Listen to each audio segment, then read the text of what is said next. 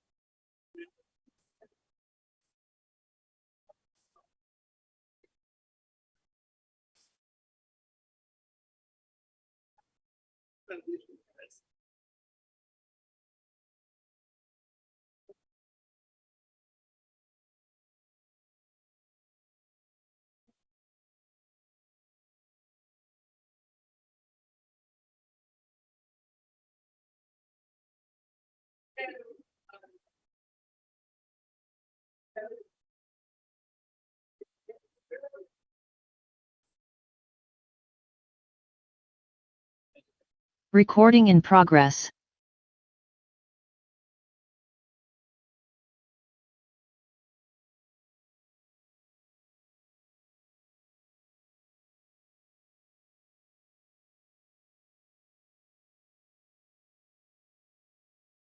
Good afternoon, honorable members. Let us observe a moment of silence for prayer or meditation.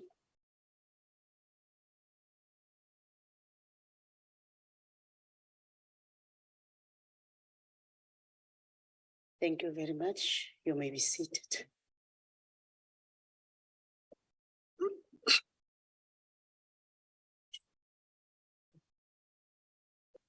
Honorable delegates, before we proceed, I would like to remind delegates of the rules relating to virtual and hybrid meetings and sittings In particular, sub-rules 21, 22, and 23 of Rule 103, which provides as follows. The hybrid sitting constitutes a sitting of the National Council of Provinces. Delegates in the hybrid sitting enjoy the same powers and privileges that apply in a sitting of the National Council of Provinces for purposes of the quorum. All delegates who are logged onto the virtual platform shall be considered present. Delegates must switch on their videos if they want to speak. Delegates should ensure that the microphones and their electronic devices are muted and must always remain muted unless they are permitted to speak. All delegates in the form as well as insert their cards to register on the chamber system. Delegates who are physically in the chamber must use the floor microphones. All delegates may participate in the discussions through the chat room. In addition, I would like to remind delegates that the interpretation facility is active. Permanent delegates, special delegates, SALGA representatives, and members of the executive on the virtual platform are requested to ensure that the interpretation facility on their electronic devices is properly activated to facilitate access to the interpretation services. Permanent delegates, special delegates, SALGA reps, and members of the executive in the chamber should use the interpretation instruments on their desk to access the interpretation facilities. Honorable delegates, before I proceed, I would like to take the opportunity to welcome to this House the Minister of Home Affairs, Minister and Deputy Minister of Agriculture, Land Reform and Rural Development, permanent delegates, MECs, all special delegates, and SALGA representatives to the House. Honorable delegates, we will now allow 20 minutes in total, and no one is going to beat me up for that, for notices of motion and motions without notice. We will now proceed to notices of motion. I would like to remind delegates that notices of motion are aimed at proposing a matter for discussion in the next sitting and should therefore be brief and concise. You can now raise your hands 1.5 minutes. Honorable Mutsamai. Yes, you are raising your hand, so it can be you. You will be next. Mutsamai. Why are you surprised? You raised your hand, Muzan. Yes. Thank you, Chair.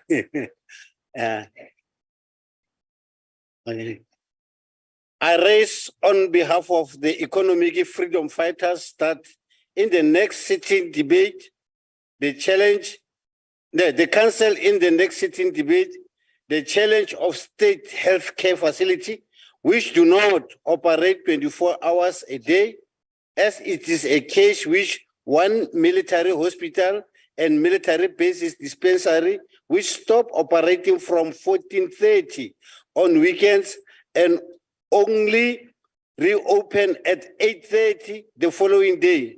Well, our people feel sick every day at the hours of the day. I so moved.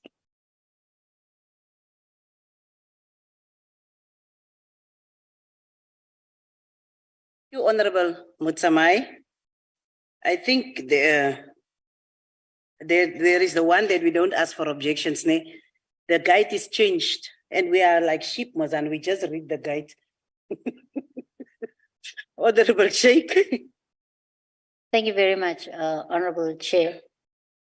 I hereby give notice that in the next sitting of the Council, I shall move that the Council debates the extortion of communities and businesses through the payment of a protection fee, and further notes that this extortion racket, which used to target foreign-owned shops, is targeting individuals and businesses, such as those construction sites and rental properties, forcing them to pay protection money or suffer the consequences of crime. I so move. Thank you.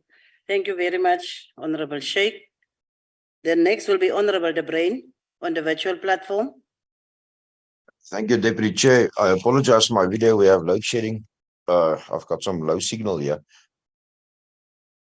Deputy Chair, on behalf of the Freedom Front Plus, I wish to move that this House in its next sitting debate the ongoing sabotage of municipal fleets and operations, and that this House notes that the Mangaung Metro is experiencing constant sabotage of vehicles in its solid waste department as a means to generate overtime, and also notes that the Mangaung Metro is currently under Section 1397 intervention, and that the relevant national departments should ensure independent investigations regarding this matter. I so move. Honorable De Bruin, in any case, the motion is not for me. I hope the system have picked up your motion because it was very unclear, but I'm sure you have picked it up. I didn't hear any complaint from the answer. Honorable Njadu. Good afternoon, Honorable Deputy Chair. On behalf of the African National Congress, a notice of motion. I hereby give notice that in the next sitting of the Council, I shall move that the Council debates security in the health facilities across the country, including public hospitals and clinics, where patients and healthcare workers continue to fall victim to the Sense Act of criminality, including robbery and theft of their properties. And further notes that on Saturday, 16 June, a group of cold-blooded criminals robbed patients and staff at the Carolina Hospital in Mpumalanga. I so moved. Thank you. Honorable Njadu, so you are requesting that it should be debated in the next sitting of this August House. Yes, Deputy Chair. Thank you. It was not so clear. Thank you. That deals with the notices of motion. We are now going to honorably, sorry members, I will take note of you. Only you want to have, I wrote Smith here, I'm sorry man. Because I saw the hand there, but I wrote Smith. It's fine. Thank you, Chairperson. I rise on behalf of the Economic Freedom Fighters that Council in the next sitting debates the alarming state of dilapidated state infrastructure found across the country, which stands as an example of the incompetence of the ANC government. I so move. Thank you. Noted. We are now moving, honorable members, to the motions without notice. Chief Whip, you will be the first, Ndongeni, then Mikalakis. Thank you and very then much, you, and then Deputy you, Chairperson. and then we go this way. As a nation and the National Council of Provinces, we celebrate the 81st birthday of President Thabo Mbeki. That was on the 18th of June, 2023. President Mbeki is a living embodiment of the principles that are rooted in the values of our liberation struggle and organization of the African National Congress and its fraternal structures. Central to this principle is the people as a motive force of transformation, and that all our efforts as representatives of society should be in the interest of the people. Through his birthday celebration, a reflection is made which gives hope to the nation, and most particularly the youth who are invited in numbers as leaders of today and tomorrow. President Mbeki has made a tremendous contribution in building a better continent and world. We acknowledge how continued efforts to ensure peace and development of the African continent and its people. We should continue to build a better world through strengthening South-to-South relations and transforming multilateral institutions. We wish former President Thabo Mbeki good health, and we shall continue to support his efforts and embrace the noble contribution as sign of the African soil. I so move. Is there any objections to the motion? If none, the motion is agreed to. In terms of Section 65 of the Constitution, just before I continue, can those members on the side please raise your hands so that I make a list? So all of you are having motions. Let's be yourself. As die tyd klaar is, julle sal sien ek maak dat ons klaar. Members, I just want to say I'm going to try to accommodate all of you, but wanneer die tyd klaar is, dan is die tyd klaar. So Chief Whip, thank you, Ondongeni.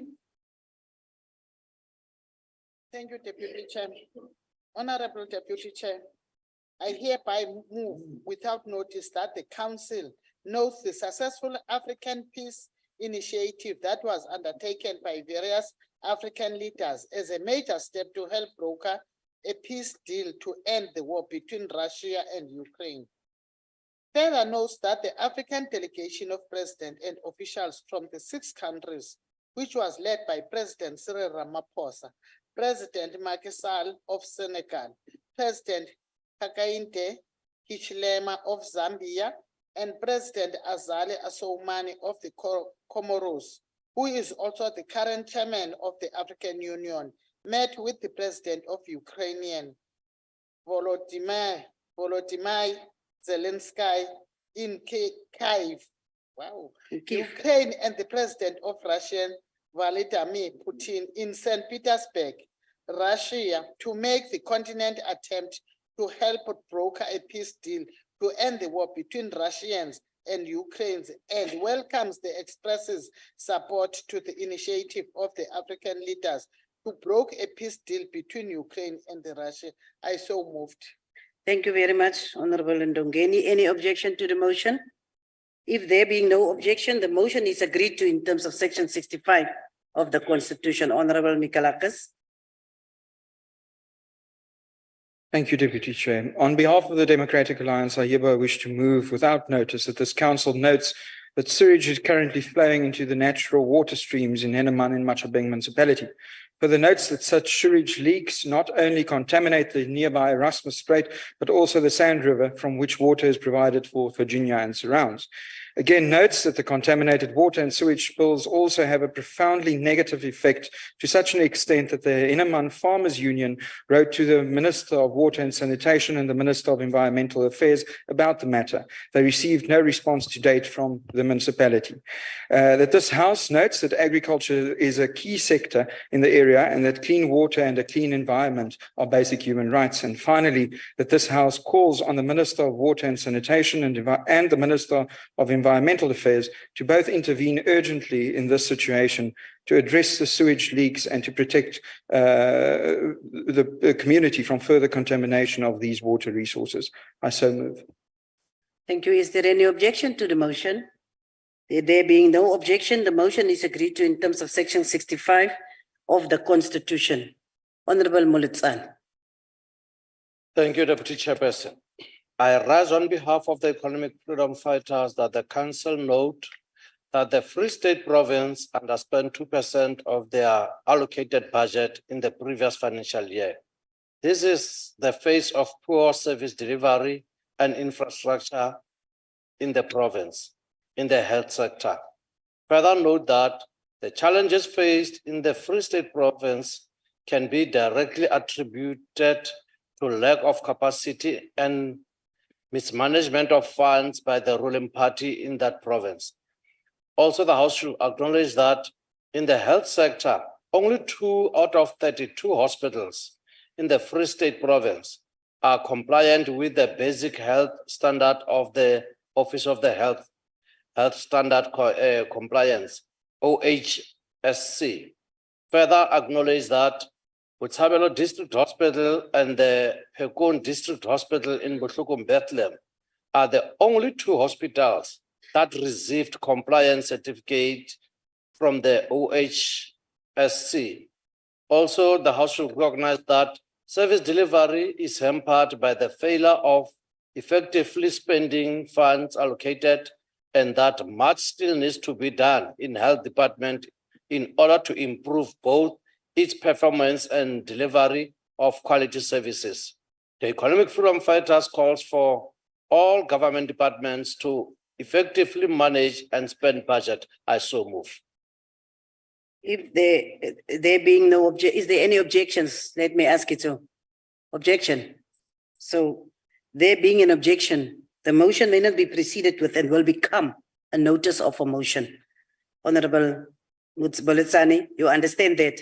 The other day you fought with me when I said that, but that is under rules, unfortunately. Honorable Bibi. Thank you very much, Chairperson. I hereby move without notice on behalf of the African National Congress that the House notes with sadness the untimely passing of Umama Unontombi Doris Kosana, who was laid to rest on the 20th May 2023. Comrade Kosana was a dedicated freedom fighter who worked for the Christus Mkwenge law firm and worked for the ANC before joining the ANC military wing in exile. Also note that when she came back from exile, she became in the community structures that were created to empower the community. Hence, she became the founding director of the community internship program that was based in the University of KwaZulu-Natal. She represented the ANC as a member of parliament in the National Assembly and later in the legislature, where she served in the previous portfolio committees. Therefore, send our heartfelt condolences to the family, friends, and her organization, the African National Congress. I so move, Chairperson. Is there an objection to the motion? There being no objection, the motion is agreed to in terms of Section 65 of the Constitution. Honorable Visser. Thank you, Honorable Chair. On behalf of the Democratic Alliance, I hereby move without notice that this council notes that state failure of the current Tsubotla municipality through its inability of a unit of government to adequately implement statutory obligations, the appropriate policies and strategies needed to avert a catastrophe that is brewing in all communities with failure to deliver its services. Notes that the Tsubotla municipality do not have the ability to self-correct and restore governance capacity to the benefit of the community and the economic and agricultural hub. Further notes that with concern that an outstanding creditors balance of 4.4 billion, followed by an auction of the creditors to impound all vehicles and equipment. Due to outstanding creditor debt not covered by the auction, creditors will now impound municipal land to settle the outstanding debt. And lastly, notes that the financial recovery plan from the National Treasury is still not adopted by the Northwest Provincial Government. Section 139(1)(c) failed its functions dismally. The Tsubotla communities again are subjected to severe political instability. I so move.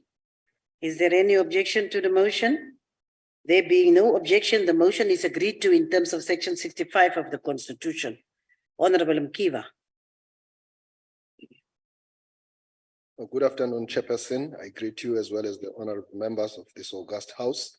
I rise on behalf of the African National Congress. I hereby move without notice that the Council 1 notes with utter dismay the ruthless and senseless slaughter of 37 people, abduction of 6 others and injuring of 8, including dozens of pupils in an attack on a secondary school near Uganda's borders with the Democratic Republic of Congo.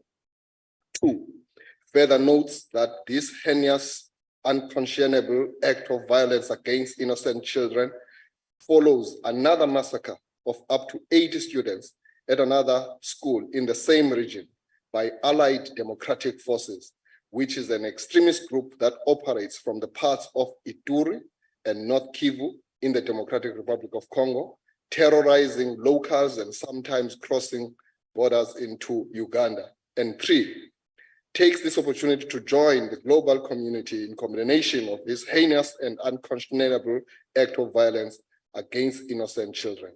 I so move. Thank you. Is there any objection to the motion? There being no objection, the motion is agreed to in terms of Section 65 of the Constitution. Honorable Christians.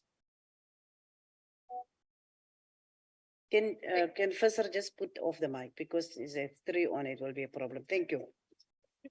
Thank you, Deputy Chairperson. On behalf of the Democratic Alliance, I hereby move without notice that this council notes the alarming state of water and sanitation systems in the Northern Cape, as revealed by the recent 2023 Blue and Green Drop Watch interim reports. The reports highlight sewage overflow and the provision of substandard water quality in the Northern Cape municipalities. Shockingly, the Northern Cape ranks highest in the country, with 59 out of 78 wastewater treatment works classified as critical, indicating a significant deterioration since 2023. Should I start over, Chairperson?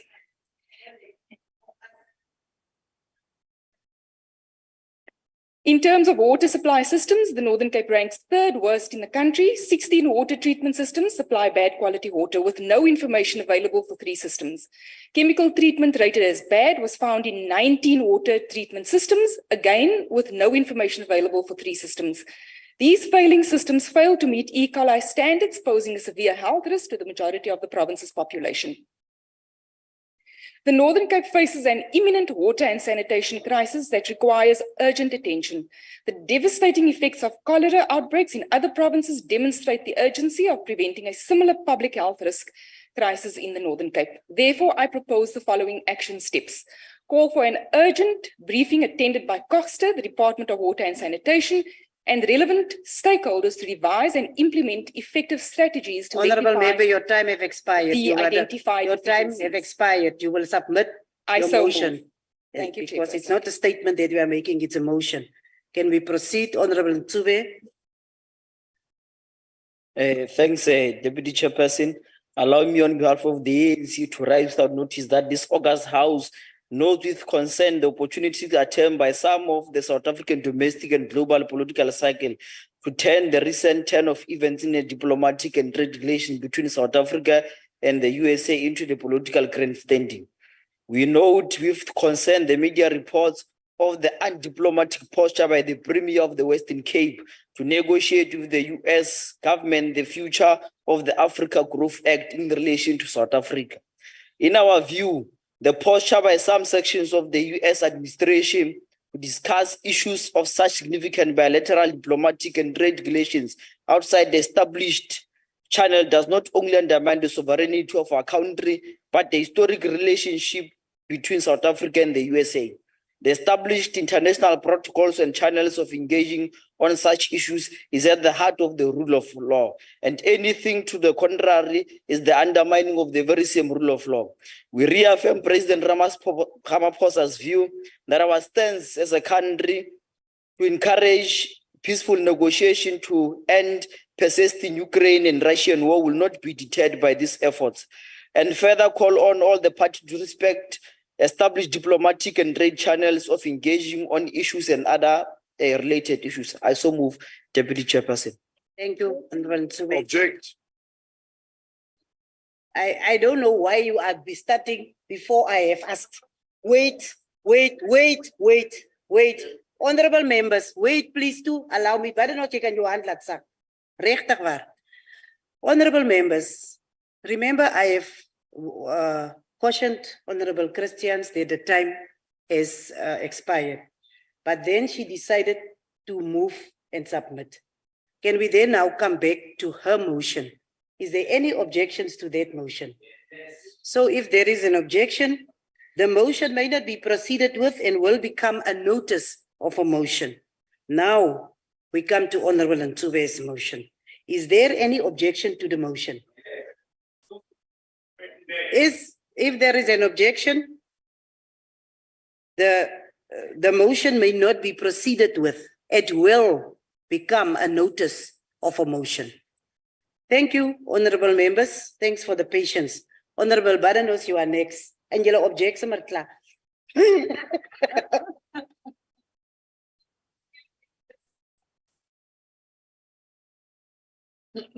Thank you, Honourable Deputy Chair.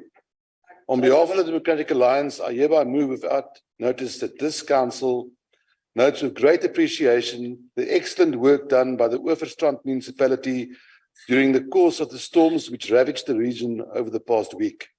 Notes in particular the mayor and deputy mayor of the municipality, councillors Annelie Rabi and Ndile Nsabo, led the disaster management initiatives to ensure that residents remain safe and informed of the developments. Further notes that the Western Cape Disaster Management Centre, under the leadership of MEC for Cocter, Dr. Anton Bredel, played a significant role in these efforts, providing resources and effective communication to citizens affected. And lastly, notes with great pride the difference that the well-run municipality can make in the lives of all of its residents during times of great danger and peril. I so move. Is there any objection to the motion? There being no objection, the motion is agreed to in terms of Section 65 of the Constitution. Next is Honorable Bartlett. Thank you very much, Honorable Chairperson. Honorable Chairperson, I rise without a notice. Allow me to state to this August House, note with great sense of shock and sadness the untimely passing away of Honorable Tina Jumat Peterson, Chairperson of the Portfolio Committee of Police in the National Assembly. Further note with concern the untested media speculation surrounding the circumstances of her death, which continues to inflict emotional harm to her family and friends and comrades. Honorable Chair, firstly, to extend our support to the family in their struggle to find closure during these trying times.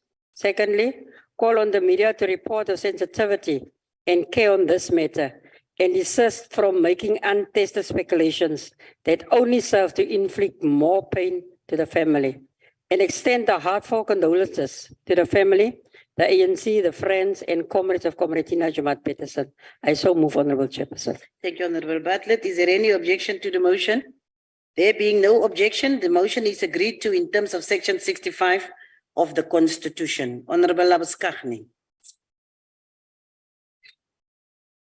On behalf of the Democratic Alliance, I hereby move without notice that this council recognizes that the World Citizen Alliance, the WCA, announced that Plettenberg Bay has been awarded World Heritage Site status. Plettenberg Bay joins the Bluff and Agoa Bay as the third whale heritage site in South Africa and one of only 7 fully accredited whale heritage sites worldwide. The Whale Heritage Site Program is an initiative created by the WCA and supported by World Animal Protection, which recognizes destinations around the world where coastal communities work together to protect, respect, and celebrate cetaceans and their habitats. The annual Plet Ocean Festival inspires the community and visitors alike to appreciate and preserve this precious marine system, while research projects based in Plettenberg Bay carry out valuable conservation work year-round. We would like to congratulate the steering committee and the community of Plettenberg Bay on their achievements and continuing efforts to protect cetaceans and the marine environment. I so move. Thank you, Honorable Labuschagne. Any objection to the motion?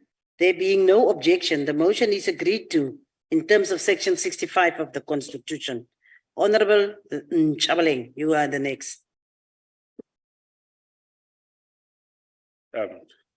Thanks, Honorable Deputy Chairperson. Can you speak to the mic, please? Yeah, Honorable Deputy Chairperson, I'm presenting this motion without notice on behalf of Honorable Dengo. Honorable Deputy Chairperson, allow me to rise without notice in the next sitting of this August House that this House notes with concern the statement by Advocate Buswe Mkhwebane, reaffirming the allegations that are already in the public domain regarding the attempts by some senior ANC members, MPs, to solicit a bribe from her husband in exchange of letting the Section 94 inquiry to go. Whilst we respect the rights of Advocate Mkhwebane to make public such serious allegations, which are purported to be recorded, the criminal nature of the allegations falls squarely within the powers of the law enforcement agencies to investigate, test, and bring those implicated to book. Further reminds the August House, this August House and the people of South Africa that in the very beginning when these allegations went viral in the media, the ANC, through its Secretary General, Fikile Mbalula, has never minced its words on the seriousness of this allegation and further made it public that the law enforcement agencies should be allowed to investigate without any fear or favor to get to the bottom of the truth about these allegations. Honorable Deputy Chairperson, without getting into the merits or the demerits of the media statement by Advocate Mkhwebane, it is worth noting that she has not said anything new from what was initially alleged by the person who have laid the charges with the criminal justice system. Your time have expired. Thank you. Are you submitting the motion or not? I so move. Thank you. Is there any objection to the motion? There being an objection, The motion may not be proceeded with and will become a notice of a motion. Honorable Boshoff. Honorable Boshoff, are you on the platform? Yes, thank you, Honourable Deputy Chair. On behalf of the Democratic Alliance, I hereby move without notice that this council notes with concern that Estrelita School, a school for learners with special needs in Mashishing, has not been fully functional since May 2022 due to members of Nihau striking following allegations of racism at the school. Further notes that due to the strike, the school principal was placed on unexplained leave on the recommendation of the circuit manager in Mashishing. Again notes that a task team was appointed in 2022 to investigate these allegations as raised by Nihau, and to date, no report with recommendations has been submitted to the SGB, leading to learners continually being denied proper access to education. Further notes that on 29 May 2023, the school was permanently closed by members of the SGB and parents in unity with those staff members and learners who cannot work and provide learners with their constitutional right. Again notes that to date, no assistance has been provided to the school by the Mpumalanga Education Department, nor has the MEC of Education in Mpumalanga intervened as requested by the DA. Notes that the DA is awaiting responses from the Minister of Education on questions submitted to her regarding the way forward on this matter. Also notes that all staff members, including the principal, are sitting at home with full salary, not to their own doing, but due to Nihau prohibiting them from returning, as so many. Honourable Member, your time has expired. I so move. Thank you. Is there any objection to the motion? There being no objection, the motion is agreed to in terms of Section 65 of the Constitution. Honourable Nkosi. Thank you, Honorable. Speak to the mic, please. Chairperson. I hereby move without notice that Council 1 notes with utter dismay reports that the Barcelona Primary School in Etwata in Benoni has not been built, despite the contract having been awarded in July 2018 and the contractor paid almost 11 million by 2020. 2 further notes that the school, which has about 1,003 learners, continues to battle overcrowding and unbearable learning conditions. 3, we therefore calls on the Gauteng Premier and MEC for Education to intervene to ensure that the building of the school resumes without any further delays, and that where there is flagrant abuse of the country's financial laws, those who are responsible are made to pay the full might of the law. I so move. Thank you, Honorable Deputy Chair. Thank you, Honorable Nkosi. Any objection to the motion? There being no objection, the motion is agreed to in terms of Section 65 of the Constitution. Honorable Matibula. Thank you very much, Chairperson, and my apologies for not opening my camera. I've got poor We want to network see the baby. poor network coverage in my area. I rise on behalf of economic freedom fighters that the council knows that schools in the rural parts of Limpopo province have since the beginning of school year been facing challenges implementing a school nutrition program with no nutrition meals being provided for learners. Further notes that Ukutula Primary School in Ward 24 and Mzuzwane Primary School in Ward 25 in Guyana, Mopani in Limpopo have been operating without a food nutrition program and have had to use their own budget to buy their food, leaving hundreds of learners starving. Acknowledge that the government has a duty to provide learners in poorer primary and secondary school with nutrition meal so as to reduce hunger, nutrition deficiency, and improve ability to learn. Further acknowledge that some schools in Limpopo have had a resort to closing school early because they are unable to feed their learners.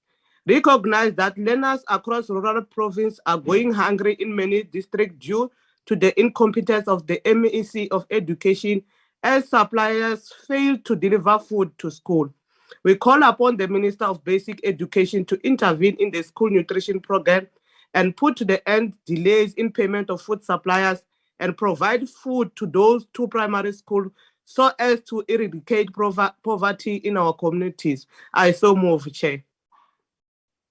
Thank you, Honorable Matebula. Is there any objection to the motion? There being an objection, the motion may not be proceeded with and will become a notice of a motion. Finally, we call on the Honorable Linda Moss for the Thank you very much, Deputy Chairperson. I hereby move without notice on behalf of the African National Congress that the House notice was concerned that 2 people have lost their lives following the flooding that took place in the Western Cape. Also note that parts of the province are still underwater following days of torrential downpours coupled with harsh winds. Call on the government to assist the communities that are affected with the necessary human relief. Therefore, the ANC send their condolences to the family and friends that lost their lives. I move so. Thank you, Honorable Moss. Is there any objection to the motion? There being no objection, the motion is agreed to in terms of Section 65 of the Constitution. Thank you, honorable members. We are not even asking further notices of motions. And we did welcome you before, Honorable Minister. You are welcome because you are not there at the moment. We will now proceed to the first order. Consideration of South African Postbank Limited Amendment Bill, National Assembly Section 75, and the report of Select Committee on Public Enterprises and Communications thereon. ATC 7 June 2023, page 145. And I will now call on Honorable Zolani Mkiva, the member of the Select Committee on Public Enterprises and Communications, to present the report. Honorable Mkiva, you've got 10 minutes.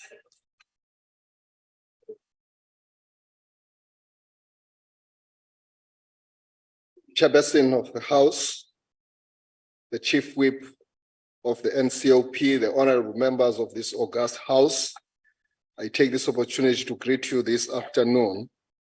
The Select Committee on Communications and Public Enterprises, following a protracted procedural process that started off with a briefing by the Department of Communication and Digital Technologies, as well as public participation, deliberated on the Postbank Amendment Limited Bill on the 7th of July this year, and wish to report as follows. The rationale for the amendments made to the Postbank Amendment Bill are necessary to the corporatization of the Postbank, as our constitution is to our democratic dispensation. In other words, the Postbank cannot exist without these amendments being effected. The process to bring into existence a state-owned bank, as members of this House would recall, started more than 5 years ago. The challenge has always been its corporatization, particularly in meeting the stipulated legislative requirements of a commercial bank as contained in the Banking Act, Act number 94 of 1990, and the Reserve Bank Act, Act number 90 of 1989. In meeting the requirements, these bill's main objectives are to articulate for the establishment of the bank controlling company, as well as meeting those requirements as a qualification criterion. In terms of Section 44 of the Bank Act, the bank controlling company must be in a sound financial position for it to have control over the Postbank. Previously, it was understood that the South African Post Office would assume the role of the bank's controlling company. This notion had its own risks and benefits, and unfortunately, the risks outweighed the benefits. The Postbank Amendment Bill therefore makes the Postbank a standalone entity that will provide its banking services independent of the South African Post Office. The Postbank, in terms of the reporting structure, will report or will be overseen by the Department of Communication and Digital Technologies through the bank controlling company. This rationale distances the Postbank from any financial strings attached to the South African Post Office, and therefore allows it to thrive without any historical financial burdens that may hinder it in being financially sustainable. The soundness of this legislation is evident in the support this bill has received during public comments. The Congress of South African Trade Unions, COSATU, gave this bill full support and thumbs up, pointing out that the corporatization of the Postbank is a necessary intervention in the banking sector, particularly in reaching out to underprivileged and underserviced areas of our country, especially where our people do not necessarily enjoy easy access to banking services. As such, services oftentimes are made available in cities and to the exclusion of people in rural areas as well as traditional communities.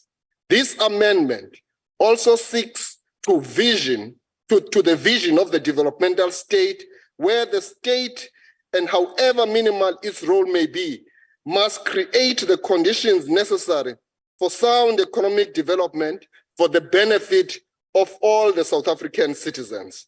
The overall objectives of this government, the ANC government, according to the National Development Plan, is to eliminate poverty, unemployment, reduce inequality by year 2030. The introduction, therefore, of the state-owned bank reaffirms government's commitment in growing an inclusive economy, building a capable state, and promoting partnerships through society. Now, we were making a point as a committee that the bank controlling company will have a board wherein we will appoint the board members in accordance to specific expertise, including legal expertise as well as accounting expertise, so that all the people who sit in the bank controlling company have got merit to administer as well as to ensure that the Postbank works efficiently and effectively.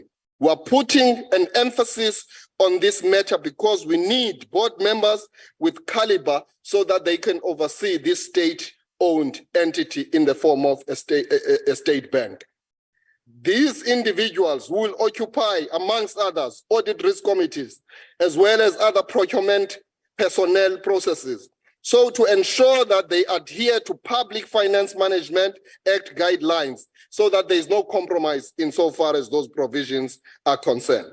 Having said that, we must forge ahead with the establishment of the bank controlling company and in meeting all the requirements necessary for the corporatization of the Postbank as the bill requires us to do so. All what we want is to see the Postbank in operation, extending its services to rural communities and making a difference in the lives and the livelihood of our people.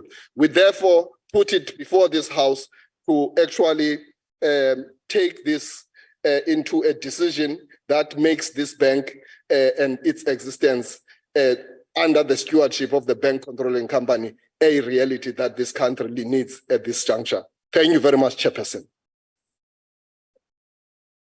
Thank you very much, Honorable Member.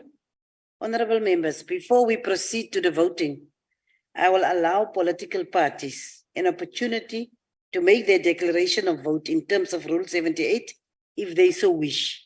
3 minutes per declaration of vote.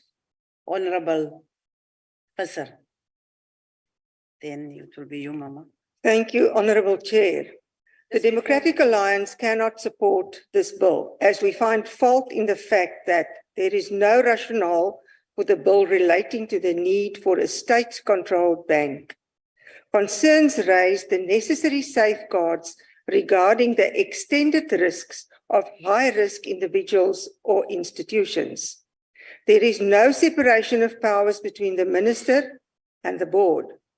The board of the bank-controlled company is de facto the board of the bank company, and should the above occur, this bank will inevitably become another failed state-owned entity that will need a government bailout.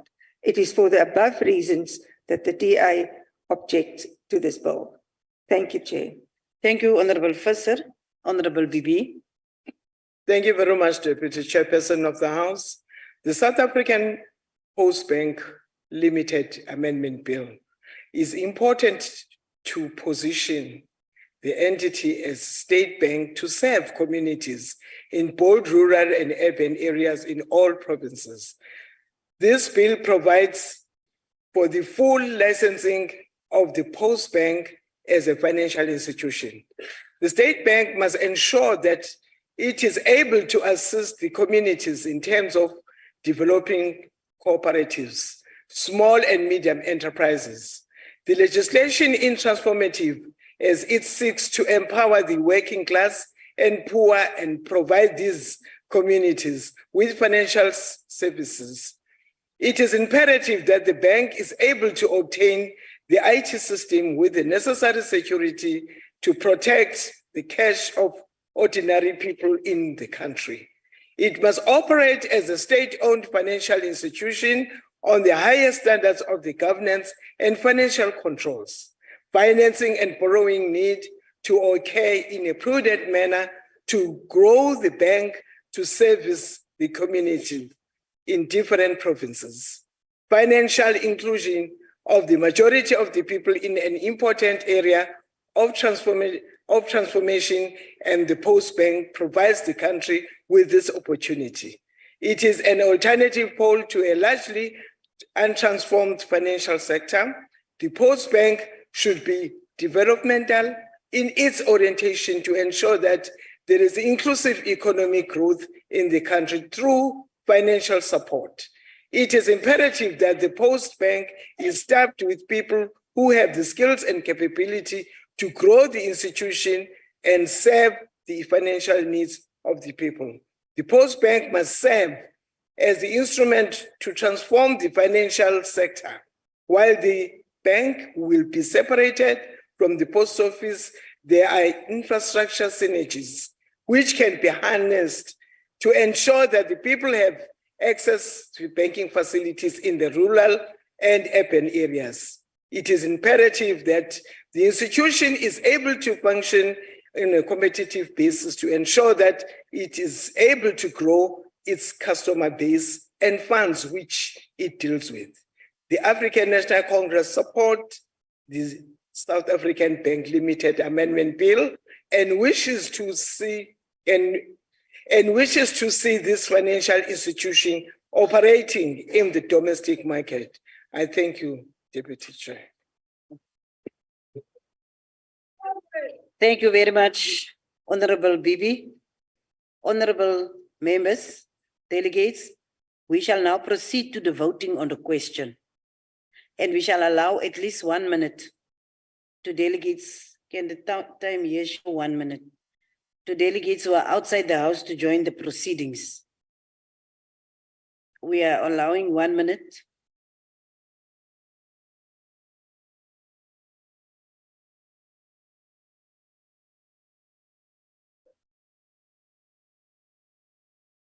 Is there anyone outside? Oh no, is there no one outside?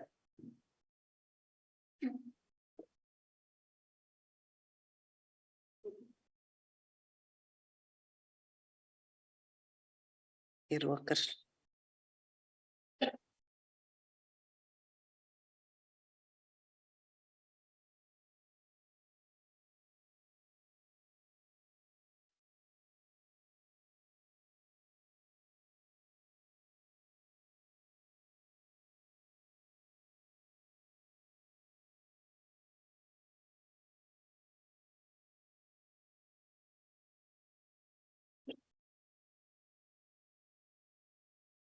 We shall now put the question. And the question is that the bill be agreed to. So, Advocate, you told me to go out of the system, so you will check there. Delegates who vote in favor should please raise their hands.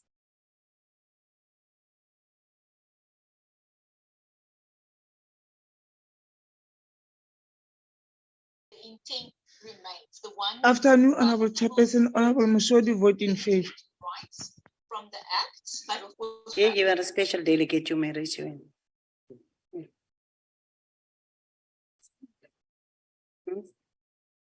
Okay.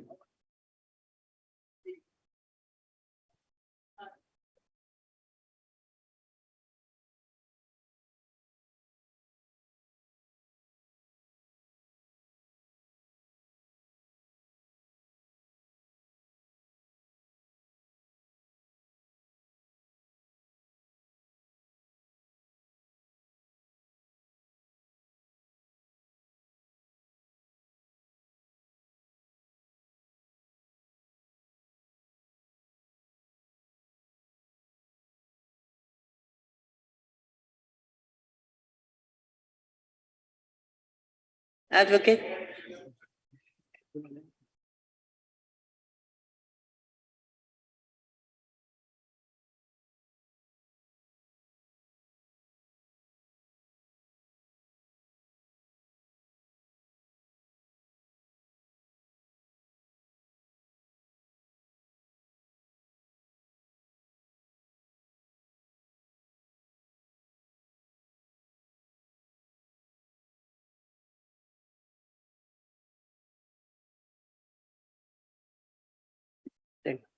All special delegates that are attending the sitting, you may participate in the voting. So I just want to remind you, as a special delegate, if you are mandated by your province to attend today's sitting, you may vote. So we will start from the beginning. Delegates who vote in favor should please raise their hands. Numbers at the bar.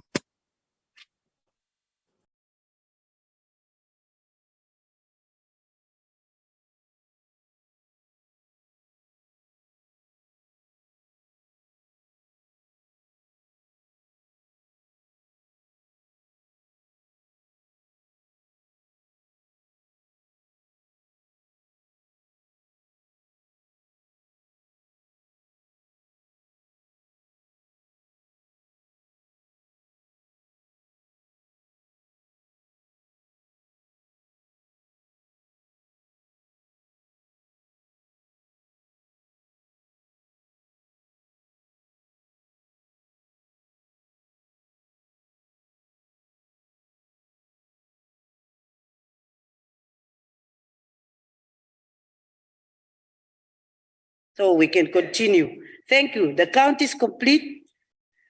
We are now going to ask all delegates who vote against. Please raise your hands.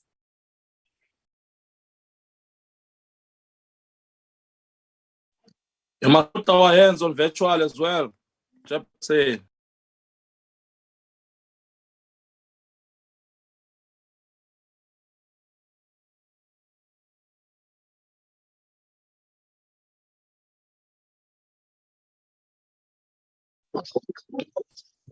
Thank you very much, honorable members. The count is complete. Delegates who abstain, I'm sorry, members, should please raise their hands. Those who abstain.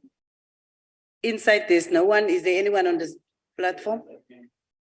None. Okay. Thank you. Honorable members, the count is completed. All hands are lowered, and we will now receive the results. In favor is 24. Against is 16, and abstain is 0.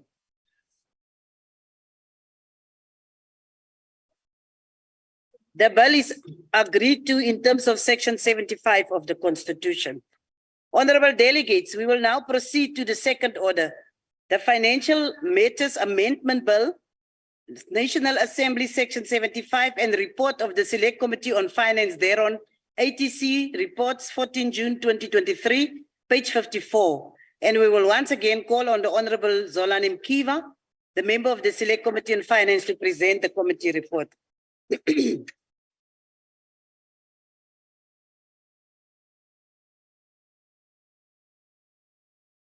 Honorable Chairperson, maybe I must say that the air conditioning. Chairperson, I just wanted to say that the air conditioning is very cold here. And the Sangoma,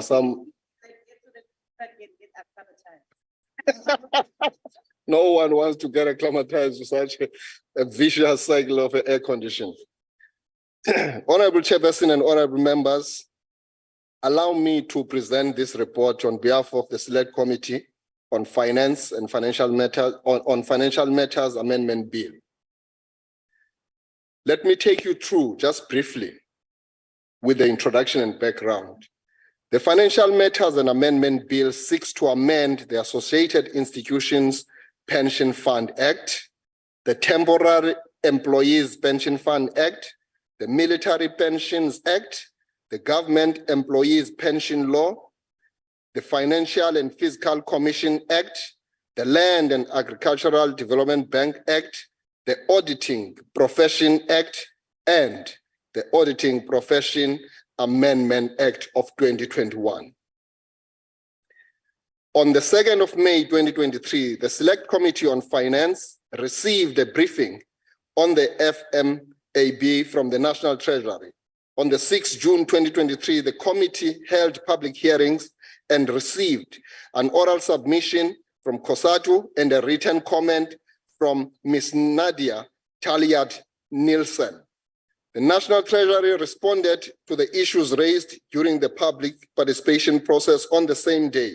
The committee held a meeting on the 13th of June 2023 to further process and adopt the bill. I want now to give you the overview of the objectives of the Financial Matters Amendment Bill. This bill proposes to amend the Associated Institution Pension Fund Act of 1963, the Temporal Employees Pension Fund Act of 1979, the Military Pensions Act of 1976, the Government Employees Pension Law of 1996, the Financial and Fiscal Commission Act of 1997, the Land Bank Act of 2002, the Auditing Profession Act of 2005, and the Auditing Profession Amendment Act of 2021. Now, I'm going to take you through the section below which summarizes the proposed amendments explained in the memorandum of the objectives of this bill and the National Treasury's presentation made to the committee.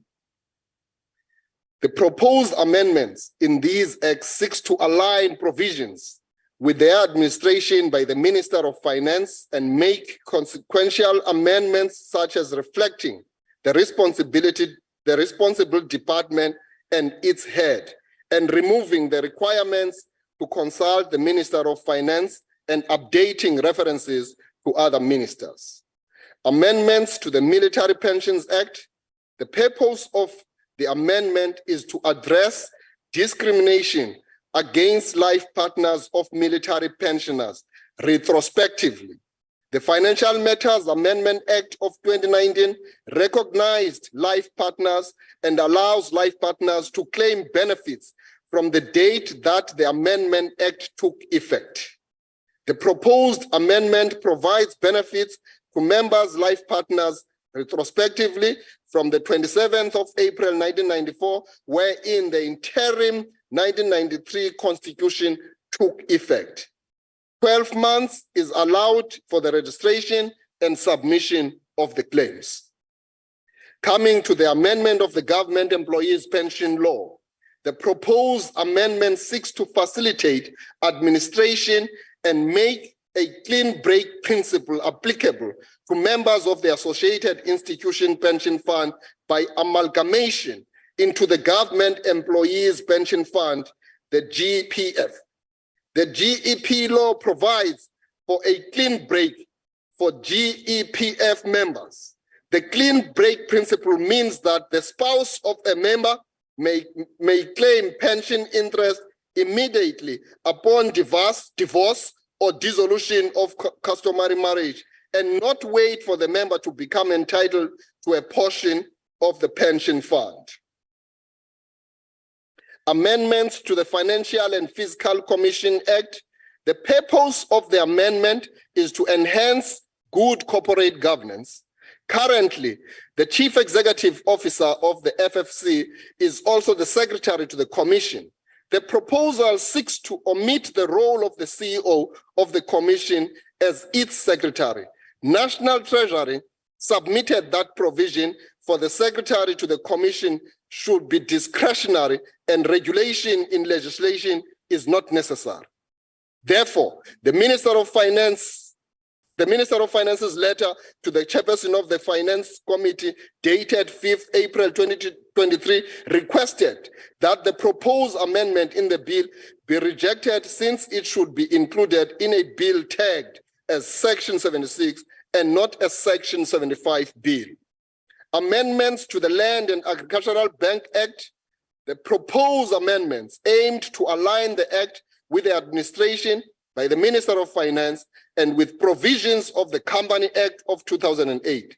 The Company Act of 2008 repealed most of the Companies Act of 1973, including provisions relating to judicial amendment, and replaced it with business rescue. The business rescue in Chapter 6 of the Companies Act of 2008 did not replace by implication the judicial management in the Land Bank Act. The amendment therefore proposes to replace the provision for judicial management for the Land Act with business rescue in terms of the Companies Act of 2008. Liquidation provisions in Chapter 6 of the Companies Act do not apply to the Land Bank. Section 44 of the Land Bank Act provides that the bank may not be wound up except by or in terms of an act of parliament. The National Treasury further explained that passing this bill might assist the Land Bank with its liability solutions and enable the bank to fulfill its mandate of supporting the agricultural sector. Amendments to the Auditing Profession Act and the Auditing Profession Amendment Act. The purpose of the amendment is to strengthen sanctions for auditors admitting guilt of serious improper conduct. It adjusts the powers of the Enforcement Committee where the auditor admits guilt. National Treasury explained that if the Enforcement Committee's views is that the conduct does not warrant the sanction of deregistration or disqualification from registration as an auditor, it must follow the admission of guilt process and refer the matter to a disciplinary committee for sanctioning. Subsequently, the senior counsel's advice was obtained on how to deal with alleged improper conduct by auditors committed and not finalized before the 26th April 2021 when the Amendment Act took effect. Legal advice received by the National Treasury clarified that independent regulatory board for auditors may establish an interim transitional disciplinary committee to deal with these cases. Therefore, clause 22 is no longer required. The National Treasury requested that clause 22 be rejected. There are just key issues, Honorable Chairperson, that I would like to put before the House, which were raised during the public participation process. COSATU, for instance, acknowledged the importance of the bill in addressing the challenges that military veterans partners have experienced in accessing pension benefits when their partners and ex-partners passed away or during separations, providing for an extension of existing legal requirements to AIPF and addressing the problems experienced in the auditing profession. COSATU, however, remains concerned about the unhealthy relationship between some auditors and the institutions they audit, noting that the King report recommended time limits for auditing contracts and that the IRABA has instituted a rule requiring the mandatory rotation of auditing firms after 10-year tenure. COSATU submitted that this MRAF rule needs to be entrenched in law and its time frame be reduced to 5 years instead of 10 years. Its concern is that in the face of massive resistance from compromise auditing firms, IRBA can simply delete the rule. COSATU proposed an amendment for consideration by the Standing Committee on Finance to insert a new section in the bill formalizing all these amendments. Now, I want to come to amendment the responses by the National Treasury to all the issues that were raised by COSATU. And as I conclude, Honorable Chairperson, because I wanted to actually take the House into full confidence in terms of all the processes that ensued in respect of all these amendments, so that we are all on par and we have full understanding of what we're doing. And therefore, I will go straight to the committee recommendations. The committee recommends that the National Treasury should table the amendments to the Auditing Profession Amendment Act by 2024. The committee, with the aims of the amendments, and recommends that they be submitted in an amendment bill by the end of the third quarter next year, or at the very latest in the fourth quarter. The committee supports the proposed amendments in the Land Bank Act and recommends that National Treasury monitors that they assist the bank with its liability solutions and to enable the bank to better support the agricultural sector. The Select Committee on Finance, therefore, has examined all these matters, and it is fully in support of what needs to ensue, and therefore the House should adopt this particular report. Thank you very much. I will still recommend that the honorable members read the report on the ATC page 54. I think it's very important recommendations or amendments that is in that, if we have listened carefully to the member. Before we proceed to voting, I shall allow political parties now an opportunity to make their declarations of vote in terms of Rule 78 if they so wish. Parties? If none, we will proceed to the voting on the question, and I shall allow 1 minute to delegates who are outside the House or outside the platform to join the proceedings. There is a minute.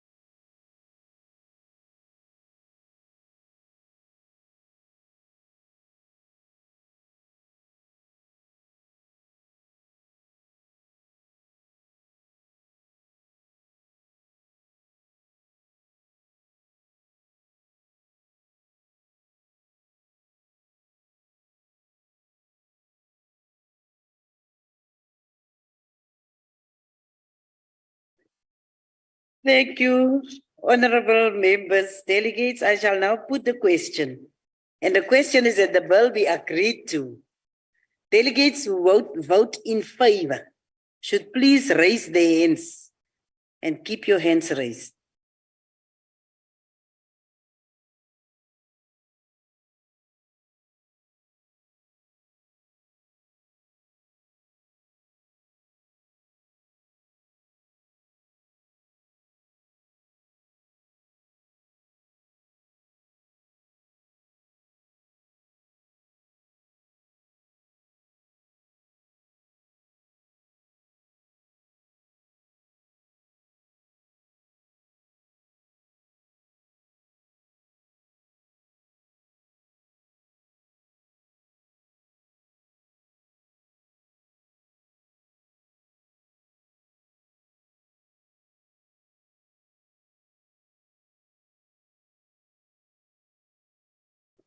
Thank you. There is now the count complete on those that vote in favor. Delegates who vote against should please raise their hands. Please keep your hands raised. So, is there anyone on the platform that are voting against? None. So we will continue. We are those asking those that abstain. Please raise your hands.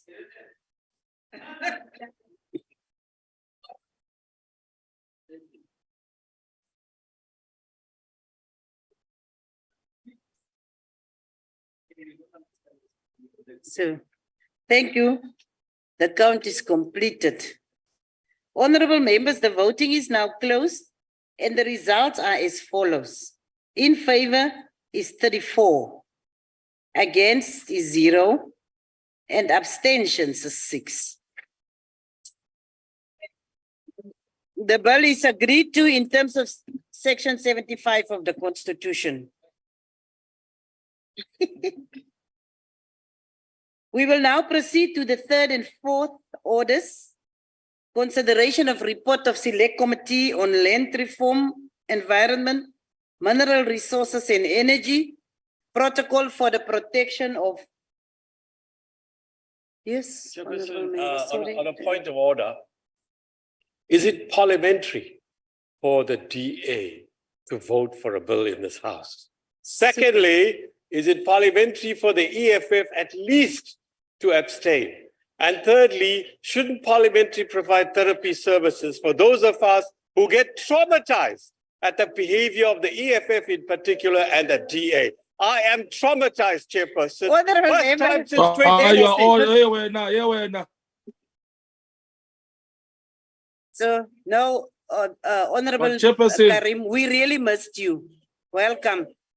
Protocol for the protection of the marine and coastal environment of the Western Indian Ocean from land-based sources and activities of the Nairobi Convention, and report of Select Committee on Land Reform, Environment, Mineral Resources and Energy, accession to the amended Convention for the protection, management and development of the marine and coastal environment of the Western Indian Ocean of the 6th of June 2023. And we will call on the Honorable Tebogo Modise, the Chairperson of the Select Committee on Land Reform, Environment, Mineral Resources and Energy, to present the committee report. Honorable Modise. No, thank you very much, the Deputy Chairperson. Let me greet my colleagues in the House and the special delegates that are here in the platform and that are with us. Honorable Chairperson, the committee met with the Department of of Environment, and they briefed them about the management and the development of the marine and coastal environmental and of the Western Indian Ocean Nairobi Convention. Therefore, after that, the Select Committee on Land Reform, Environment, Mineral Resource and Energy, having considered the approval by the Parliament for the association to the amendment of Convention for the protection, management and the development of the marine and the coastal environmental of Western Indian Ocean Nairobi Convention, referred to it on the 23 May 2023. Recommends that the Council, in terms of this section 231, subsection 2 of the Constitution 1996, to approve the said agreement. Can I continue with the protocol, the other one? There are two. Yes. No, you can continue with the voting will be separate, but you can continue with the vote. Okay.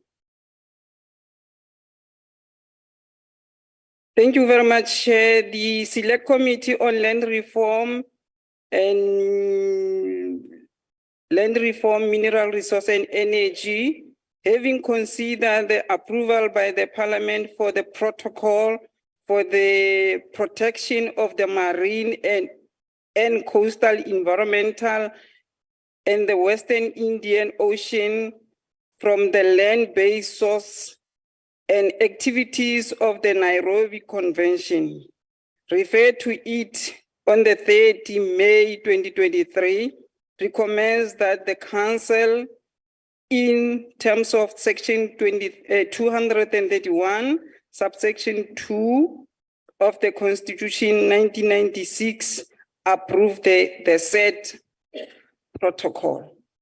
Thank you. Thank you very much, Honorable Member. Before we proceed to the voting, I shall allow provinces the opportunity to make their declarations of vote on the third order in terms of Rule 86, if they so wish. Remember, there was two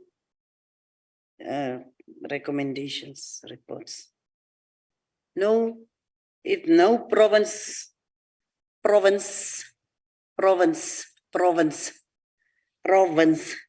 if you have the mandate from the province, you will speak here. If not, you will forever hold your peace. We shall now proceed to the voting on the third order, and the question is that the report be adopted. I shall now call upon provinces to cast their votes. When called upon, heads of delegation must indicate whether they vote in favor, against, or abstain. Eastern Cape.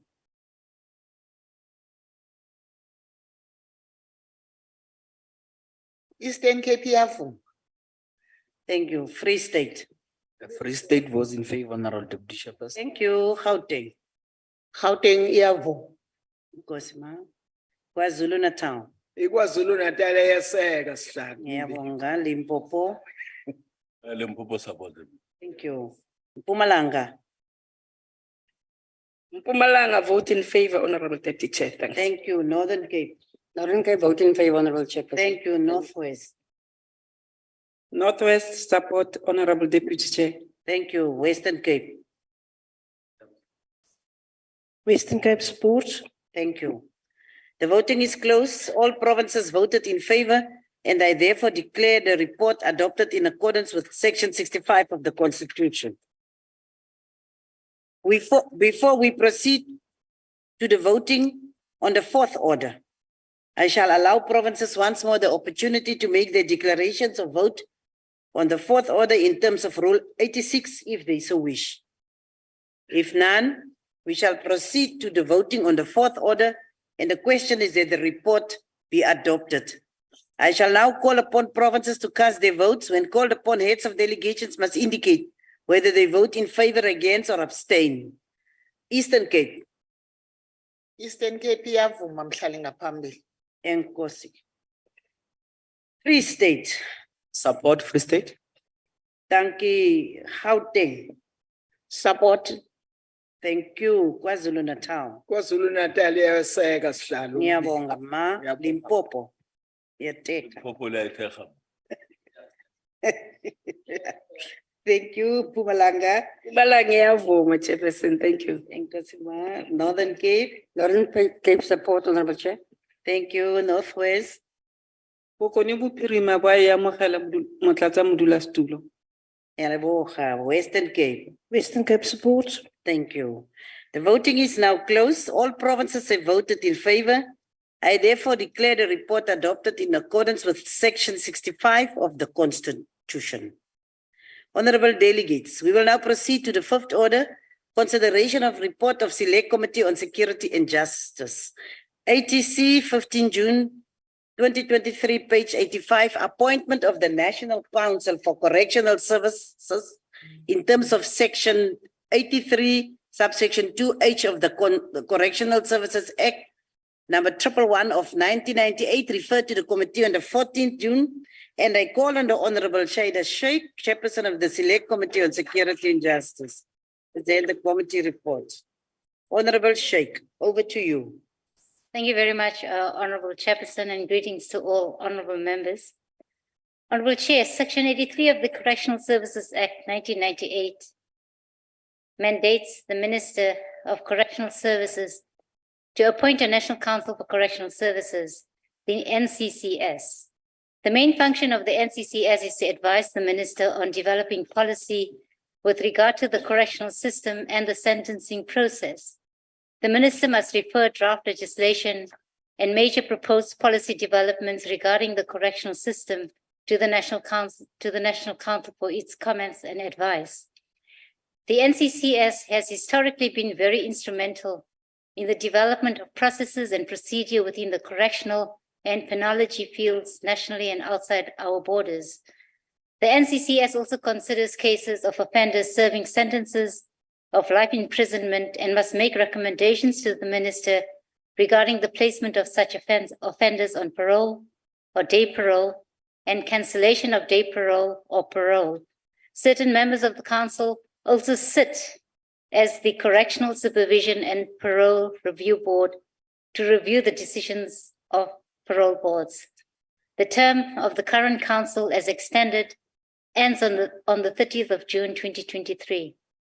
Honorable Chair, it is legislated that the NCCS needs to consist of the following persons: 3 judges of the High Court or Supreme Court of Appeal, a magistrate, a prosecutor from the National Prosecuting Authority, representatives from the Departments of Correctional Services, Social Development, and Police, 2 persons who specialize in the field of corrections, and lastly, members of the community.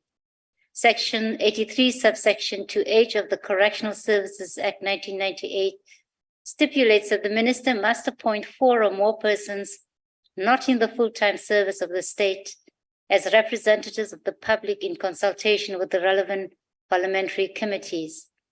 The minister and department, in its briefing to the committee on the 14th of June 2023, informed the committee that in terms of Section 83 of the Correctional Services Act 1998 as amended, that the composition of this council has to be reflective of the dynamics of our country as far as the administration of justice and public safety is concerned. Furthermore, following in-house consultation and needs-based research, the department decided to limit appointments to the legal, religious, academic, community involvement, and social fields. In relation to this, the Select Committee on Security and Justice was presented with a total of 16 names, including a motivation for each name. The committee was further informed on the security screening of the proposed names as requested by the Portfolio Committee on Justice and Correctional Services. The screening report contained both criminal records and qualification checks of all candidates, and it was submitted to the committee. The following names were presented to the committee: Ms. Lindokutle Vilakazi, Advocate Yvette Leroux, Advocate Kavareni Mahomani, Mr. Maroti Mashifani, Mr. Tsepo Nawani, Reverend Pohiso Mukisi, Dr. Leneo Johnson, Mr. Mzokolo Mfeketo, Dr. Herma Hagovan, Dr. Vanita Chetty, Ms. Vuyelwa Maweni, Ms. Darlene van Billion, Dr. Yolinda Stein, Mr. Willem Hanekom, Ms. Lusanda Rataimani, Ms. Mgenzeni Mboweni. After due consideration and deliberation, the committee was satisfied with the names and credentials of the persons recommended for appointment. Honorable Chair, the Select Committee on Security and Justice, having deliberated on the appointments and the consultation process, recommends that the Council concurs with the appointment of the above listed names to serve on the National Council for Correctional Services as representatives of the public. I thank you. Thank you, Honorable Sheikh. Before we proceed to the voting, I shall allow provinces the opportunity to make their declarations of vote in terms of Rule 86 if they so wish. Provinces? There is none. We shall now proceed to the voting on the question, and the question is that the report be adopted. I now call upon the provinces to cast their votes. When called upon, heads of delegations must indicate whether they vote in favor, against, or abstain. Eastern Cape. Eastern Cape iyavuma sihlalo. Enkosi. Free State. Free State vote in favor. Thank you. KwaZulu-Natal. KwaZulu-Natal yeseka sihlalo umbiko. Ngiyabonga. Gauteng. Gauteng iyavuma. Thank you. Limpopo. Limpopo vote in favor, Chair. Thank you. Mpumalanga. Mpumalanga supports, Chair. Thank you. Ncop. Ncop ondersteun Honorable Agbara Chairperson. Thank you. Northwest. Bokoni Bophirima bo e amogela motlatsa modulasetulo. Ke a leboga. Western Cape. Western Cape abstain. Abstain. The voting is closed. 8 number of provinces have voted in favor, and we therefore declare the report adopted in accordance with Section 65 of the Constitution. Thank you.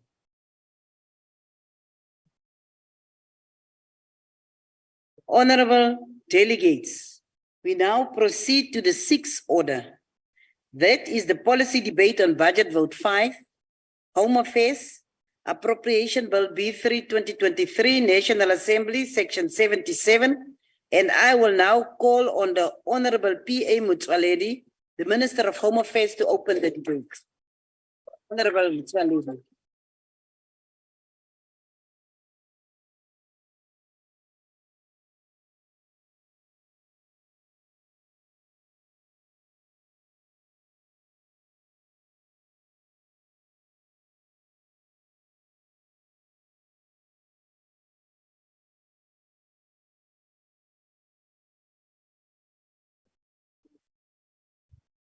Honorable Deputy Chair of the National Council of Provinces, members of the Executive, Chairperson of the Select Committee on Security and Justice, Honorable Shaida Sheikh, honorable members of the Select Committee of Security and Justice, honorable members of the National Council of Provinces, ladies and gentlemen, honorable members, apart from departmental functions, the ministry is also responsible for other entities that are vital for the smooth running of the state.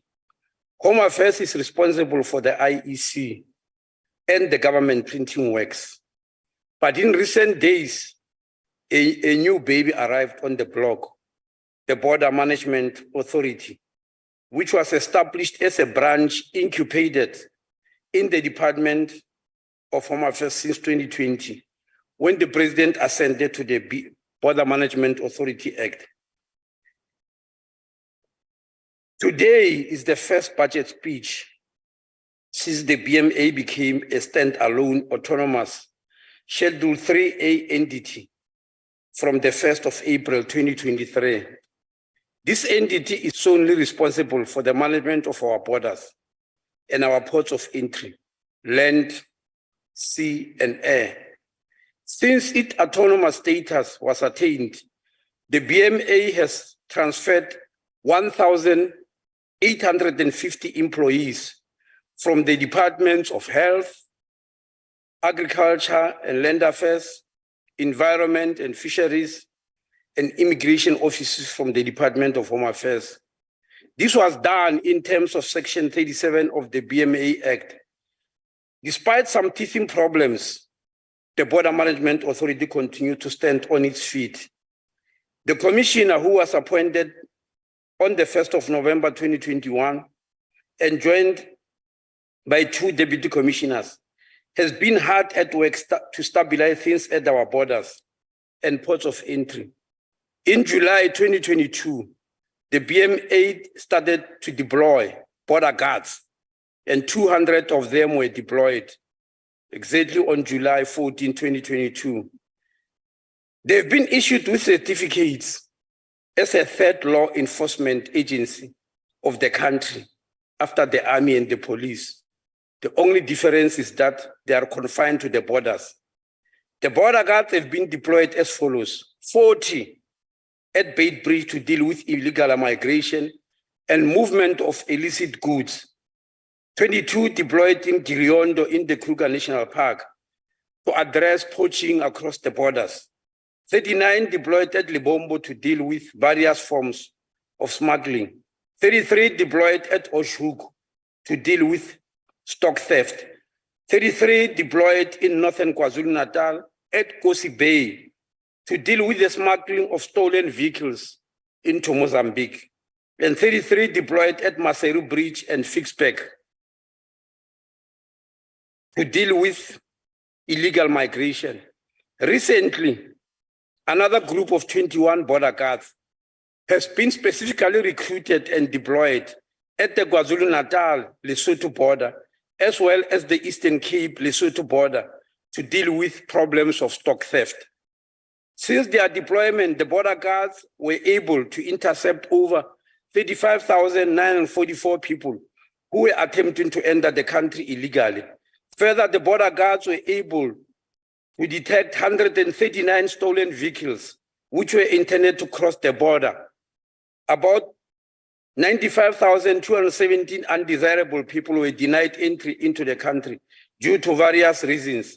Since July 2022, the border guards have arrested about 1,651 suspects who, for breaking various border laws across the land, air, and sea ports of entry.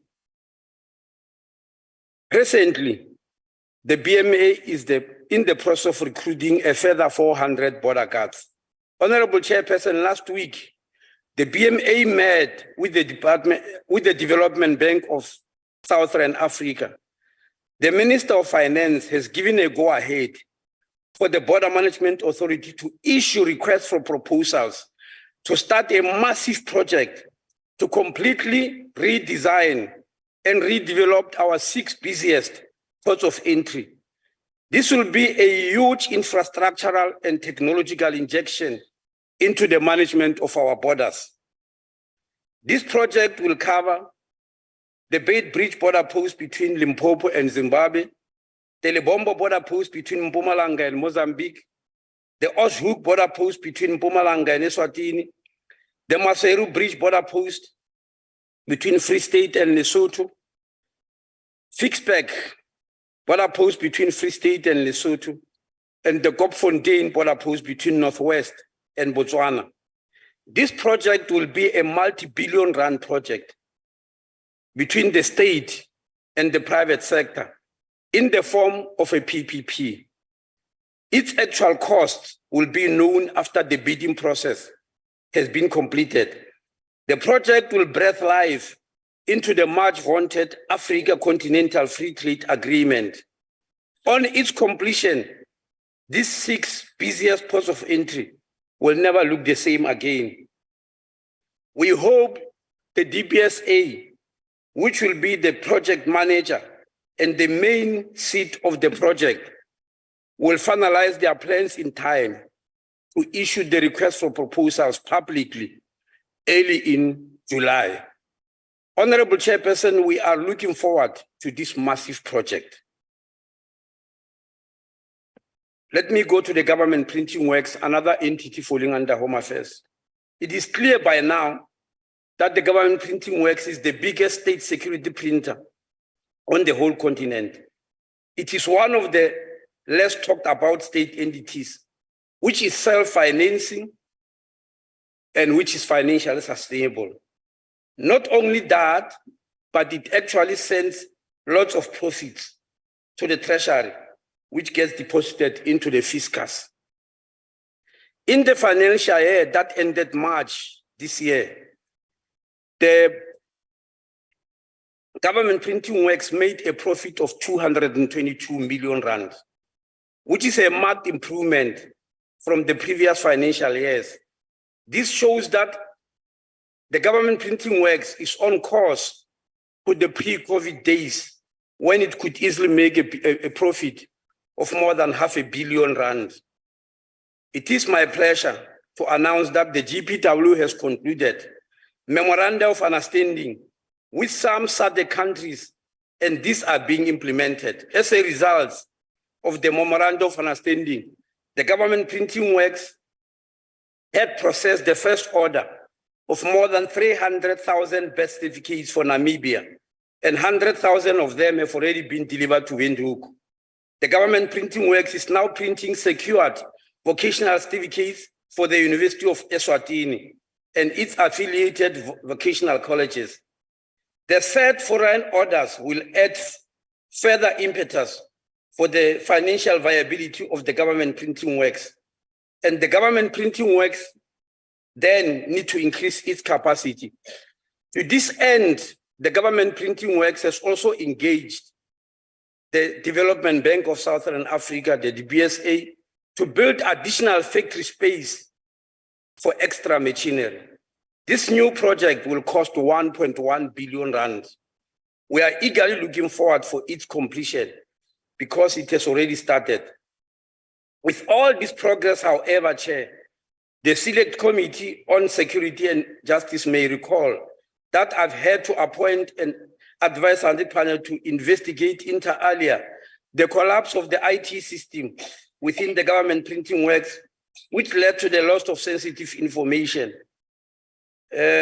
Information that management is hard at work implementing the recommendations made by the panel. No stone will be left unturned in the reconstruction process of the lost information, and whoever was attempting to sink the government printing works in this manner will never succeed. I will now go to the IEC, another entity reporting to the Home Affairs Department.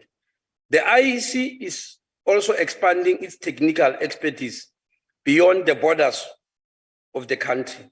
Honorable members, a democracy is incapable of recreating itself.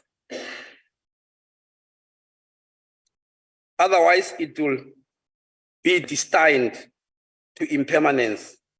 Vibrant democracies are those capable of redefining the terms of political engagement and reformulating processes of political representation.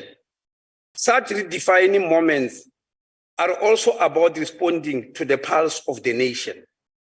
The amended electoral system is not merely about the rules and formula of translating votes into seats in our legislative chambers. The revised electoral system is essentially about a nation redefining process of political mandates and accountability. Chair, I wish to take this opportunity to heartily thank the NCOP of the sterling role it played in shaping the amendment to the Electoral Act in order to allow independent candidate to participate in the provincial and electoral provincial election and national elections of a country. Chair, I think the NCOP deserve a pat on the shoulders for this sterling work. Because without your work, I don't think the bill will have been what it is today. Maybe let me move over to civic services. Honorable Chair, we are deeply concerned as a department about the perennial problem of system downtime, which we have been experiencing for a long, long time. It has now been aggravated by load shedding. And Chair, many people do not understand this. They believe we are scapegoating. The problem, Chair, with Home Affairs is that when there's load shedding, we completely grind to a halt. We simply cannot work. And it doesn't matter whether we've got generator or not, because many people are asking, why don't you put generators in all Home Affairs offices? Even if they are generators, if there's load shedding, Home Affairs won't work. Because Home Affairs depend on the towers of the mobile networks, which usually go off when there is load shedding. But SITA switches also go off. Now, in our relentless efforts to look for solutions, we have engaged the CSIR, the Council for Scientific and Industrial Research. They are devising short-term and long-term solutions for us. We have already handed over 5 of our mayor offices to connect to their alternative networks rather than the SITA network, which is causing us so much problems. We are hopeful that this might be a solution seen to that all universities of the country are using the CSIR network. All the scientific researchers in the country, including the square kilometer array in the Northern Cape, are all connected to this, and they don't experience system downtown in the manner in which we are experiencing.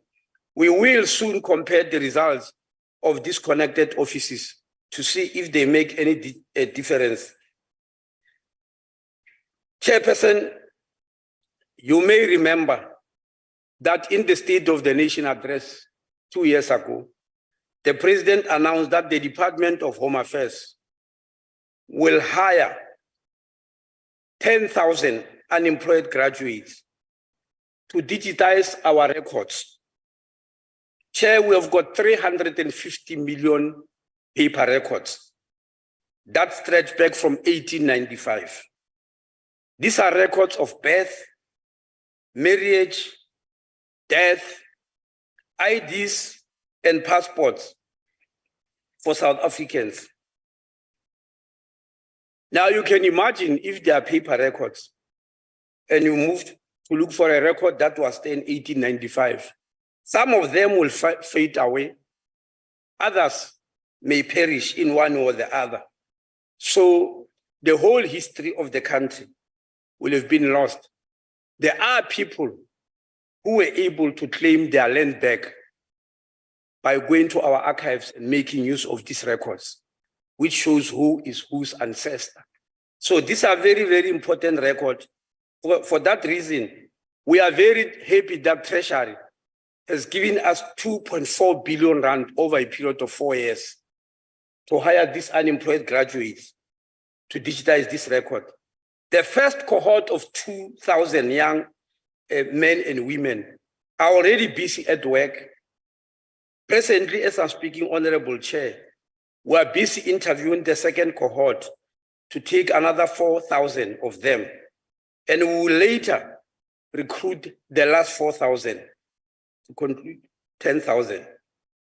To date, the department has received 12 of the 20 high-volume scanners that were procured. Each scanner is capable of scanning 300 pages per minute. And our first scanner, which was installed in March this year, is able to scan 10,000 records in 3 hours. So we are quite happy that this digitization project will be successful.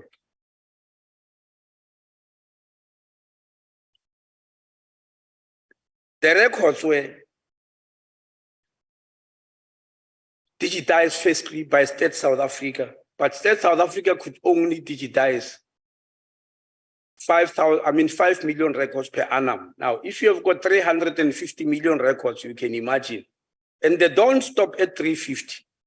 They continue increasing every year. They increase by more than 1.2 billion babies who are born annually, or more than 1 billion youngsters who turn 16 every year to take IDs, or people who get married every year, or more than 350,000 people who die every year and need birth certificate. So it's a moving target. And if we don't get a once-off amount of money as Treasury has given us, we will never be able to finish this project. So for this reason, we are very grateful to the Treasury. The other project, which we are very proud of, is that throughout the ages, Home Affairs have been working with 100 mobile trucks to go into villages and give people IDs. We've just now added 20 new trucks. And as I'm speaking, Chairperson, I'm proud to mention that we've placed another order of 100 trucks that are, as I'm speaking, are being manufactured at the Isuzu unit and others units in Quebec. And we are waiting to receive those 100 extra trucks in this very same financial year. All of them come with inbuilt generators. But unfortunately, when we go to the villages, we still experience problems if there is load shedding. I am sure you are aware that we also announced that we are increasing another platform for Home Affairs by going into the malls, and we have already opened the state-of-the-art office at Menlyn Mall. We are continuing to all the other malls in Gauteng, KwaZulu-Natal, and Western Cape to start with. Chair, finally, I wish to thank my colleagues, Deputy Minister of Home Affairs, Honorable Njabulo Nzuza, who is not here today because he has taken ill. I want to apologize for his absence. The DG of the Department of Home Affairs and his team, the CEO of the Government Printing Works, as well as the Commissioner of the Border Management Authority and his team. for their very sterling work. Let me also not forget the chair of the IEC, Mr. Musutu Muyepia, and his CEO, Mr. Simon Mabolo. Chairperson, I can't stop thanking the Select Committee on Security and Justice, the chairperson, Honorable Sheikh, and members of your committee. I really won't stop thanking you. You might not realize it. If it was not for your sterling work, the Electoral Law Amendment Act, as I said, will not have been what it is today. Honorable Chair, I hereby table for the consideration of this Honorable House an amount of 10 billion 863 million rand for budget vote number 5, the Department of Home Affairs. I thank you.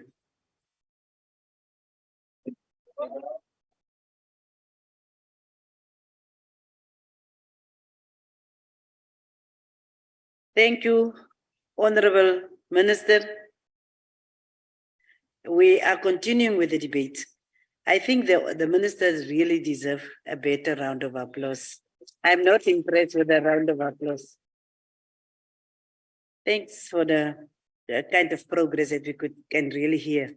Honorable Ashik, Chairperson Select Committee, Security and Justice.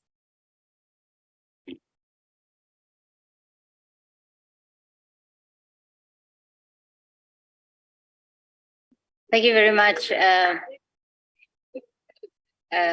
Thank you very much, Honorable Chairperson. Greetings to your good self, the Minister of Home Affairs, Dr. Aaron Motsoaledi, the Deputy Minister for Home Affairs in absentia, the Honorable Njabulo Nzuza, honorable members of this August House. We join South Africans in general and our youth in particular to commemorate and celebrate the Youth Month that pays tribute to the youth of 1976. We understand that our young people are faced with challenges, including unemployment. And in this regard, we are also inspired by the initiative of creating employment opportunities for young people by the government of Gauteng province, led by Premier Panyaza Lesufi, as part of the Youth Day and Youth Month commemoration. We are hopeful that the Nasi Ispani initiative by the government of Gauteng province will find expression in other provinces to deal with some of the challenges of unemployment. Honorable Chair, the Department of Home Affairs carries out its mission in line with its commitment to citizen empowerment and inclusivity, economic development and national security by being an efficient and secure custodian of citizenship and civil registration, securely and strategically managing the international migration, efficiently managing asylum seekers and refugees, and efficiently determining and safeguarding the official identity and status of persons. Honourable members, we know the concerns of our people regarding the Department of Home Affairs. These concerns include the turnaround times for services to clients, which also results in long queues at the Home Affairs offices, migration and border control, the population register, that is the registration of births within the ideal 30 days after birth, and the backlog in the application of visas. It is these concerns that was central in our engagement with the Department of Home Affairs on their annual plans and the budget vote. Honorable Chair, a major focus of the NDP is to confront the interlinked challenges of poverty, inequality, and unemployment by achieving higher growth rates. The Department of Home Affairs contributes to the NDP by ensuring that the inclusion of all citizens in democracy and development is enabled by providing them with a status and an identity that gives them access to rights and services. This must be done in an efficient, effective, professional, and secure manner. The department also facilitates the acquisition of the critical skills needed for economic growth. This is facilitated, amongst others, by the visa regime of the department, the streamlining and modernizing of the visa application process to make it easier to travel to South Africa for tourism, business, and work, and thus contribute to economic growth. The department is in the process of the modernization of its ICT system. The modernization program of the department can reduce fraud and the cost of doing business by enabling e-government, which will attract more investment into the country. The issue of border management is critical for ensuring the legal movement of people and goods across our borders. The Border Management Authority has been established as a Schedule 3A entity as of the 1st of April 2023, and this will ensure the optimal operation of the BMA. We have noted the positive developments since the establishment of the BMA across our borders, and the Minister has just outlined some of those positive developments. Honourable Chair, the Department of Home Affairs will, as a priority, continue to support the Border Management Authority as a public entity through systems, legislation, policies, and standard operating procedures that form part of the broader approach to managing migration within the Republic. The digitization program to modernize civic services, as announced by the President in the 2022 SONA, commenced, and the 2023-24 financial year will digitize around 36 million birth records. This continues to be part of the department's strategy to curb corruption and fraud, as the modernization program would make it easier to trace the original documents such as birth certificates, identity cards, passports, and other civic documents. The automated biometric identification system went live in November 2022. The Department of Home Affairs is in the process of implementing phase 2, which will include additional functionalities such as iris, infant footprint, and palm print back-end recognition capability. The biometric movement control system rollout to 72 ports of entry will be completed in the 2023-24 financial year. The Department of Home Affairs has developed an implementation plan to deal with the Vulindlela task team policy and process recommendations. A multidisciplinary task team has been appointed to deal with the Lubisi report recommendations.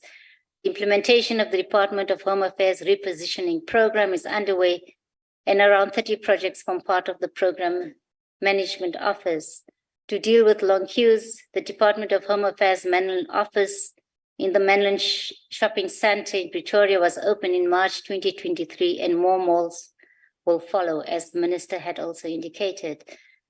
The branch appointment booking system has been rolled out to all 200 modernized offices.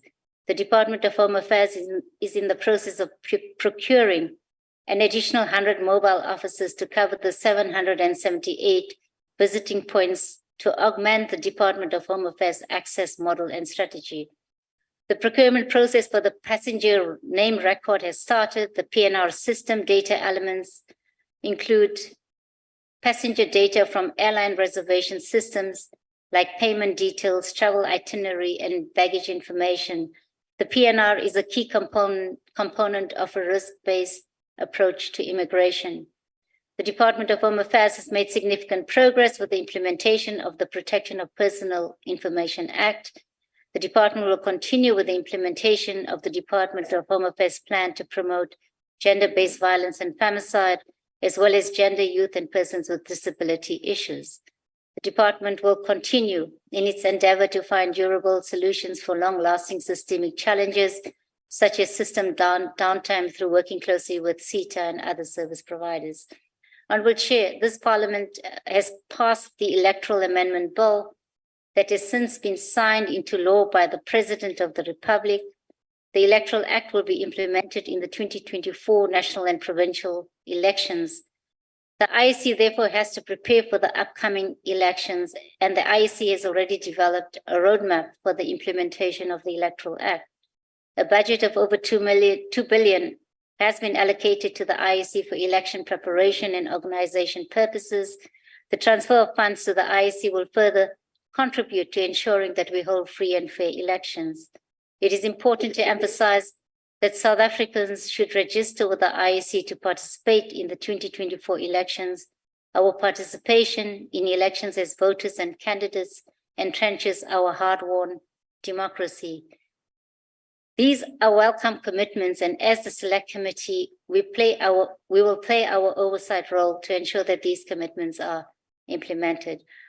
Honourable Chair, the Select Committee has made the following recommendations. The department should ensure that they tackle corruption and fraud and protect whistleblowers in the fight against corruption. The department must generate sufficient revenue to roll out sufficient vehicles and obtain the necessary accommodation to provide efficient services to communities.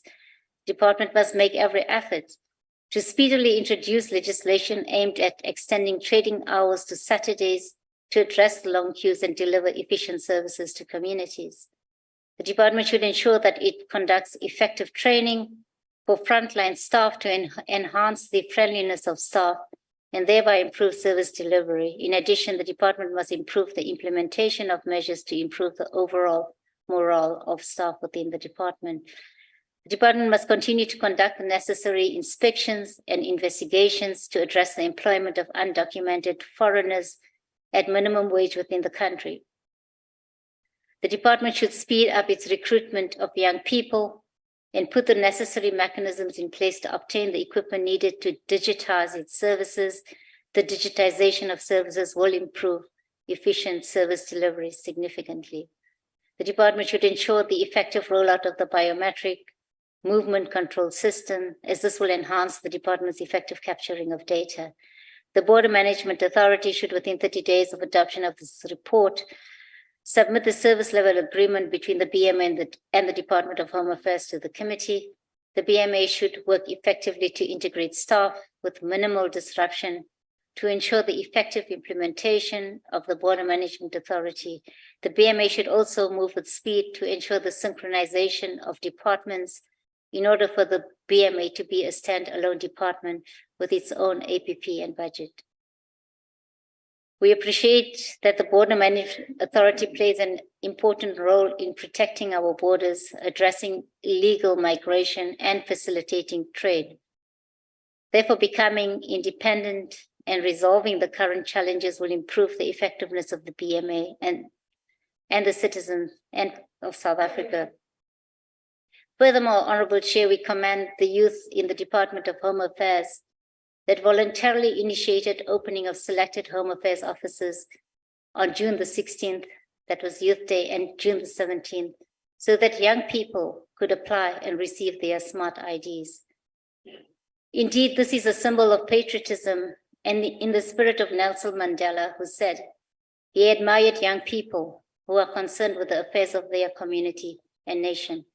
We further call upon all young people to actively participate in our hard-won democracy. We call on young people to register to vote and, if eligible, to exercise their right to vote in the coming elections. Honorable Chair, the ANC supports budget vote 5 Home Affairs. Thank you. Thank you, Honorable Chair.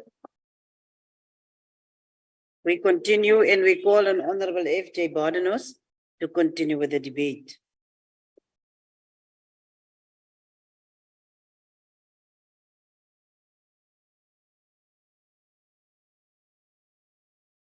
Honourable Chairperson, Honourable Minister, Honourable Members, fellow South Africans, good day. The problem of making a medical doctor who's used to seeing long queues outside his waiting room the Minister of Home Affairs is that one cannot realistically expect that the Honourable Minister would think that queuing outside Home Affairs offices would be out of the ordinary. To him and his administration, it's just another day at the office. Minister, perhaps you should get out of your fancy bodyguard protected vehicle and go and see for yourself how ordinary citizens have to stand braving sun, wind and rain for hours on end to do business of your department, business which is unavoidable. Go and speak to those people. You will hear stories of inefficiency and long processing times for various services such as passport applications, visa applications and birth registrations. Even the press have summarized your department as Q, the beloved country. 10 years after the introduction of smart ID cards, South African citizens born outside of South Africa, as well as permanent residents, still cannot apply for smart ID cards nor access the online services of Home Affairs. This category of applicants still have to rely on the green barcoded ID book, which at best of times are difficult to obtain, with people having to travel hundreds of kilometers, often to return home empty-handed due to load shedding or systems being offline. You're aware of this, Minister. We asked months ago for a list of Home Affairs offices that still supply green barcoded ID books, and no response received. Your department do not care that in rural communities where people suffer from high unemployment rates, people have to go and spend the little money they have left on chartered taxis to go to a Home Affairs office in a neighboring town, notwithstanding the system downtime brought about by a struggling online system and ANC-sponsored rolling blackouts. The mobile units that are being hailed as a solution to this problem are often deployed without backup generators in areas where there are little to no network coverage or with no card payment machines. Again, requests have been made for deployment schedules of these units in order to assist these communities. The silence from your department is deafening. Why is the department failing to provide this schedule if the mobile units are in good working order where they are actually deployed? Massive backlogs of permanent residence applications still exist despite promises of the appointment of more officials to assist with vetting of outstanding applications. The old story of blaming COVID-19 makes a mockery of your department, as it is a common fact that there are outstanding applications that date back as far as 2016. The appointment booking system has proven to be a damp squib, with people lucky enough to have internet connectivity and money for data to make a booking, often having to end up sitting in the same long queues as people with no appointments. The DA has highlighted the need to assist fathers who are indigent to be provided with funds to pay for their DNA tests, as this is a requirement to prove paternity when applying for their children. To date, we have not received any response.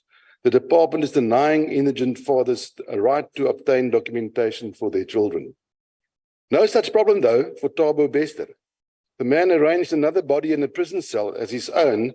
When it comes to considering his late registration of birth, our minister just takes his word for it that he is Thabo Bester, born in a Soweto hospital in 1986. No need for DNA testing for Thabo. When the DA calls for free DNA testing for indigents, you are as evasive as Omar al-Bashir or the Guptas, Minister. Your department is marred with corruption and bribery.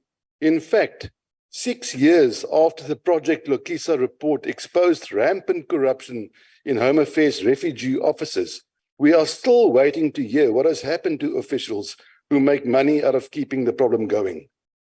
How many officials engaging in fraudulent activities, such as issuing false documents or accepting bribes in exchange for expedited services, have been prosecuted over the past term you have served in office, Minister? South Africa faces a challenge with keeping our extensive borders protected from illegal immigration, but one cannot help but wonder if the ineffectiveness to stamp out illegal immigration and smuggling does not come from officials observing the minister himself flouting the country's immigration regulations by allowing well-connected royal families from abroad to land at local airports proclaimed as such by yourself. Under the ANC government, the number of military units patrolling our borders have been reduced from 35 to just 15. You now have a border management authority that is capacitated with millionaire managers and 200 so-called border guards. If undocumented foreign nationals are streaming in, why don't we hear about the mass arrests by these 200 border guards? If they are posted at our border posts, why do we receive daily complaints of corruption and lack of staff at Lebombo and Ossup? Once in power, the Democratic Alliance will ensure that every person entering our country enters through the correctly designated ports of entry, and where a special arrangement is required, we will fully comply with Section 30 of the Immigration Act. Unlike yourself in recent case of the Abu Dhabi holidaymakers to the Eastern Cape, Minister. We will ensure that smart ID card applications are open to all South African citizens born outside South Africa, as well as permanent residents. Mobile units will be properly equipped to withstand network connectivity and load shedding issues, and a schedule will be made available to enable members of parliament to conduct oversight and local municipalities to properly inform communities of the availability of this service. Indigent fathers who provide sufficient evidence of their status will be assisted to pay for DNA tests. We will allow officials to work overtime, for example, Saturdays, to address the backlog on permanent residence applications. And we will ensure the appointment booking system is implemented appropriately to allow applicants with appointments to receive service at their allocated time and curb the long queues. Minister, the latest Department of Home Affairs scandal, where even constitutional court judges are baffled by your department's tardiness in ignoring a 2017 court order to amend immigration legislation, citing again COVID-19 and even the burning down of the National Assembly as excuses, is once more proof that you have no control over your department.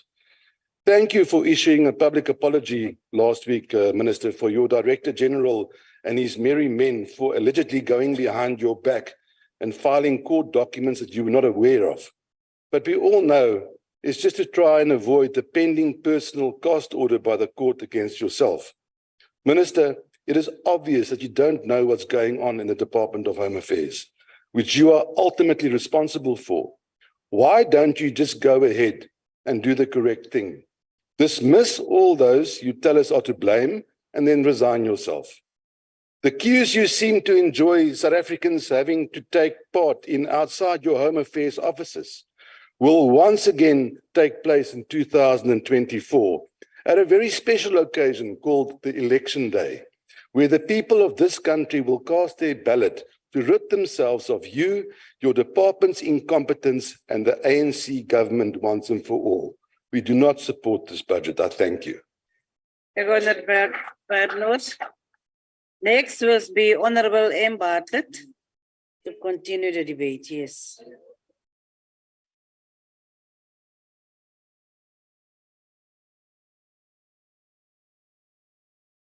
Thank you very much, Honorable Chairperson.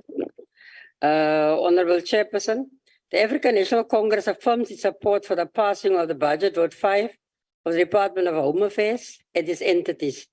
As the ANC, we have declared 2023 and 2024 financial year as the year of decisive action to advance the people's interest and renew our movement. Honorable Chairperson, this declaration is not mere words that sound good to the ear, but a commitment in deeds and actions to advance the people's interest and renew our movement. In this input, Honorable Chair, for this budget policy debate, our focus is on the issues of illegal migration and border control. We focus on how decisive the Department of Home Affairs and its entities will implement its policies, priorities for this financial year in the people's interest. For our part, as a select committee on justice and security, in particular, and the Parliament in general, we will play our oversight role to ensure that these policies prioritized are implemented by the Department of Home Affairs and its entities. Honorable Chair, the challenge of illegal migration and cross-border crimes is a global challenge. The movement of people from a place to another across the borders may be due to pull and push factions and factors. Chair, for us in South Africa, we are always an attractive destination for many migrants from across the world. Largely, our country is seen as one of the attractive destinations for economic and food factors. Honorable Chair, this attractiveness of South Africa to international migrants can be attributed to the giants of our democracy. The people of the world seem to have passed the motion of economic confidence in South Africa. The fact that our country will always be open its borders to international guests, both from our own continent of Africa and from elsewhere in the world. When we open our borders to migrants from across the world, Chairperson, we do so with the understanding that our guests will visit our country with the necessary traveling documents. But this is not always the case. There are those who come to our country for various reasons and without the necessary traveling documents. These illegal guests are our concern. They are given that they broke our migration laws. As the ANC, this matter of illegal migration has been part of our policy discussion for some time, and in the end, we adopted a resolution that called on the government to strengthen border management and control. We agree that cross-border crimes are a serious concern to all of us. Most of our provinces along the border are affected by cross-border crimes. The border between KZN and Mozambique is a cause for concern regarding vehicle theft and other goods. So is the border between the Kingdom of Lesotho with Eastern Cape and Free State with regard to, among other things, livestock theft across the border. Honorable Chair, However, we know the kind of intervention that our government has come up with to strengthen border management and control and thus address the challenges of cross-border crimes. One of the challenges we moved and noted was a fragmented way in which border management and control has been executed by state agencies and institutions assigned for border management and control.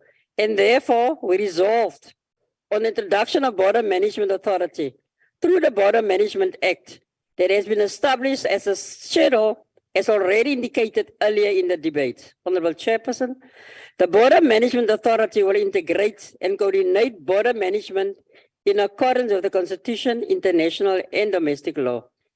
This integrated and coordinated approach will ensure that the roles of the various state institutions that executes the responsibilities of the ports of entry work in tandem towards a common objective. The BMA will ensure the collaboration and coordination of the work of the Border Management Authority, SAPS, SNDF, and other border authorities to deal with the issues of migration and border control. Honorable Chair, the budget allocations to the Border Management Authority will further ensure that the BMA executes its mandate at border management and control and thus address the challenges of illegal migration. We are well aware that more engagement is still to be undertaken to ensure that the BMA allocations are increased in the future budget allocations within the medium-term expenditure framework. Our engagement with the Department of Home Affairs and these entities was informed and guided by what the ANC NEC has outlined as policy priorities for this financial year for Home Affairs. In our NEC Lekgotla that was held in January this year, and among the policy that is prioritized in this financial year, include the matter of laying the basis for consideration for harmonizing the migration and refugee laws. Honorable Chair, in this regard, we are encouraged that the Department of Home Affairs is in the process of finalizing the white paper to deal with the challenges of migration and refugees. When we deal with the issues of migration and refugees, we are moving from the position that South Africa will always be open and it opens its ports of entry for foreign guests to visit South Africa, to work in South Africa, or to stay in South Africa. We are also informed and guided by the AU protocol and free movement of persons, which outlines that foreign nationals and member states should enter or leave the host country in accordance with the laws and procedures of the host country.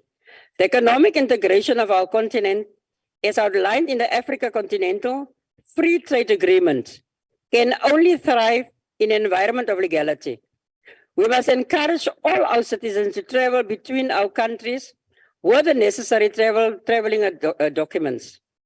The harmonization of our immigration laws is intended to address the challenges we encounter with regard to migration, as well as codifying the AU protocol. Honorable Chairperson, additional measures to strengthen border management and control will further be enhanced by the one-stop border post bill that has been published by the government for public comments.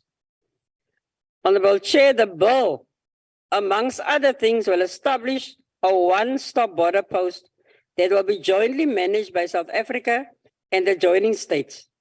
We urge the public to contribute in comments on the bill to ensure that a country and the joint states will deal with cross-border challenges in a coordinated and collaborative manner.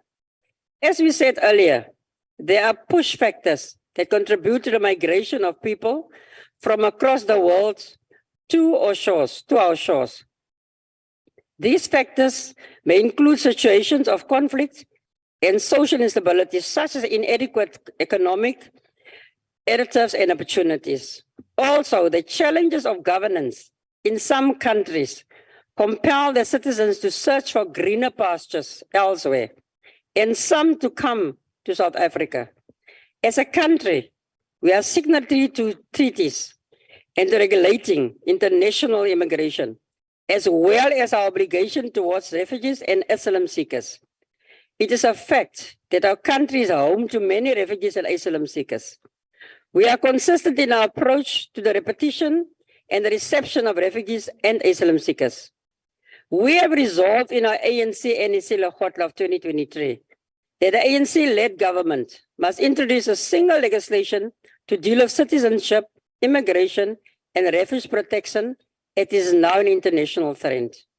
In this regard, we are aware that the Department of Home Affairs is currently in the process of developing legislation and manages to close the legislative gap relating to citizenship, as well as the Green Paper on international migration. The ANC supports the budget with 5 of the Department of Home Affairs and its entities. I thank you, Honorable Chairperson. Thank you. We will now call on Honorable M. Dlamini, Economic Freedom Fighters, and then the chairperson will proceed from here.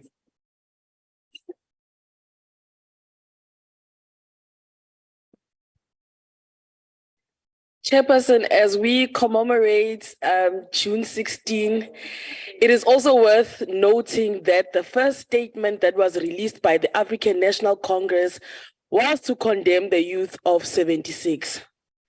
Chairperson, I stand here on behalf of the economic freedom fighters, a gigantic movement of our people, a generation that has committed to restore the dignity of the dispossessed and marginalized, to resolutely reject the proposed budget for the Department of Home Affairs. We reject the budget of a minister who compromises the dignity of African nationals in this country, in particular Zimbabweans, through the continued wavering of the Zimbabwean exemption permit, leaving Zimbabweans in this country dangling for another 6 months, facing challenges, obtaining bank cards, driver's licenses, and having to spend a lot of money on waiver applications. Under the watchful eye of this minister, African nationals are being scapegoated for the challenges faced by South Africa, such as crime, unemployment, and lack of medical services. It is shameful, Minister, and no amount of denialism can make us unsee or unhear the utterances of your stances, that immigration is only condemned when it's black.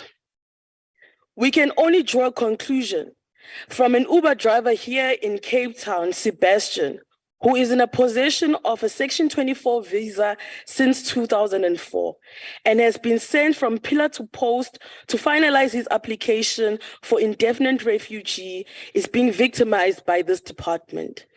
And that you, Minister, cannot positively account for every person in this country. The minister has a duty to facilitate, regulate, and execute South Africa's immigration laws and policies, but this has not been the case. Refugees and asylum seekers face difficulties in accessing their rights due to this department's failures to produce efficient immigration services. This is a frustrating process due to the unfriendly staff, backlogs, and system failures.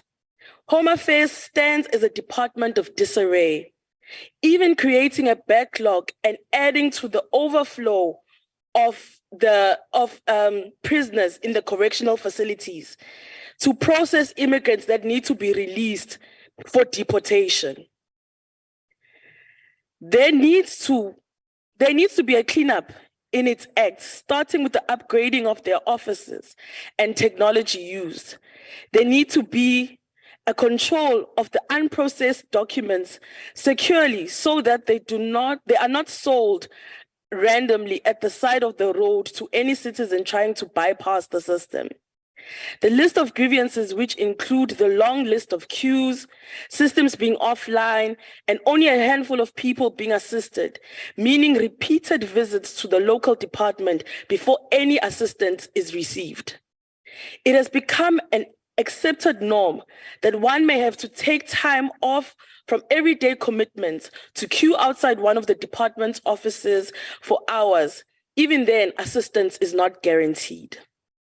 The effects of load shedding have added to the strain, as the power damage, which also affects the UPS when the generator tries to kick in. This means that Home Affairs offices across the country are rendered useless, unable to issue out smart IDs, passports, and temporary identity certifications during the power cuts. Chairperson, we also note that the officials withhold documents and only release them by asking for additional payments and bribes in order to fast track and complete processes. We also note a disturbing report where persons who were still alive, whose death certificate was issued out on their behalf while they're alive and well, as was this a case of an elderly woman who was covered on a reality show, Skipama Files, where it took a total of 5 years and the intervention of a media platform to restore her identity. And it is not clear how many of these criminal syndicates planted in this department have been taken through prosecution and how often are lifestyle audits conducted on employees. It is also concerning how the procurement processes for IT systems is being handled, as the international company contracted by the Department of Home Affairs to install an automated biometric identification system meant to upgrade its population register system has failed to deliver. Minister Motsoaledi has failed to eradicate the problem of long queues at the department. He has specifically failed to resolve the ICT problems that have led to excessive delays in the processing of applications at this department. And his treatment of Zimbabwean permit holders is indicative of his deep-seated hatred for fellow Africans. As we move towards the 2024 general elections, the department ought to embark on an initiative on intensive birth and ID registration campaign, working together with the IEC to ensure that those who need IDs get them, and that everyone who should be registered to vote is registered. Chairperson, we also called for the automatic registration of everyone who attains the age of 18 in this country. There is no plausible reason why Home Affairs and IEC should be opposed to this, unless only for the fear of losing elections. Chairperson, the EFF rejects this vote. Thank you very much. We'll now proceed to Honorable Mikalakis.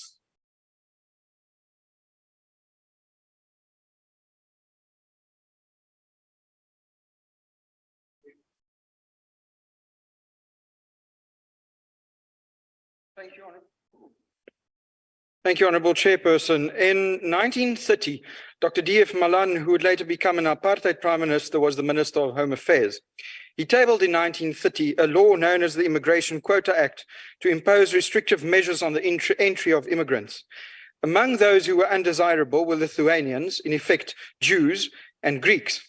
I am a Greek. Among the lone voices in opposition was a Jewish MP from the United Party, Emil Nathan. He stood up and fought in this parliament for people he's never known and likely never met, who did not look like him or, in many cases, believed like him. He fought for them because they were humans.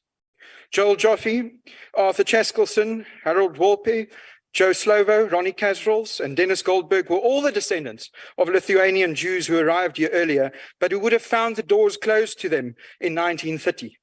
George Bizos was a Greek refugee himself who came here 11 years after Dr. Malan's draconian law as a refugee. Mandela's comrades and lawyers were the children of immigrants. It is unthinkable that almost a century later, members of the ANC, Mandela's very own party, would say to another immigrant descendant of those who were denied entry in 1930 that I should go back to where I came from, that I do not belong to this country. But this happened, Minister, in this House. Those words, Chairperson, were uttered by no fewer than 3 ANC members in this House on that day, and the ANC swept it under the rug. It was the equivalent of saying to every other immigrant in this country that they should go back to where they came from, including the descendants of George Bizos. But the ANC would never have said that to him. They only become racist and xenophobic the moment you are no longer on their side. The moment you point out to them that they are wrong, the ANC of today becomes more like D.F. Malan and less like Nelson Mandela. In fact, if we have a close look at what is going on at the immigration offices and Home Affairs branches, we will find something that will impress nationalists like Malan immensely. This week, in a report, I read about an American who invested and built a business in renewable energy that has been operating for 10 years here. He put his entire pension into South Africa and is currently giving work to 30 people. Home Affairs declined his permanent residence application because he doesn't have a master's degree. In another case, I've heard of a German engineer's visa that was declined, and an Italian friend of mine who owns businesses and properties, but more importantly, who pays taxes here, was refused citizenship after living in South Africa for decades. The very same taxes that helps this government to build schools, hospitals, houses and roads. It's not ANC money, it's tax money, and this government is chasing away taxpayers. But the way it treats African immigrants and refugees is even worse. Around 90,000 South Africans are estimated to receive a rental income from renting out their property to immigrants for shops. Every time an immigrant buys stock from a wholesaler, he or she pays sales tax that benefits South Africans. Let's say there are 3 million legal immigrants in this country renting a room for 300 Rand a month from a South African. It would be an economic benefit of 9 billion Rand per year to poor South Africans just in rental income. Yes, of course, we have immigration laws that must be followed. I do not for one second, Minister, advocate that it should be a free-for-all. No country in the world can afford that.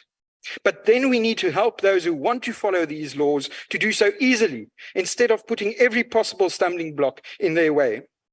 We should make it as easy as possible for those who can bring skills and investment and who are willing to work hard to come here and build a future in South Africa. It will create jobs and competition and an economy from which all of us can benefit. Chairperson, then there's also a segment of persons who are here because they have nowhere else to go, asylum seekers. South Africa has an international obligation to fulfill its duties towards these individuals. It also has a humanitarian obligation, which we are failing at.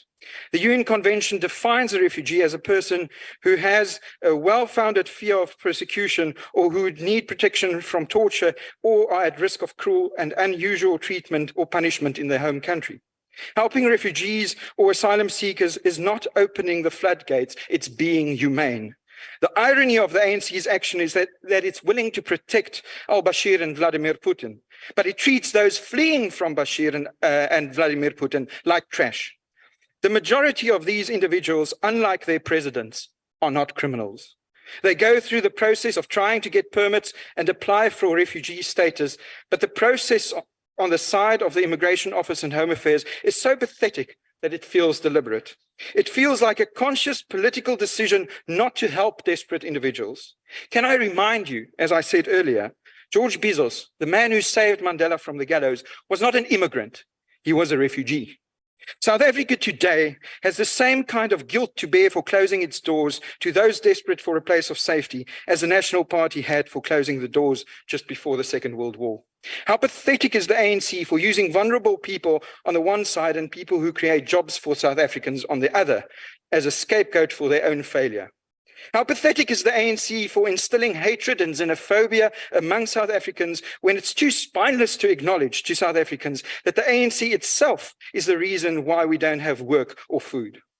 Chairperson, what this country needs in terms of immigration policy is simple.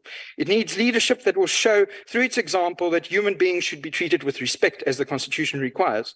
It should make it easy or as easy as possible for those who want to bring skills and investment to create jobs and to come here and do so freely.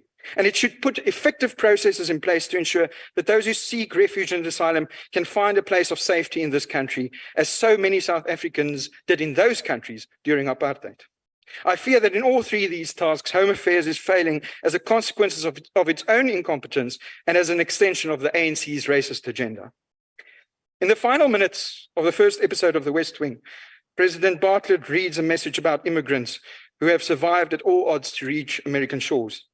He then says to his staff, with the clothes on their back, they came through a storm. And those who didn't die want a better life and they want it here. Talk about impressive. My point is this, break is over. Chairperson, the minister needs to say to his department that the break is over. We need to do better and we need to be better people. Thank you. Thank you very much. We'll proceed to Honorable De Bruin. Honorable De Bruin. Honorable Chairperson, Honorable Chair, the Department of Home Affairs has a duty to protect the interests of South African citizens by ensuring that our borders are secure, our citizenship is protected, and our identity documents are secure and accessible. Yes, Honorable Chair. Honorable Chair, am I audible? Yeah, audible, please proceed. Thank you. Unfortunately, Chair, we have seen numerous instances where the department has failed in its mandate, and one of the primary concerns is that the management of immigration. The department has failed to effectively manage immigration and is unable to track undocumented immigrants and persons whose documents have expired, resulting in a number of negative consequences for our country. We have seen increased crime, unemployment, and a strain on our social services due to uncontrolled immigration.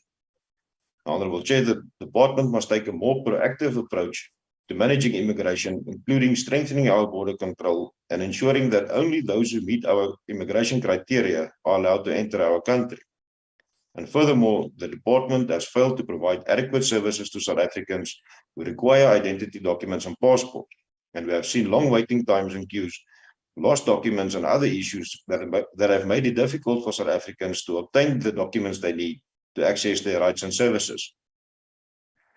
Honorable Chair, the department must take a more proactive approach to service delivery by investing in technology and personnel to ensure that South Africans can obtain their identity documents in a timely and more efficient manner.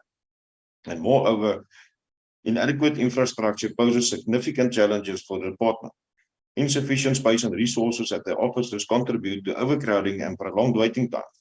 And the department must invest in expanding its facilities and upgrading its infrastructure to accommodate the increasing demand and provide service delivery. Honorable Chairperson, the department has already failed in its mandate to such an extent that extraordinary measures to address the serious state in which the department finds itself should have been implemented years ago. But as we know, it hasn't. And what can we expect from a department with a staffing level of only 36% and an ANC government that only caters for itself? Agbare voorsitter, die departement van Binnelandse Sake staan voor verskeie uitdagings. Daar is herhaaldelike klagtes van korrupte praktyke, swak dienslewering en swak bestuur. En die VF+ eis vir die implementering vir strenger maatreëls om korrupte gedrag uit te roei, bekwame personeel aan te stel en te verseker dat die departement doeltreffend en doelgerig funksioneer. Laas jaar hierdie tyd het ons gehoor die beloftes van die departement oor die implementering van nuwe stelsels en geriewe om te verseker dat die werksaamhede van hierdie departement verbeter. Maar 'n jaar later is die dienslewering van hierdie departement van so 'n aard dat die rye en die wagtye vir dokumentasie net langer en langer geword het. Agbare voorsitter, Suid-Afrikaners is moeg vir die leebeloftes van die departement en die regering jaar na jaar. Ons verdien veilige grense, die beskerming van ons identiteit en effektiewe dienslewering. Ons verdien 'n regering wat korrupsie sal bekamp en werk ten baate van die belastingbetaler. En ons verdien 'n departement en 'n regering wat ons kan vertrou om sy beloftes en by sy woord te hou. Agbare voorsitter, so 'n regering sal wel gevestig word na die 2024 verkiesing. Dankie. Thank you very much, Honorable Member. We will now proceed to Honorable Gadebe. Thank you, Honorable Chairperson, Honorable Minister. Over the past decade or so, our country has been on a destructive path of being a failed state with our rule of law dissipating further and further. As it stands, the Department of Home Affairs as an organ of the state seems to be damaged a little close to beyond redemption, but as the IFP, we will not despair as South Africans are dependent on its services. This is why a fully functional, modern, well-equipped and well-class Home Affairs is of extreme urgency. Unfortunately, the reality is that this department continues to fail our people with its systems continually offline, and our national IDs and passports are still being sold for just a few hundred rands. Above everything, corruption remains the order of the day in the corridors of this department. As a party, we have brought to the attention of government communities in northern KwaZulu-Natal, such as Mkhanyabute, which continue to be under siege from cross-border crime syndicates. If I were to stand here and act shocked by this, I would be quite economical with the truth. Such things are inevitable owing to the fact that this department has no way of monitoring whether foreign nationals who enter the country truly and indeed leave when their time is up. Put simply, this department is not aware of who is in the country legally or illegally. The sight of long and never-ending queues outside Home Affairs offices has become a norm as South Africans rise at the crack of dawn each day to wait for assistance. Thousands of our citizens use their last bit of money to travel to this department's offices, and more often than not, do not get assistance and are forced to come back the following day. This department's inability to handle its own affairs has opened a pathway to a migration crisis. Although the government from as early as 2019 spoke to our immigration crisis and gave a number of undertakings, nothing has come out of it. In fact, one can almost argue that the state of the department has done nothing but regress. The physical infrastructure of our borders is missing and almost non-existent. This highlights the failure of the Border Management Authority, as there are no borders to manage to begin with in most instances. Year after year, we provide actionable solutions to this government, and yet they are not followed up. The accessibility of this department needs to be improved. This can be done by increasing its footprints with banks and by increasing its call center capacity. Corruption has proven to be the biggest enemy of our progress, and until it is addressed, all other efforts will be futile and in vain. Foreign ownership and participation in certain types of SMMEs must be regulated and limited if necessary. Spaza shops, which have provided a sense of livelihood for millions of South Africans, need to be reserved strictly for locals, whilst reserving entry-level or no-skill job opportunities for locals, with foreign nationals being pulled only for scarce skills, which cannot be sourced in the country. The failure of this department puts the safety and security of the state at high risk by exposing it to anybody with intention of benefiting from South African dream. Notwithstanding this, Honorable Chairperson, the IFP supports this policy debate. I thank you. Thank you very much.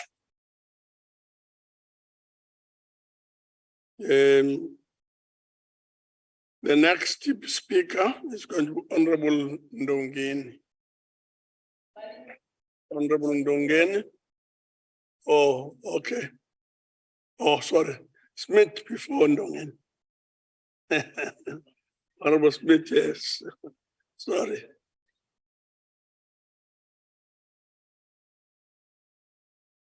Thank you, Honorable. Thank you, Honorable Chairperson. The Honorable Ndongeni could have spoken before me, then I can sweep her a bit. Honorable Minister, I stood here and I've seen you speak on various other portfolios when you were Minister, and I must say, I was very uncomfortable or discouraged by your uncomfortability within this portfolio. And it is concerning because it really do not give anybody hope in this country at this stage. If we have a minister that don't really know or don't feel comfortable in the portfolio. Minister, you said that the Border Management Authority is now standing on its feet, but instead I think it's actually standing on its head. Because if we look at, for example, Lebombo Gate towards Mozambique, which I had the privilege to actually go through, or rather say the horror to pass by there, where at that stage when I was standing there, the trucks, coal trucks with export coal were standing 10 kilometers, and I'm kid you not, 10 kilometers from the gate, sometimes 2 or 3 trucks next to each other. And I don't know when they will get through the gate there. I also had the experience before of Mozambican citizens that were passing out from or leaving the country, where they didn't have documentation, and then they said, no, but we don't have to worry. As long as we've got a 10 or 20 rand, we'll quickly slip through the border. And our border gates is as good as having, it's like having a gate at your house, but no fence. So, the gates are protected, but the fences are open. People are coming and going as they like. I must say, the ANC have accepted defeat, because when I listen to the minister, there's no plans, no solutions, no hope, no future. It's like a dying horse giving its last kicks. And there is really no solution from the ANC, so we need a new government in 2024. Minister, you also forgot to acknowledge that today is World Refugee Day. So I will do that, and I'll acknowledge all the refugees in the world. Thank you very much. Thank you very much. Thank you very much. Honorable member, we'll now move on to Honorable Ndongen.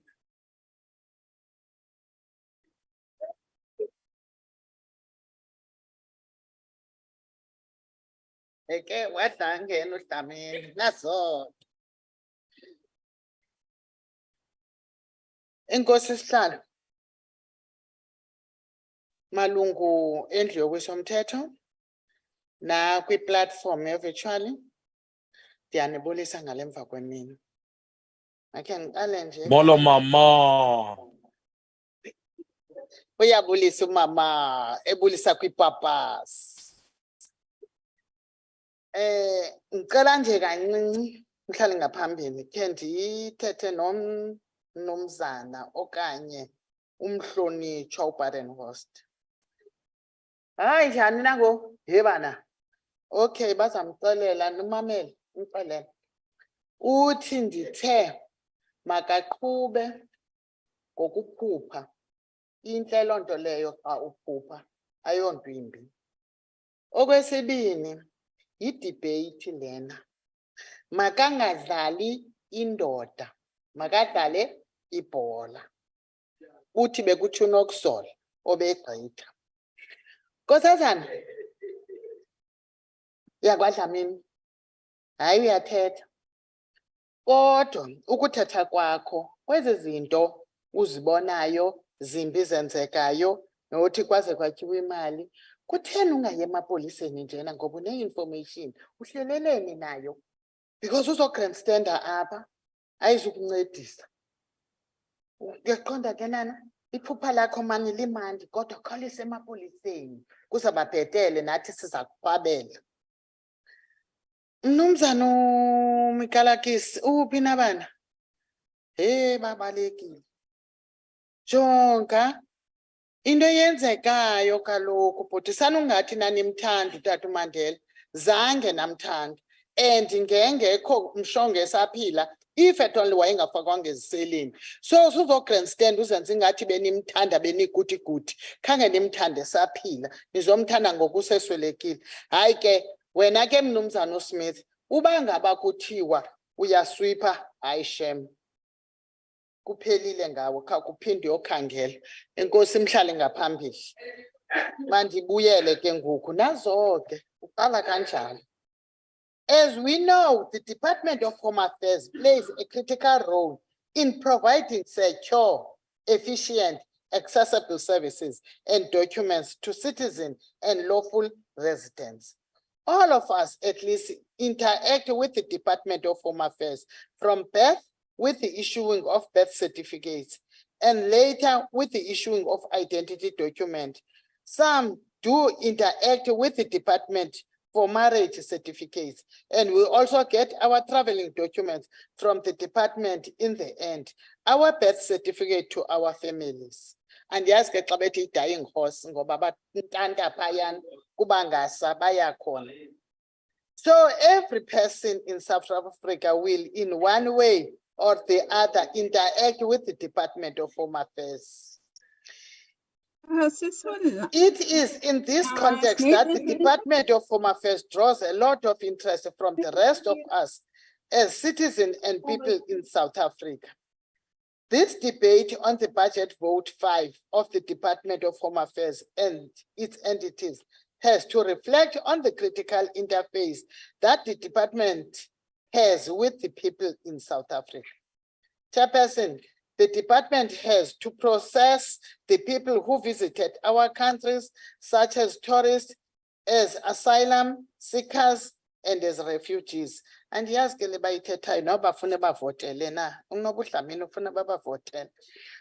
regard to this to citizen affairs management, the department has to ensure birth registration within 30 days per year, the issuing of smart ID cards, as well as the issuing of passport for the traveling purposes and visas.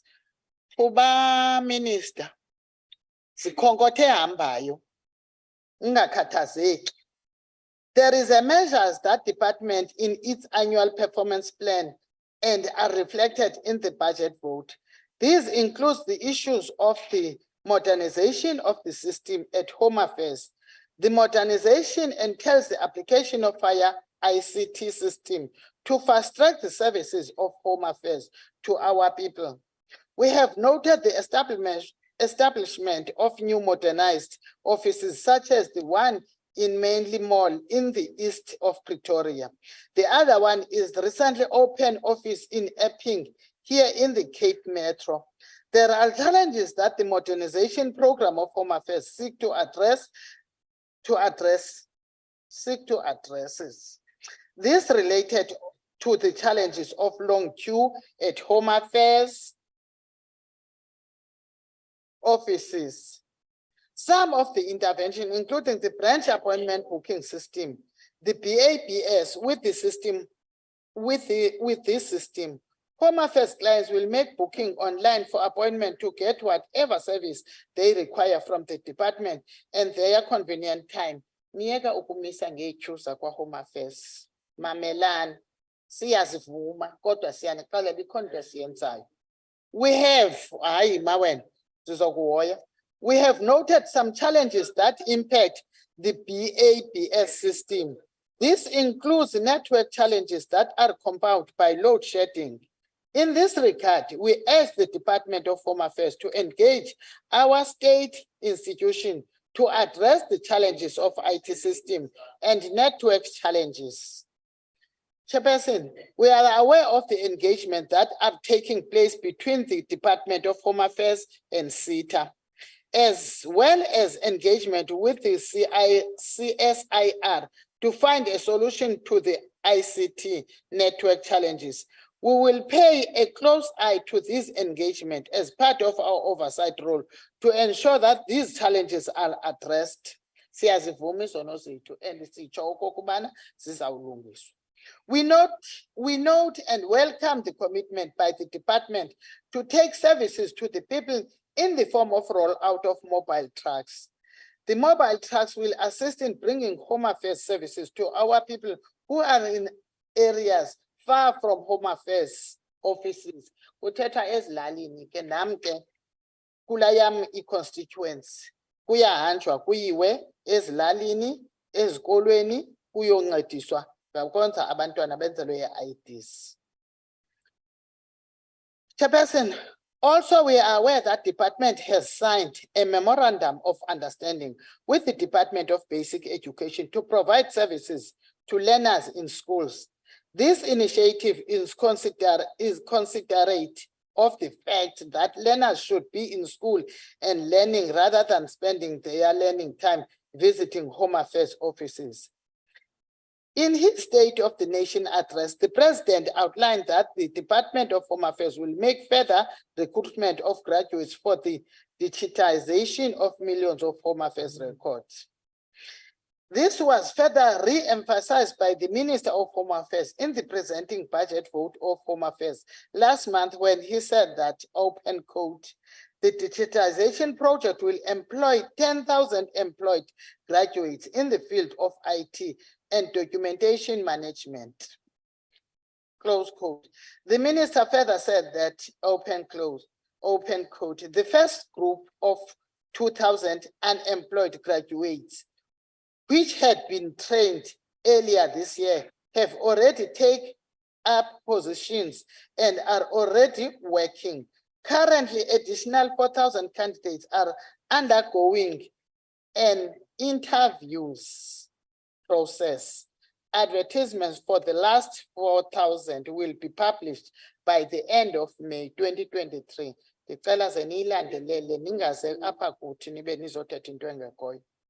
Besides the fact that this digitization of the Home Affairs document will ensure the securing of Home Affairs records, this program will also contribute to create employment to our young graduates. This is a step in the right direction and is welcomed. Thank you, Chairperson. I win. We also appreciated that the Department of Home Affairs has appointed an advisory panel investigating the inter alia, the collapse of the IT system within the GPW, which led to the loss of sensitive information, including financial information. The Department of Home Affairs has committed to the reconstruction process of the lost information. Our country in the aggressive program of attracting investment to our investment to our country. One of these initiatives is the Presidential Investment Conference, which has already surpassed this target of 1.2 trillion. Our country also intends to attract tourists from across the world as part of the economic reconstruction and recovery plan outlined by the president. In addition, our country also intends to attract the scarce skills that our economy requires for its growth. The Department of Home Affairs become critical in the facilitation of this investment initiative as it provides the necessary traveling documents, including visas. There have been challenges of backlog in the visa application. We noted in the annual performance plan that the Department of Home Affairs is committed to implement the report and the recommendation of Operation Vulindlela, and also to introduce the e-visa system for other areas such as business, study, general workers, and intra-company transfer visas, and that ultimately all visas should be available on the e-visa system. Chairperson, we note that the Department of Home Affairs has put measures to fight corruption within the organization. We note that action that have been undertaken by the Department on the employees and officials who were found to be on the wrong side of the law. Your information as I conclude, as we said earlier, we support this budget vote 5 of the Department of Home Affairs.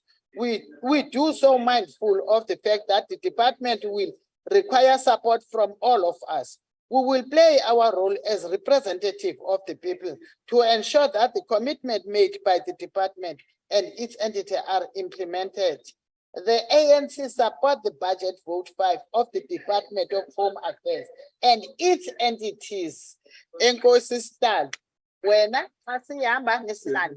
you very much, honorable member. To close the debate. Now, to close the debate, we call upon the minister to please come forward.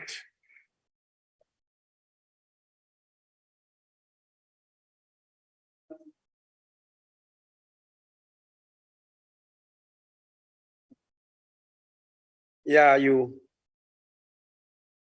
want me to lie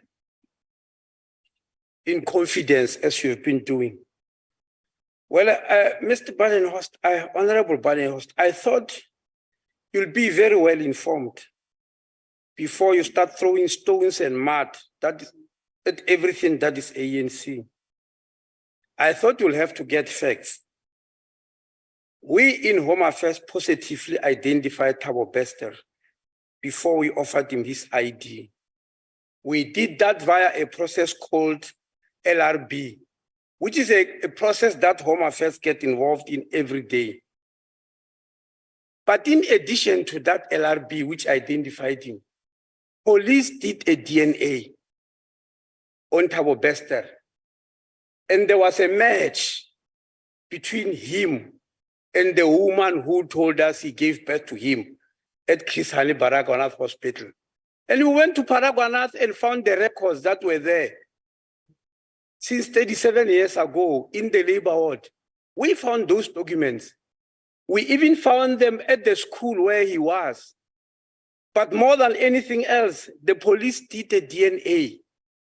I'm not sure what is this obsession from the DA, because even in the National Assembly, apart from me giving this information, they keep on repeating it. There is a DNA match between Thabo Bester and Maria Macy Bester, who is now Mabaso. That DNA matches. So I don't know why, there seems to be a belief from DA that every black person we meet, you must do a DNA on them. We don't do that. That seems to be the standard. We don't do that. I must explain maybe how the LRB works. The the standard in Home Affairs is that you must take your ID before 30 days after birth. Every day after 30 days is regarded as an LRB, especially 1 year. If you go for 1 year without being born, without taking an ID, you won't go to Home Affairs and just get it. They start an LRB. What does it mean? We try to identify you by going to all the places where you could have been, whether a crèche, preschool, or Sunday school, or church, royal family. If you ever went to a school, any place where you tell us you could have been, we go and get documents there. We even go to clinic or hospital where you tell us you have been born, like we did with Thabo Bester. Once we get those documents, we don't give you an ID. We set up a tribunal. Every Home Affairs office has got a tribunal that meet quite frequently to look into those documents. If they believe the documents make sense, then they pass a resolution that you must get your ID. In extreme cases, they then go and do a DNA. So DNA is not standard for everybody who wants an ID, as DA seems to be believing. Then there is this issue that, no, this department has collapsed and all that. Our last report in the National Assembly shows that 90% of all the 1.2 million kids who were born in the last financial year, 90% of them were given IDs by Home Affairs in the first 30 days. The only 10% got them after 30 days. You have never failed. You have never heard about an election having failed because Home Affairs did not issue IDs. All the elections that took place were successful and declared free and fair. All of you here in this house, you have got bank accounts because you have got documents from Home Affairs. None of you will ever say they failed to obtain a bank account because Home Affairs did not give them any documents. Nobody is at any university in South Africa today without having had documents from Home Affairs. This year, SARS was praised by all and sundry for a massive success in the collection of 1.5 trillion rand. I've got news for you. SARS did that because they got documents from Home Affairs. SARS will never have achieved that feat if Home Affairs was unable to give documents. That will never have happened. The issue of IEC, Honorable Matebula, just to give you information, we don't wait for elections to meet IEC. We meet with the IEC every month to look at people who have passed on and remove them from the voters' roll, and those who have just been included by virtue of reaching the age of voting. That is what happens monthly. We compare those notes. And if there are any problems, we solve them long before elections. We don't just rush and stay IEC, let's meet because it's an election. It's something that is ongoing. Chairperson, the issue of what's happening in Mozambique, Honorable Smith, is painful for us. But it has got nothing, I mean, in Lebombo, about trucks, it has got nothing to do with Home Affairs. It's a customs matter. Customs don't fall under BMA. It is from this house that you reverse that. The National Assembly made a mistake and put SARS and customs under BMA. It is this house that removed it and sent the bill back to the National Assembly. I thought you'll know better. So the problem is not even with SARS, what's happening in Mozambique, is because the customs system in Mozambique are manual. Those trucks on the South African side are cleared even before they reach the border post. But when they arrive there, they are done manually. We are discussing with Mozambique to solve this problem because it's not in the interest of both countries. It's not because Home Affairs is failing. And that's why I mentioned the reconstruction of our border post. That was the sentence I started with here, that we are going for requests for proposals to rebuild 6 of the busiest border posts. That involves Lebombo. And part of that project, which I said will be a multi-billion rand project, is to solve the problem that we are talking about. Because we are asking Mozambique to start making their systems automated so that the trucks can pass. Because all the mining companies in South Africa, in Northwest, in Mpumalanga, in Limpopo, have taken a decision that they no longer use Richards Bay. They are using Maputo Harbor. I'm giving you a minute, Minister, too. Thank you. Yes, thank you very much. They are using Maputo Harbor. And that's why chrome, platinum, everything. And yes, it's true. Those queues go up to 20 kilometers. But the moment the customs in Mozambique resolve their issue, in order to welcome them, or if they don't, the one-stop border post that we are building will eventually solve this problem. So please, get facts before you attack. This thing has got nothing to do with BMA. On the issue of corruption, Chairperson, regardless of how we attack it, as we fight it every day, we have got a counter-corruption unit that is working up to so far. Just from last year only, we have already suspended 32 officials, and we are charging them, and we are putting some to the hawks. 2 nights ago, people saw something on TV about a lady who was selling drugs and all that and giving IDs. The following day, she has already been arrested. We've already suspended her and we are charging her. We do that all the time. The lady who was selling visas to Pakistani nationals to come here illegally from Namibia, we charged her and fired her. And we handed her over to the Hawks. Unfortunately, she died when the Hawks were just about to arrest her. Yes, we do that every day. We arrest lots of people. There is none of you who can ever blame the department for resting on our laurels when it comes to corruption. This year only, we have demoted 2 DDGs to a level of a director. For misdemeanors, I don't think there's any where you could such a thing happening, where you have had people being demoted from DDG. But we have done it in Home Affairs because we want to bring an end to corruption. Thank you, Chairperson. Yes. Thank you very much, Minister. As you take your seat, honorable delegates, we have now come to the end of the debate on budget vote 5, Home Affairs. I would like to take this opportunity to thank the Minister for making himself available to answer questions at this sitting of the National Council of Provinces. Appreciation also goes to MECs and special delegates for participating in the city. So thank you very much, Minister. We will now proceed to the next debate. Please feel free to leave, Minister. Thank you very much. We will now proceed to the seventh order, policy debate on budget vote 29, agriculture, land reform, and rural development. We will therefore proceed to call upon the Minister, Honorable A.T. Diza, Minister of Agriculture and Land Reform and Rural Development, to open the debate.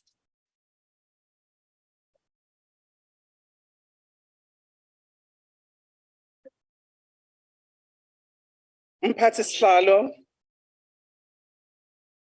malunga hloniphekile lendlu, sekela ngqongqoshe Ncop, sekela ngqongqoshe Babu Skwatsha, amalunga wonke omnyango kanye neleyo minyango esisebenzisana nayo, ngibingelele kuwo wonke umuntu okhona apha endlini nalabo basemakhaya. Chairperson, this address happens when we are in the middle of the citrus season, where one of our regions in this country, Citrus Dal, here in the Western Cape, is experiencing the impact of heavy rains that is making it impossible for the farmers to go to the fields and their pack houses. In consultation with the province, we will look at interventions that are appropriate to salvage, at best as is possible, the crops and meet the demands of the market, both locally and internationally.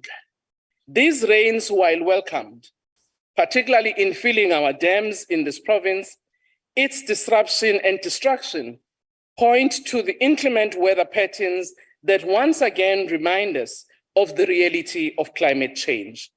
Adaptation and adoption of new technologies and farming systems must become part and parcel of our planning process going forward. This year marks 47 years after the June 16 riots in Soweto and across the country, marked the braveness of our young people in confronting the apartheid government and contributing towards the liberation of our country. It is these young people whom we honor and want to emulate by ensuring that their young people of today work towards the reconstruction and development of a post-apartheid South Africa, which they fought for.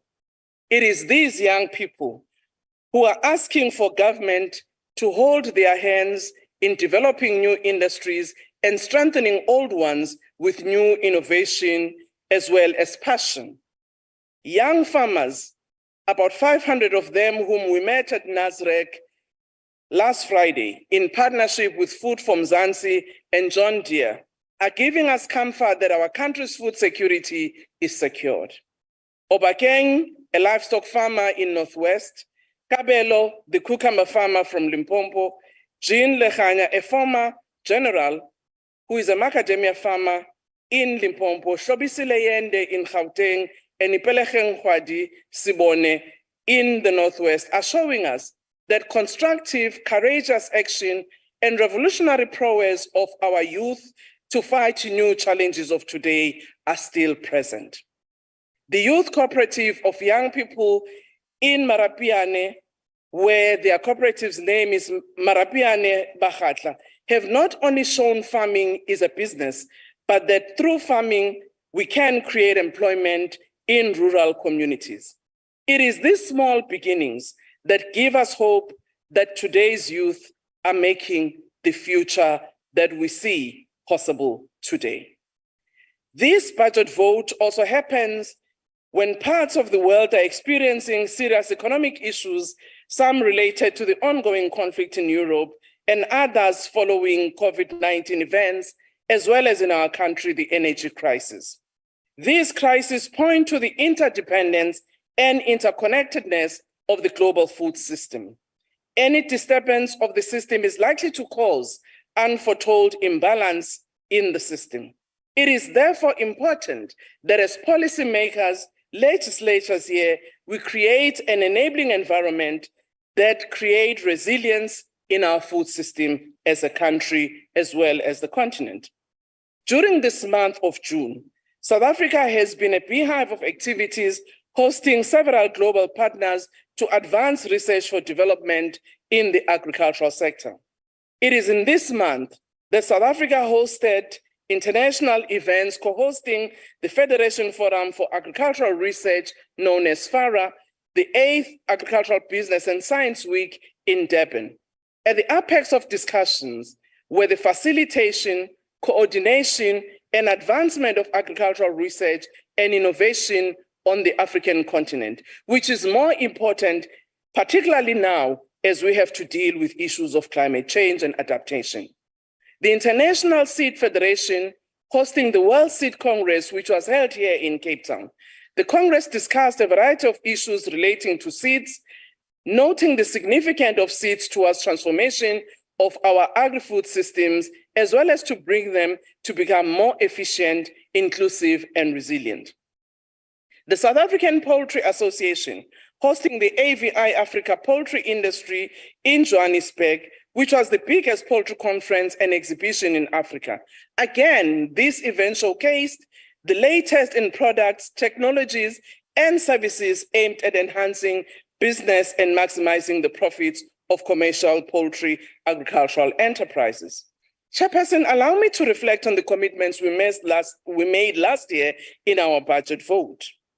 We indicated that through the input vouchers from the Presidential Stimulus Initiative known as PESI, the department will support subsistence farmers. I must indicate that to date, 157,000 subsistence farmers in terms of our budget allocation last year were supported.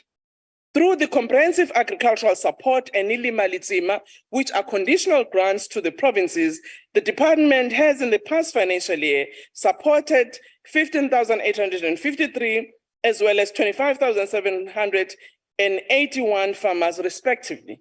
An example in Gauteng, two red meat mobile abattoirs were supplied to 2 enterprises in Rustenburg, to Sizalo, Bonsmara, and Kalfontein, Eve's Eden Farm, for slaughtering to ensure compliance with the Meat Safety Act.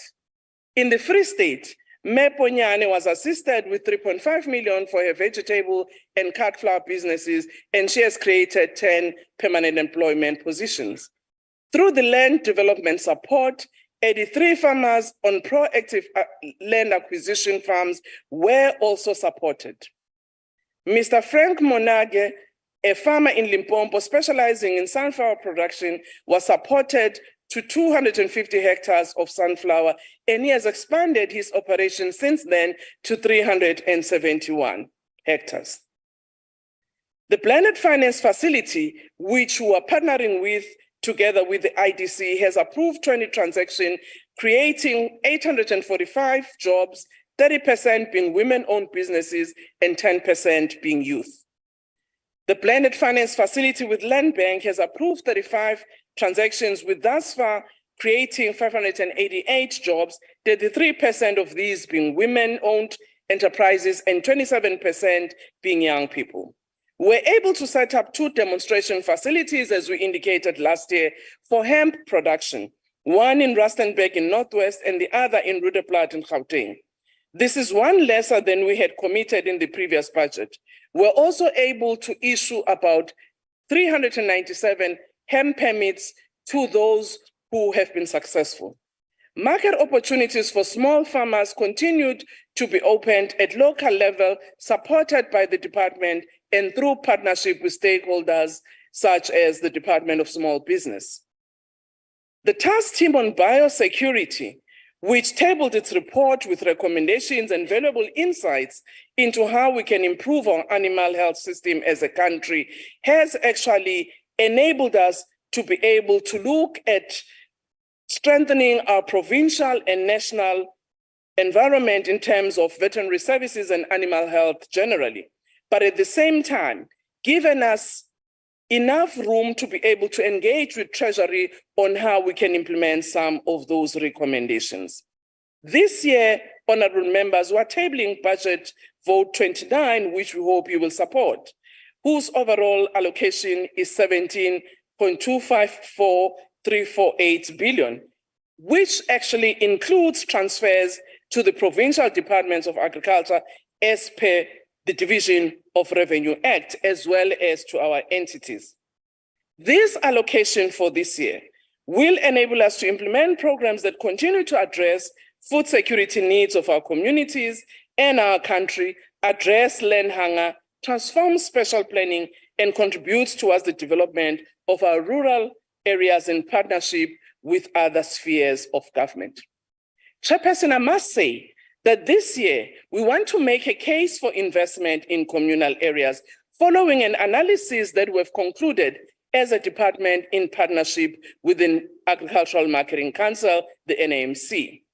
Through this analysis, if we restore 10% at least of the land that is in communal areas by putting it back into production, about 59 billion over and above the business as usual baseline, if everything remains the same, it's possible.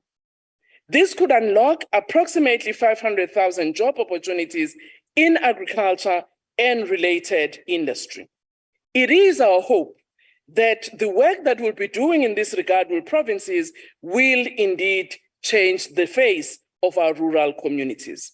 I must say, Chairperson, one of the issues that you are aware had been raised by our traditional leaders with regards to spatial planning.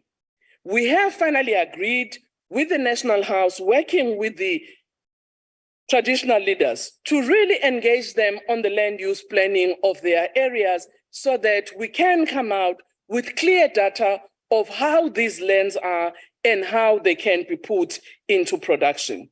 We're working with our spatial spatial planning unit, and using the relevant technologies such as drones to make sure that indeed we can assist the process of land use planning in our communal areas going forward. With regards to livestock development, livestock production remains the major contributor to our GDP, and with over 50% contribution to our economy. It is also a major contributor to the 888 jobs that we have in our sector, as it was reported by State SA. However, for any of our heads to be in good shape, the issue of animal health as well as availability of vaccine is possible. Chairperson, we have deliberated on this matter and how we need to strengthen the OBP. However, we've gone beyond that, not only looking at strengthening the OBP, but also how to work with other relevant bodies in our country in order for us to be able to produce at scale the vaccines that we are needing. I must say that our registrar have done sterling work to make sure that we fast track registration where necessary. Again, with regards to the cannabis master plan, this week, government, business, labor, and civil society, and communal farmers and their traditional leaders, we are meeting in Pretoria on an Operation Phakisa Lab, where we want to resolve some of those critical areas that are affecting the development of this industry. And our view is that it is important that we must ensure that the legacy farmers who have raised their children ngokuthengisa insangu ukuze bakwazi ukuya esikoleni abangabi ekugcineni kweladi, kodwa masibaxhakambise ukuthi baye phambili, ngoba ngabo ngempela namanje uma sikhuluma nje ezinye zezitshalo zalomthunzi wenkukhu bazazi ukudlula thina esaba ososayensi saya nasesikoleni. When it comes to issues of market access, we will continue to engage our trading partners so that we can improve the capability of our farmers to be able to trade their goods in many markets. This month, we are hosting the Saudi Arabia and the United Kingdom veterinary authorities to assess our compliance for red meat exports to their country. Yesterday, in the National Day of the Philippines government, they actually indicated to us that Yes, they've enjoyed our citrus. Now they want to look forward to us concluding agreements on table grapes as well as other stone fruits. We continue to host such initiatives in order to make sure that we have the capability that can enable our farmers to take advantage of our markets. Chairperson, the issue of energy is a challenge for the agricultural sector. It is for this reason that we have decided to form the Agro Energy Fund, where we are going to support our farmers to look at alternative technologies in terms of energy production so that they can support their enterprises. Large-scale farmers will receive about 30% grant funding to be matched with 70% loan portion. A medium-scale farmer will receive 50% grant and 50% portion, while the smallholder will be supported by a grant portion of 70%. It is our view, Chairperson, that this intervention will go some way in assisting us to resolve the challenges that we face as the overall government is looking at what it can do in order to ensure energy availability, not only for our citizens, but also our businesses. I would like to thank my deputy ministers, Deputy Minister Skwatsha, Papa, senior officials that are here, but most importantly, my chairperson of the portfolio committee, as well as the members of the committee, who have always kept us on our toes in the work that we have to do. I thank you, Chairperson. Thank you very much, Minister. We now proceed to Honorable T.C. Modise.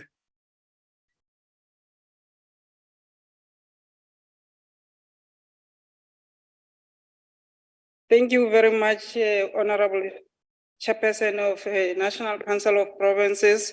And let me greet my minister, Deputy Minister Skwatsha, Deputy Minister Kapa, and my colleagues and all MECs that are present, including my MEC from the province, Honorable Mohono. I know she's in the platform. And ladies and gentlemen, it is well established that the political economy of South Africa was built on the mining, energy, and agriculture. Today, agriculture in South Africa plays a crucial role in the developing of a domestic economy and create food security for our country. The ANC at its 55 conference resolved that, I quote, providing access to land with the aim of unlocking farming and agro-processing opportunity and employment in a rural area and transforming apartheid spatial geographic in urban centers is a crucial part of our transformation in our country, close quote. Honorable Chairperson, the annual performance plan and budget allocation for the Department of Agriculture, Land Reform, and Rural Development in financial year demonstrated a department that is geared towards achieving these objectives. The industry make an important, a bit small, but substantive contribution of some of 2.47% of GDP. This sector contributes some 37.1 billion to economy and employs some of 860,000 people. This was a 2.7% increase in the previous year and 17.73% increase in the past 10 years. Honorable Chair, agriculture also plays an important role in terms of the export market and contributed around 11% to South African total export earning at the value of 12.0 billion euro. This is a 2% increase from a decade ago, which indicate the growth in the sector.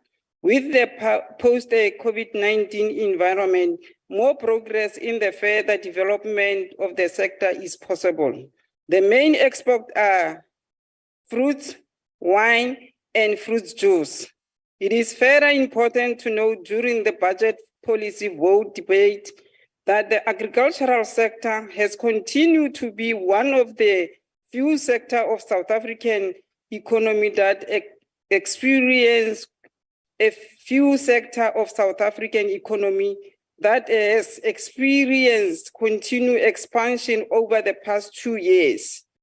14.9% in 2020 and 8.8% in 2021. The important evidence indicates that the department has made the progress in developing the sector and the sector has been growing. Further progress along the path of growing is critical in this financial year. Honorable Chair, it is quite clear that during the financial year, further progress needs to be recorded in the context of land reform in the country and rural development. These will ensure the greater food security and availability to increase exports, which will positively contribute to the country's balance of payment. The expansion of the agricultural sector will enable further rural industrialization through the development of the value chain to ensure the agro-processing of the different products. In this context, access to the market is crucial, Honorable Chair. The department has been appropriated 17.25 billion for 2023-2024 financial year for its 6 critical program and to fund its entity, which report to it, as well as the conditional grants that are sent to the province. The department budget and programs deals with the national competency and the concurrency function, which are dealt with by the province and therefore appropriately 54%, which is 9.3 billion of the total vote of the budget appropriation goes to transfer and subsidiaries, which include transfer to some of the departmental entities, land reform grant, and transfer to the provinces as a conditional grant. Honorable Chairperson, the administration budget is the same 17% of the budget, which means that the 83% of the budget is intended to the implementation of the program by the national and provincial departments and other funding function of the crucial entities. Concern must be expressed for the implementation of biosecurity program in the program 2, given a small budget of 47 million. There was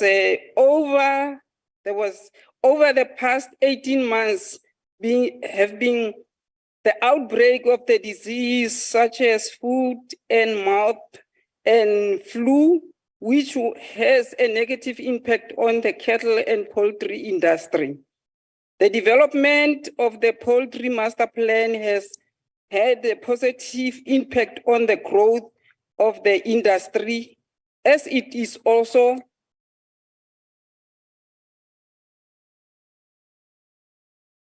contributed to the export of the agricultural product from the country. The department will need to ensure that the select committee is able to deal with this disease, which is negatively impact on the livestock sector. To ensure that South Africa is a country of the choice for importing of the poultry and other livestock. Operation Sefako started in April at Limpopo, continued the foot and mouth disease, and it is still to be rolled out to all provinces. It is an important process to protect and develop the livestock in our country, and therefore the program needs to be rolled out to the other provinces. Honorable Chairperson, it is also important that the department discuss this issue with the National Treasury to increase funding for this program, given the value of the livestock program to the agricultural sector and food security in the country. The prevention of the outbreak of such as disease also ensure that the country develop a positive international profile for the export of livestock such as poultry. Therefore, it is important that the department is able to implement the program of delineated 3 provinces, namely KwaZulu-Natal, Mpumalanga, and Gauteng, with the grazing protection agricultural areas. While the opposition believe that it should be running around Washington to save the AGOA agreement with these USA is actually fact. It is the executive of the African National Congress-led government which will ultimately have to deal with this issue and ensure its resolution, as it is not a provincial matter or the municipality for the city of Cape Town, Honorable Member.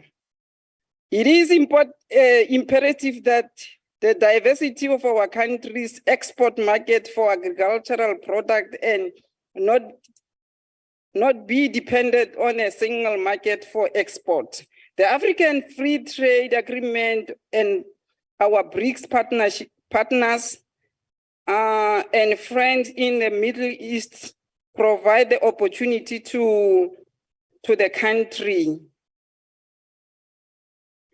It is important that the department work with the National Treasury for the increase in domestic production of fertilizers and include the revival of Poxkur, which has a state-owned enterprise which was engaged in the production of fertilizers. The countries need to reduce its dependence on important fertilizers in a favor of domestic production. The high price of fertilizers due to the conflict between Russia and its neighborhood Ukraine will have a negative impact on the price of food, as this will drive a price up and increase the cost of living.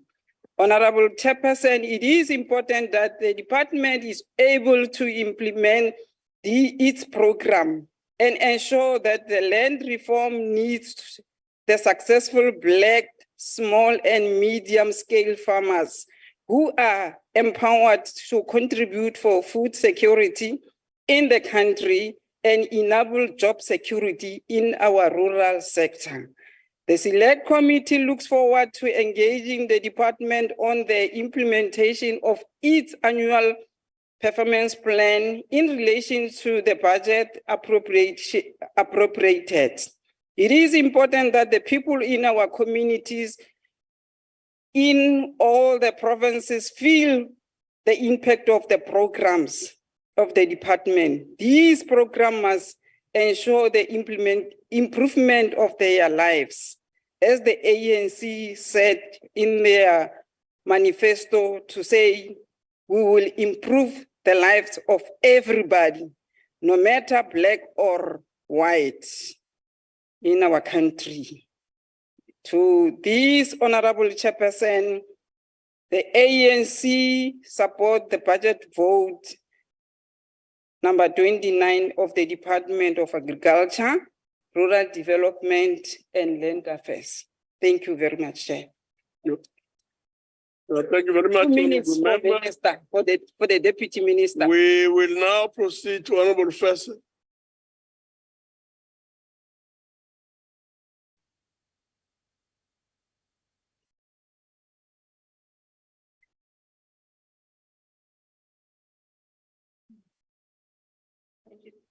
Thank you, Chair. Honorable Chairperson and Minister, the role of the Department of Agriculture in South Africa is central to fostering economic growth, reducing poverty, and improving food security, including the development of agricultural value chains, providing agricultural inputs, and monitoring production and consumption in the agricultural sector, as well as facilitating comprehensive rural development. The challenges facing rural development in South Africa includes an unsustainable use of natural resources, inadequate access to socio-economic and cultural infrastructure and services, failure to address load shedding and the effect on agriculture, the failure to build a capable, ethical, and developmental state as food producers on all levels experience a collapsed, destructive state. Minister, in retrospeksie het die begrotings sedert 2019 tot nou die uitdagings van alle sektore in die landbouindustrie nie aangespreek nie. Dit blyk dat die departement nie die dinamika van boerdery verstaan soos deur die DA vandag aan u voorgehou sal word nie. Transport bly 'n noodsaaklike kommoditeit vir alle sektore in die landbou. Spoorvervoer in Suid-Afrika bestaan nie meer nie. Alle graan word nou deur padvervoer hanteer. Padinfrastruktuur het in meeste provinsies ineengestort, soveel so dat padvervoer bepaalde risiko's inhou vir alle landboubedrywe. Boere moet nou die koste dra om paaie in stand te hou, terwyl provinsiale departemente misluk om gewone instandhouding te doen en bedrog en korrupsie in die paaie departement hoogtyd vier. Die vraag is, hoekom word boere nie gekompenseer vir hulle kostes om paaie in stand te hou en te herbou nie? Daar word jaarlikse begrotings uit belastinggelde aan provinsies toegestaan en deur mislukte padprojekte deur onbevoegde kontrakteurs met bedrog en korrupsie vermors. In Kagisanomolopo word 70% van Suid-Afrika se aardappelmoere geplant. Trokke wat aardappelmoere vervoer kan nie by die plase uitkom nie. Die trokke se bladvere breek, want in 20 jaar is geen paaie geskraap of in stand gehou nie. Boere maak planne om te oorleef, sodat werksgeleenthede behoue bly en voedselproduksie bemark kan word. Hulle onkostes om provinsiale paaie in stand te hou, moet van inkomstebelasting aftrekbaar wees. Livestock sector still presents 50% of the total value of agricultural production in terms of turnover. The 2014 500 million rand funds given to undersupport biological products to build a new vaccine plant compliant with national and internal regulatory requirements because Parliament realized the precarious situation South Africa would be in should we lose our capacity to produce vaccines for livestock. What happened to the money? 100 million rand was used to upgrade offices, install a private toilet for the CEO, and build a new canteen, and vastly inflated salaries have been paid for a labor force lacking many of the required competency skills to produce the much needed vaccines. Again, ANC political infighting paralyzed this facility too. Their action created the biggest disaster ever in the livestock and equine industries in South Africa. The forensic investigations were dropped. OBP needs transparency in the investigation of alleged criminal activity and incompetence. OBP urgently needs proper professional management to deliver on their mandate. Accountability must be enforced, as is consequent management. Gratefully, the Animal Biosecurity Report completed in May 2022 was released recently by the Minister after persistent lobbying amid the havoc of vaccine unavailability, creating a disaster in the livestock sector. The report confirmed the serious failings of the broken biosecurity systems in South Africa. Problems identified are far-reaching, including institutional design, budgetary constraints, and production constraints at Onderstepoort Biological Products Limited. These findings validate the concerns repeatedly raised by livestock and equine industries.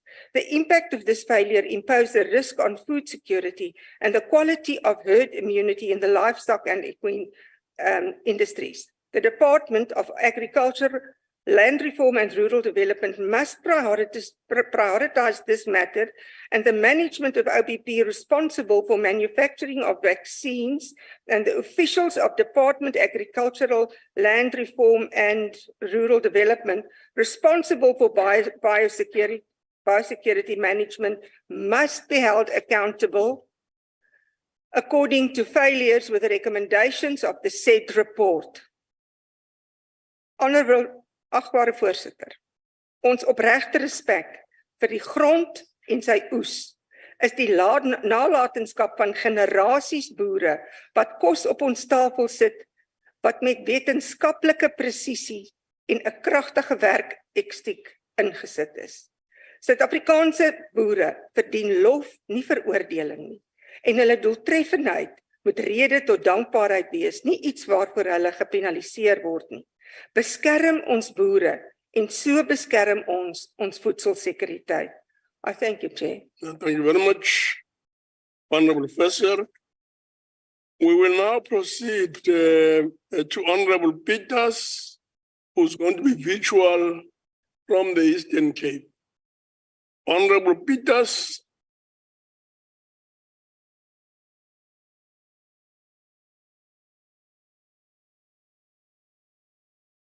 Honorable Peters.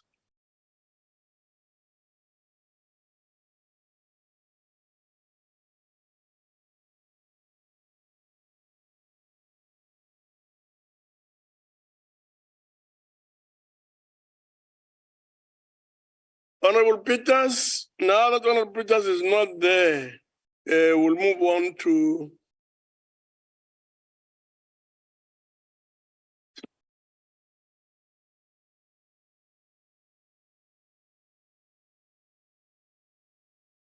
now we'll proceed to the next speaker, Honorable Ncop, the Deputy Minister.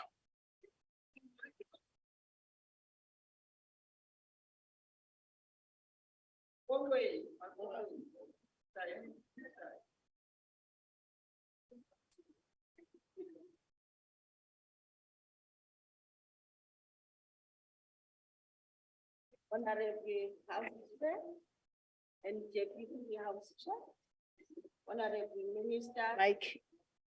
Sorry, thank you. Honorable Minister Titiza and other ministers in attendance, Deputy Minister Squasha and other deputy ministers, the MEC in attendance, honorable MECs in attendance, Honorable Chairperson of the Select Committee, Mem Dise and special delegates, SALGA representative, board members of the state-owned entities, senior officials of our department, and our state-owned entities, distinguished guests, ladies and gentlemen. It is indeed an honor for me to address you today as we table budget vote 29 of the Department of Agriculture, Land Reform, and Rural Development. Chairperson, honorable members, this budget vote is indeed being debated at a time when our country is experiencing an unprecedented energy crisis, which has a destabilizing effect on all our communities in the country. Honorable members, this budget vote comes when our country is experiencing an unprecedented energy crisis, which has a stabilizing effect destabilizing effect as well to our communities. Our rural communities who are still recovering from effects of COVID-19 and now the problem of electricity crisis, which has added the hardships that were already affecting our communities out there. We must also remember, while really this is bad, the issue of electricity, some have never had electricity in the same country where we are. We also wish we would be quick to recover from this other crisis. Our government indeed is working hard to actually address all these challenges that we face.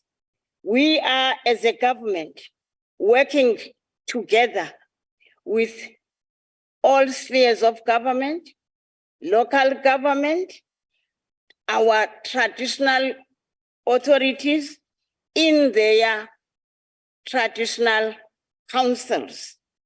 And we also believe and implement what our president have said: no one must be left behind.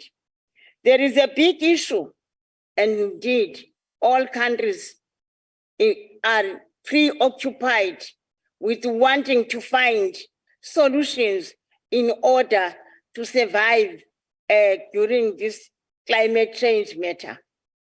It's a matter for all of us to hold hands and actually be very much promotive and preventative instead of reacting when there is already a disaster.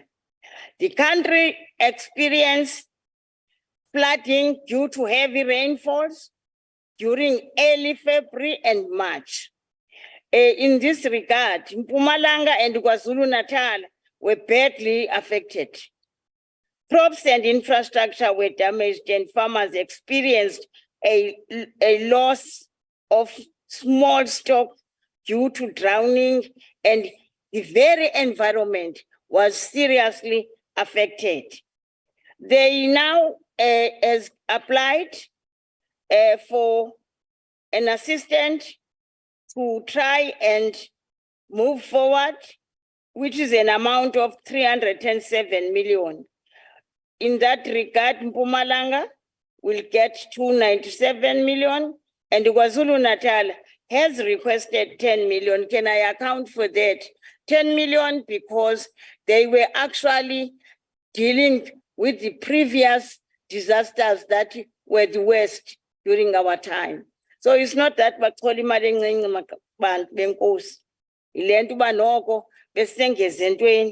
the department is also implementing programs to address the impact of the climate change on agriculture in compliance with the national and sectoral legislation. Of course, we do things by law. We follow policies and we follow due process.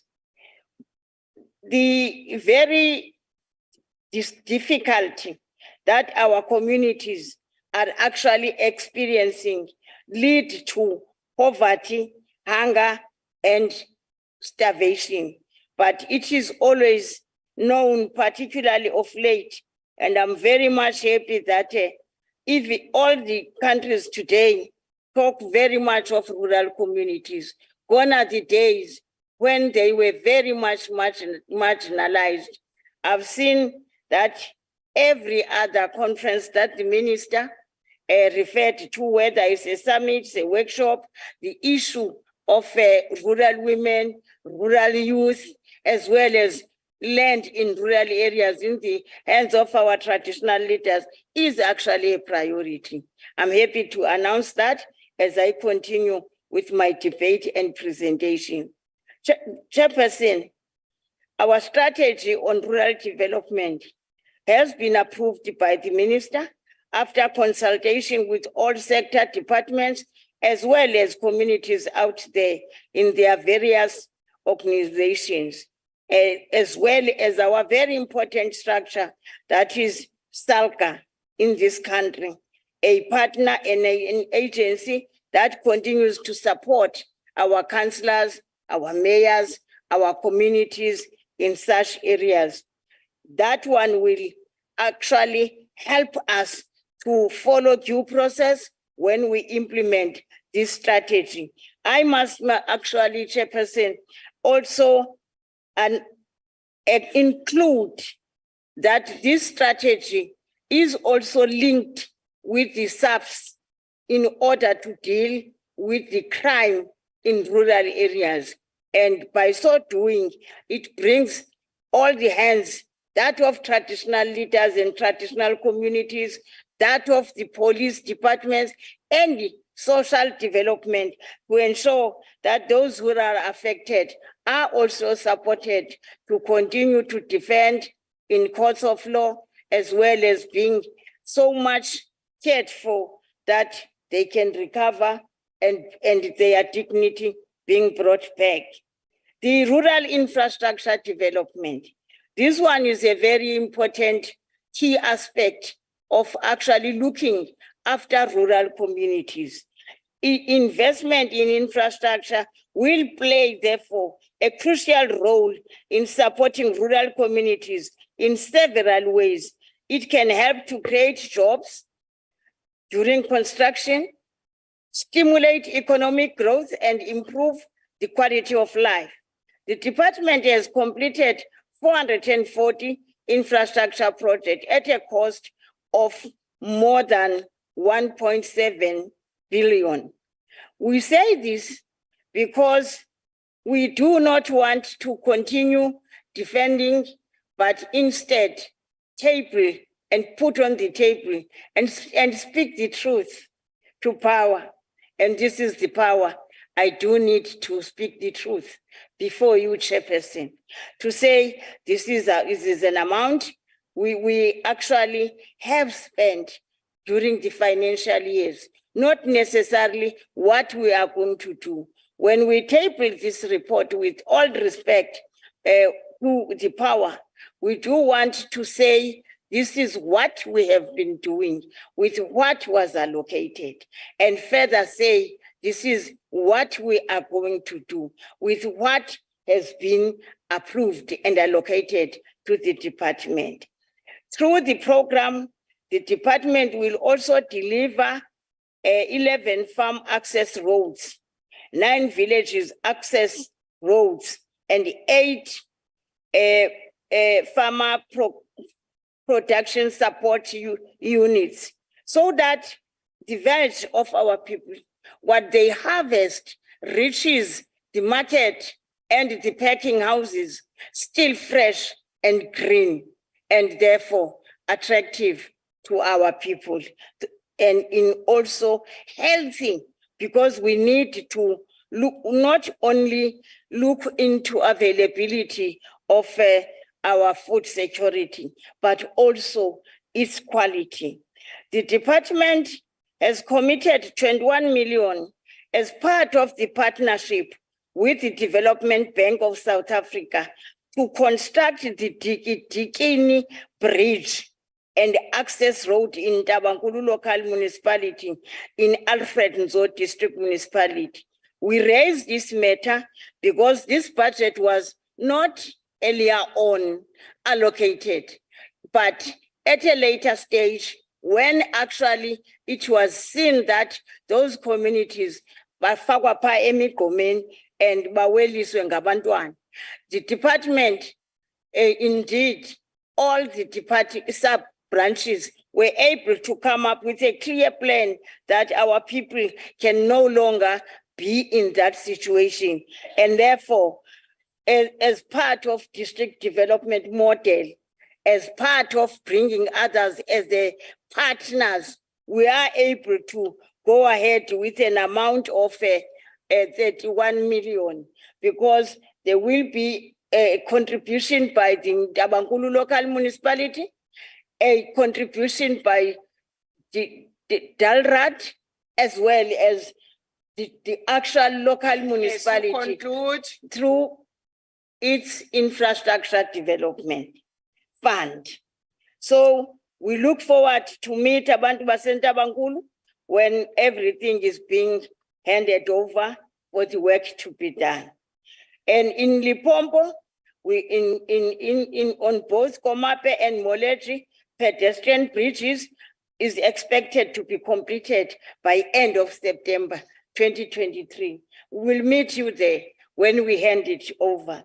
Chairperson, we must ensure that our people in rural areas do not get left behind as the world moves forward in the information and communication technology.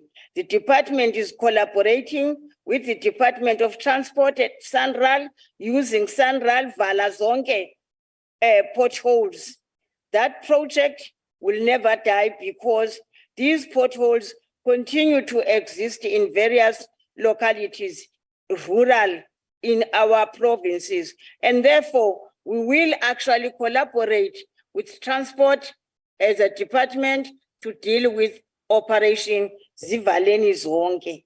We are also having a very keen interest on working with Sanral. Sanral has actually adopted a very important strategy that of ensuring coming with big catalytic projects. You know, in South Africa, we will have the highest bridge in Africa, the one that runs in Umthendu, which is a catalyst in that area because other roads will be moving from inland towards, maybe we'll see big buses now running over those highest bridges. But people must not demand to have this bridge. For you to do that, you need to have amawakal, the cliffs. Ayikwazi i-high bridge ukuba khona xa ungena. Ndiyabulela kakhulu isihlalo. Enkosi kakhulu ngonjimameni. Thank you, honorable members. Now, honorable members, I would like to recognize Honorable Mama Bibi. Mama.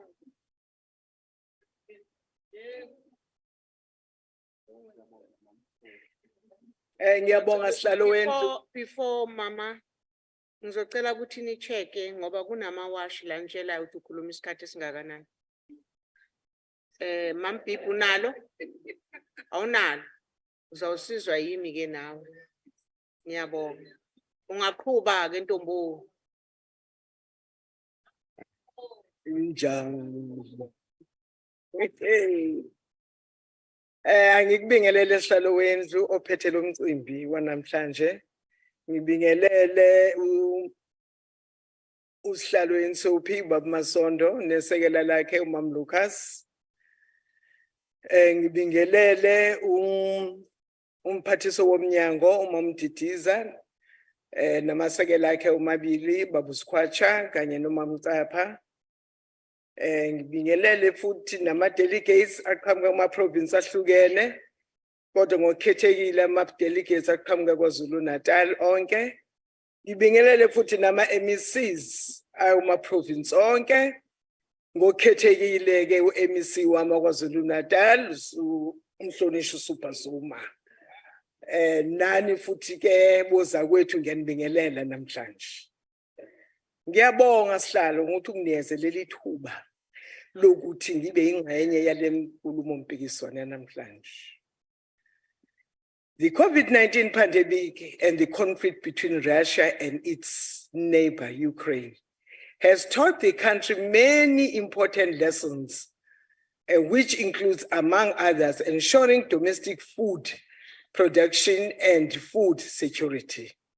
In other words, reducing the dependence of the countries on important agricultural products in favor of creating domestic self-sufficient and food security in the country. Honorable Chairperson, this makes the implementation of land reform for the creation of small and medium black farmers even more important within that context. Rural development is a critical component of the economic recovery and reconstruction plan. The implementation of the Economic Reconstruction and Recovery Plan means the expansion of the agricultural sector and inclusion of the majority of the people in this sector. Honorable Chairperson, this is critical as it part of the struggle to defeat the challenges of poverty, inequality, unemployment, and historic economic exclusion. The Economic Reconstruction and Recovery Plan seeks to ensure not only food security through the development of small and medium scales farming, also localization, beneficiation and rural industrialization in order to further progress and transformation to occur in the agricultural sector and for land reform to successfully ensure further food security for the country. Rural development is crucial. Rural development, Chairperson, requires important infrastructure development to occur upon which agricultural success is dependent, such as bridges, roads, rail, infrastructure, electricity, and water. In this regard, Chairperson, the implementation of Program 3 of the Department on the Food Security, Land Reform and Restitution, and Program 4 on Rural Development are crucial.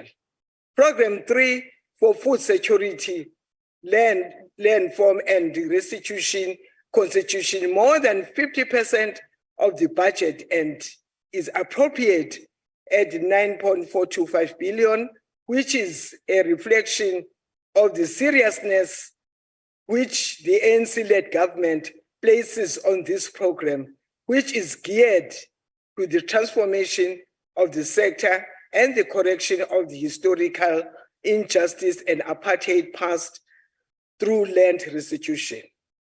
The budget, Chairperson, allocated for Program 4 on rural development is 957 million. This budget is a reflection of rural development, which is part of the mandate of the Department of Agriculture, as other components of rural development, such as road infrastructure and bridges development, will occur through transport and public works. Chairperson, land reform is a critical process to ensure the correction of the historical injustice of apartheid colonial past. There are two types of land reform necessary for the correction and apartheid historical injustice, namely land restitution to communities and were forcefully removed from their areas during apartheid era. Land restitution to ensure that the majority of the people can rightfully take up their place in agriculture sector, which was denied to them through historical economic exclusion. Yilo hulumeni ke kaKhongolose owenze ukuthi labo minister esinabo namhlanje, uMinister uDidiza nesekela lakhe babusikhwatsha noma Ncapa, obabona begijima emaqeleni befuna ukuqinisekisa ukuthi umuntu omnyama uthola isidima nokuhlonishwa lokuthi abuyelwe umhlaba wakhe bakwethu, awubuye nje umhlaba wabo bezokwazi ukuthi nabo banone njengabo ntaba bayikhonjwe benonile ngokunjalo. Ngakho sithi asibonge nje kulomnyango ngempela ngendlela owenza ngayo. Sibonge futhi nokuthi uma ufika kulo province ugijima naloma MECs aphethe wona lo mnyango, babona bemthukwazi befaka amadadla uxa ukuthi ngabe uMEC lo, ngabe uminister lo, hayi ukuthi basebenzela abantu bakithi. Ngakho ke ngokunjalo siyacela nje kubo bonke Nkosi yami abagweve nina abamhlophe nemhlaba kasinikeni bakwethu owethu nje ofanele usebenzise ngempela futhi ayindaba yokudlala. Sigijima nawo ke thina ke sukhongoloseke lomba womhlaba. The Senate committee report indicates that in relation to land distribution and tenure reform, since 1994 to date. Sengiyayihumusha ke manje khona nizoyizwa kahle. The department stated that 5.2 million hectares of land have been redistributed. In the last financial year, the government has distributed 120 land parcels measuring 25,549 hectares in extent for land restitution, 204 land parcels measures to 28,845 hectares in extent. This certainly reflects significant progress that much more needs to be done in this financial year. The success of the land reform, chairperson, for the development of the agriculture sector and to ensure rural development can only occur if it is accompanied by the concomitant infrastructure necessary for the success of a black small and medium-scale farming. Infrastructure, chairperson, infrastructure development in terms of the bridges, the roads, the rail, is crucial to ensure the rural communities have access to supplies of market agricultural products. In this financial year, 48 bridges are being built. Apha mangethu bakithi ezukhongolosi naku senza, of which 24 were already developed in the past year, especially in flood affected areas in KZN and Eastern Cape. During this financial year, 96 bridges are planned for construction in rural areas in all provinces.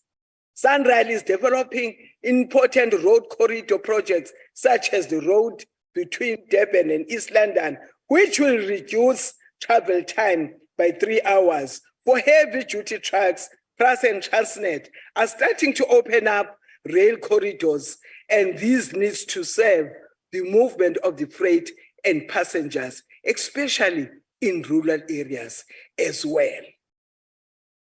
Yilo hulumeni kaKhongolose obonile ukuthi awenze yonke lento ohulumeni baqala bangazange babone ukuthi fonke kubekho lento okuthiwa ama corridors ukuze akwazi abantu ukuthi izinto zabo abayitshalile bakwazi phela ukuthi bahambe emabanga amancane ukuze bakwazi ukuthi badayise.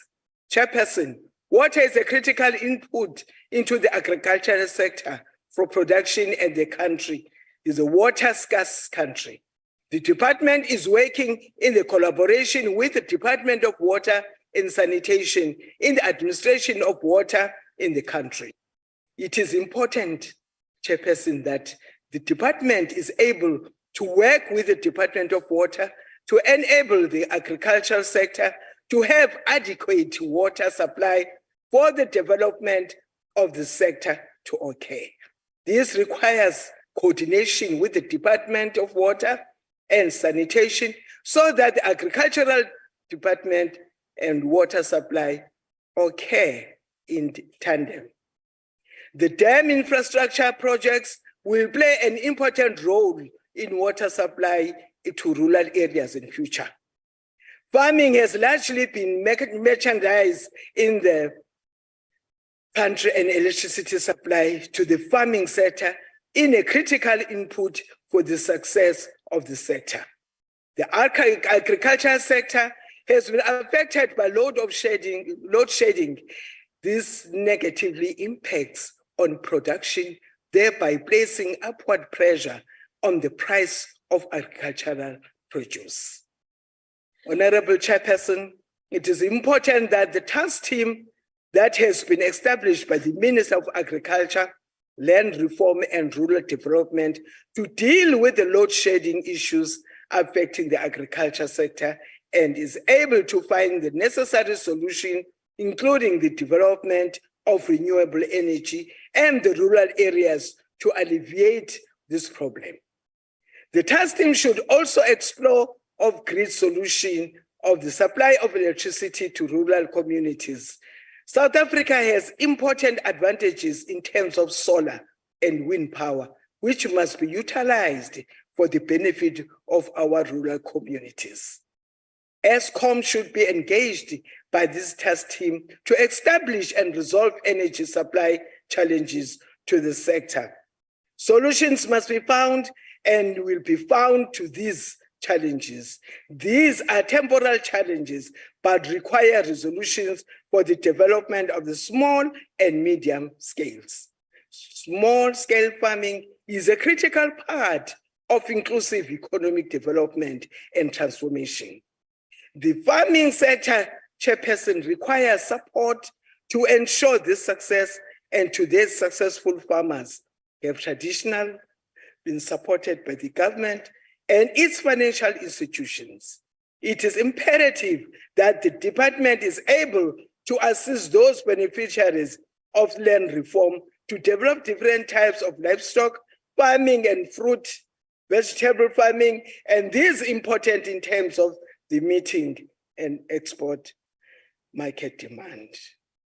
The people need to access training, Chairperson, opportunities, which the department is providing. Ayike lapho ke ngufakazi. Yonke i-province, corner to corner, benza sure lo mnyango wa-agriculture ukuthi baqeqeshwa osomafamers ethu, ingakumbi abantu besifazane nentsha yakhona. Jabule kabi mangibona Minister wami uDidiza ninikeza insiza zokulima eMpumalanga kulama cooperatives imfela ndawonye. Sinibone futhi nokuthi niye nakuma-traditional areas amakhosi nisebenze nayo. Into akaze yenzeke kumadala ejudeni bakwethu kulabo hulumeni abadlulayo.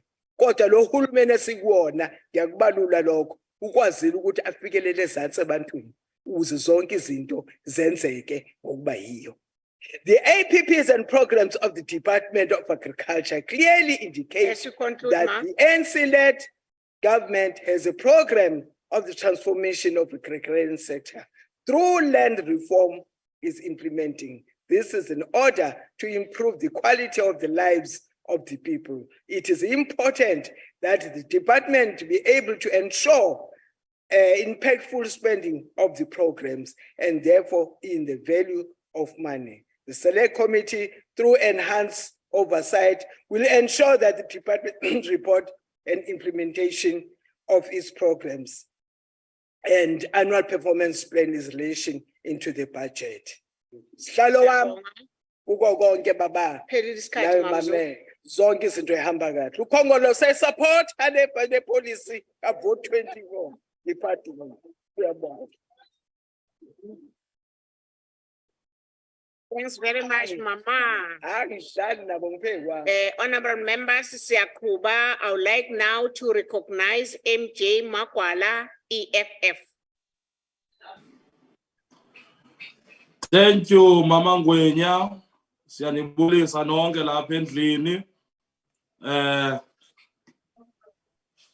To this debate. Chairperson, the land reform program has since 1994 been characterized by policy incoherence, political zigzag, and administrative paralysis. The ruling ANC has never had any real intention to address the land question in this country. There is currently exists widespread agreement that land reform in South Africa has dismally failed and continue to fail to deliver the changes many hoped it would. Racially based dislocation and dispossession were central features of colonial conquest, and apartheid grand plan remain the key features of this failure to this very day. Chairperson, we are still sitting with unused land, which the department doesn't know what to do with it. Chairperson, to date, the department has not resolved the land claims launched by the December 1998 deadline. They have spent over 4.5 billion buying land from white farmers and giving people money instead of land.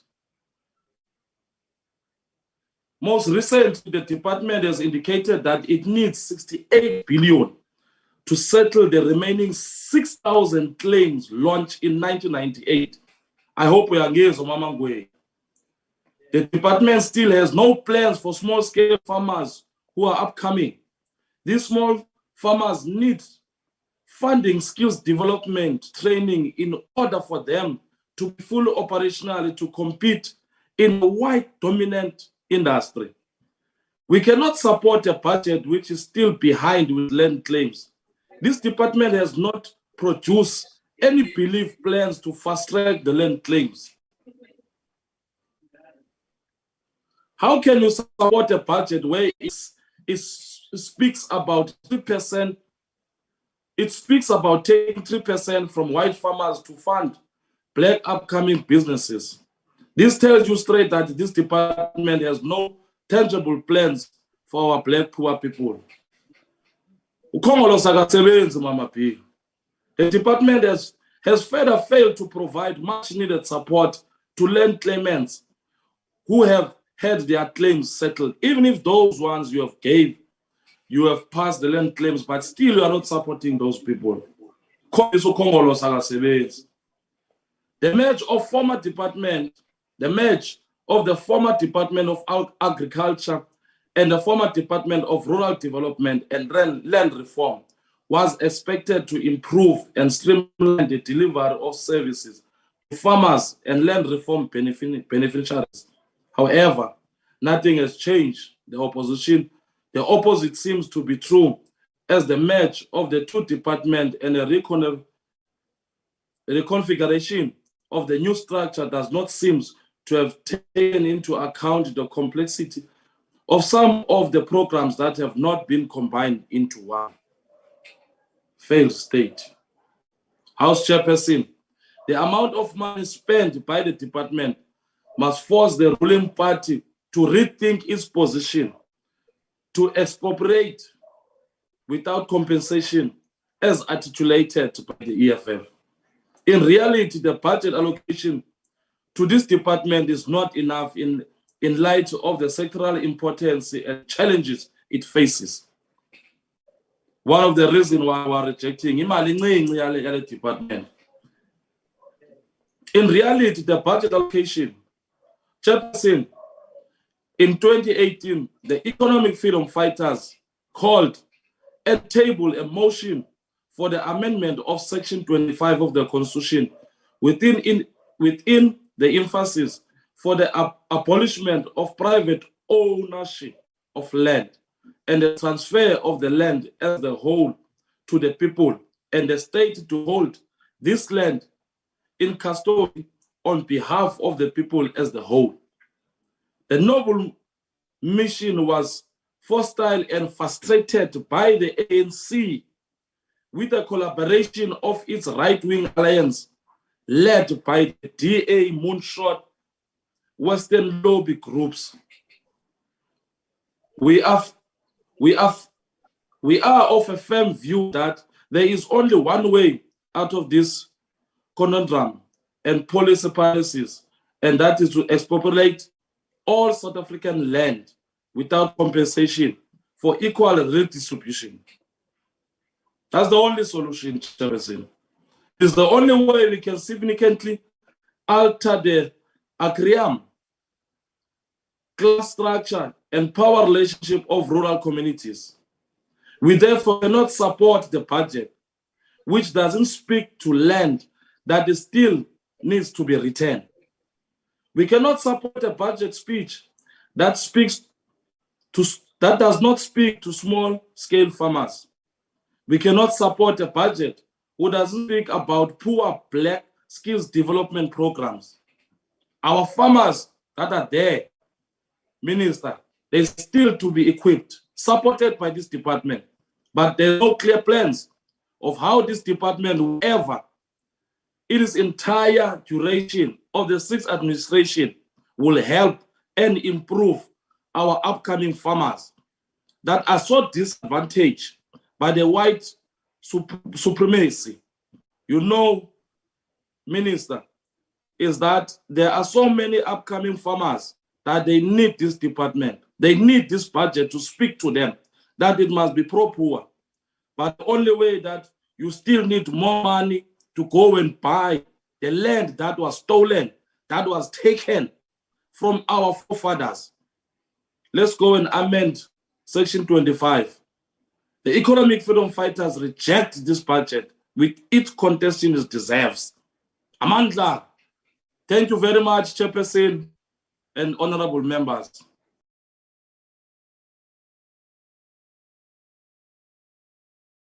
Thanks very much, Honorable Makwala.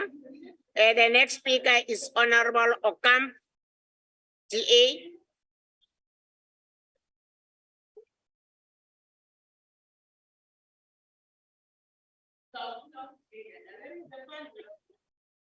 Baie dankie, agbare voorsitter.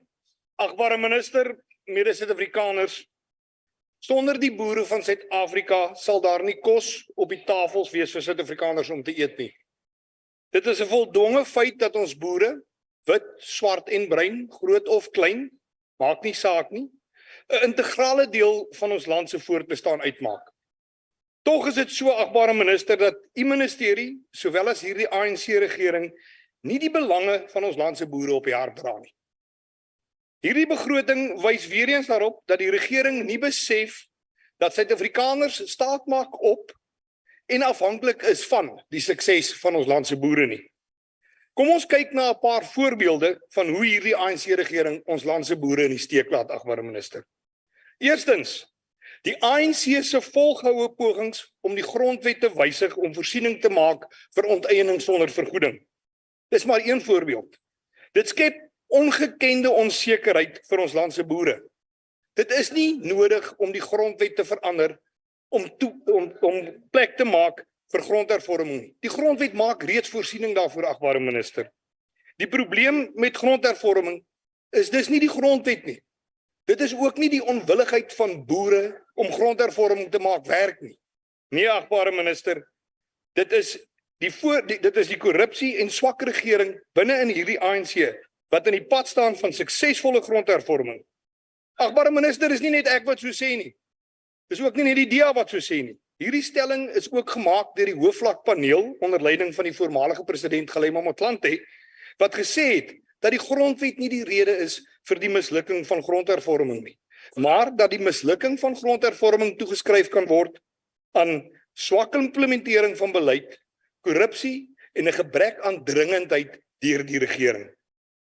Tweedens, kan u maar gaan kyk hoe u ons opkomende boere in die steek laat. Van die 529 plase wat deur die Proactive Land Reform Strategy, oftewel PLAS, aan boere oorgedra is, het 75% van daardie boere misluk. Die rede daarvoor is omdat die regering nie voldoende hulp en ondersteuning aan hulle gegee het nadat hulle grond ontvang het nie. Derdens, agbare minister, wil ek u wys op die groot hoeveelheid landbou tegniese dienste amptenare in u departement wat nie gekwalifiseerd is om ons boere en veral ons opkomende boere by te staan met die tegniese vaardighede en advies wat hulle nodig het nie. Hoe verwag u dat onervare en ongekwalifiseerde amptenare ons boere met gesonde raad moet voorsien? 'n vierde voorbeeld van hoe die regering ons boere val, is die rasgebaseerde waterkwotas wat die regering wil instel. Net laasweek het adjunkt-president Paul Mashatile in hierdie huis van die parlement gesê dat ons regering alle boere bystaan, ook ons kommersiële boere. Maar terselfdertyd poog hierdie regering om rasgebaseerde waterkwotas op boere af te dwing, wat boere sal verplig om groot hoeveelhede van die aandele in hulle boerderybedrywighede oor te dra aan swart boere, indien hulle water wil hê om te kan voortgaan om boerdery suksesvol te bedryf. Hierdie is maar net nog 'n manier hoe die regering sy selfgeorkestreerde mislukkings met grondhervorming wil wegsteek, en is die DA oortuig daarvan dat hierdie rassekwotas maar net 'n rookskerm en 'n weerligafhanger is vir die feit dat die ANC-regering nie grondhervorming korrek toegepas het nie.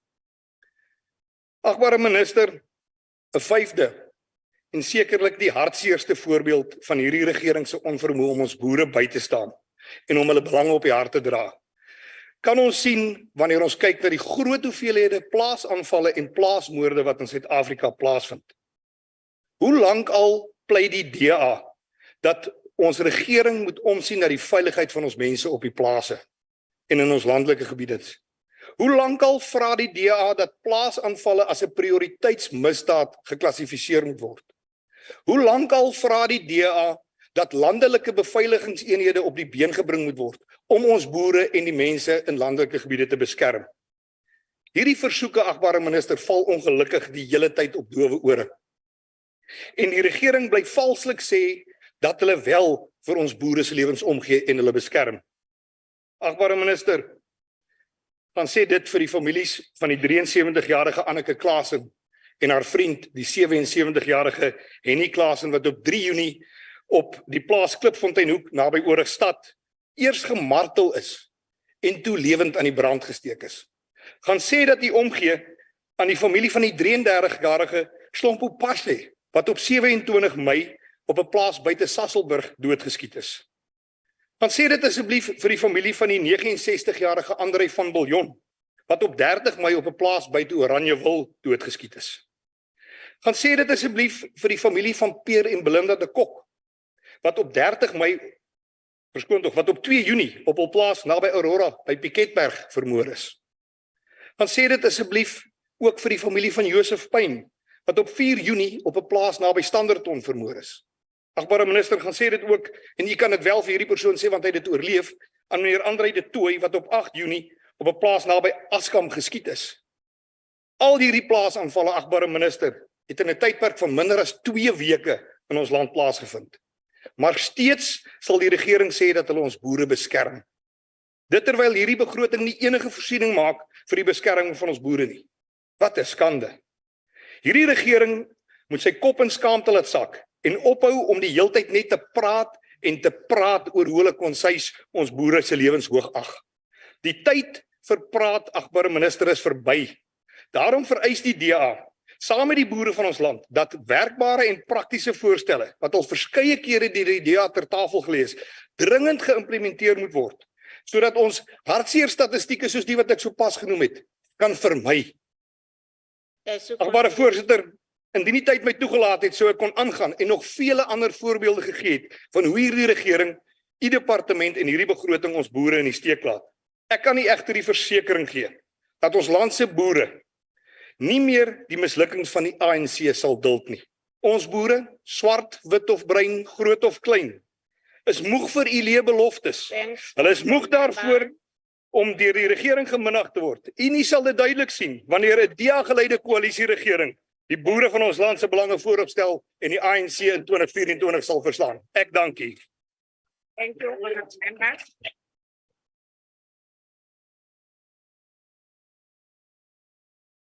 Thank you, Honourable Ncop.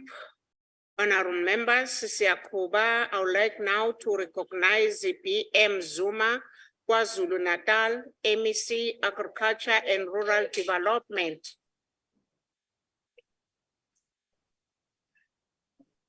Honourable Zuma. Honourable Chairperson, Honourable Minister Titiza, Deputy Ministers Sikwacha and Ncop, the Chief Whip, Honourable Members, Ministers and Deputy Ministers present, fellow MECs from different provinces, ladies and gentlemen. Honourable Chairperson, we appreciate the opportunity afforded by this House to reflect on the Minister's budget vote for the Department of Agriculture, Land Reform and Rural Development. Firstly, we are unequivocal about our support and appreciation of the policy programs and the budget delivered on behalf of the sector by the Honourable Minister, Togo Titiza. Agriculture is an important socio-economic driver with immense potential on job creation, economic growth, and socio-economic development in rural communities. The budget vote presented is indeed part of the government's response towards addressing the triple challenges of poverty, unemployment, and inequality. To further address these challenges, government has developed social compact called Agriculture and Agro-Processing Master Plan, which will also drive transformation in the sector. A lot still remains to be done to introduce the previously disadvantaged producers to the mainstream economy within the sector. As indicated by the minister, only 9% of agricultural output can be ascribed to black producers. This is reflective of the amount of work that still lies ahead for this government and the need for the continuation of the agenda to achieve reforms within the sector. In our province, given our urban and rural dynamics, we have even greater appreciation of the role that agriculture plays and can still play in bringing about economic opportunities for the sustainable livelihood of rural communities. That is why we are grateful for the support that we are receiving from the National Department in the form of CASPA, Ilima, Litsima, and land care grants. In her budget vote, the minister indicated that a provision of 2.15 billion has been made to CASPA and Ilima, Litsima. We have in the past 5 financial year supported 15,853 and 25,781 farmers respectively. Honorable members, we reviewed our provincial approach, department approach to the farm support, and since then we have seen an increased performance on conditional grants.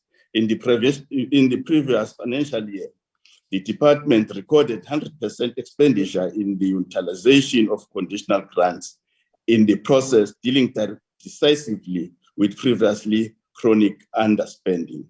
In the 2023-24 financial year, the department will invest 131 million to support 41 projects with on and off farm infrastructure, biological assets, and production inputs. Honorable members, we recognize the significant strides that have been made by government and industry to reduce the levels of food insecurity in the country. Yet we have noted recent impact of inflation on food prices that has many impoverished families struggling to afford basic food supplies.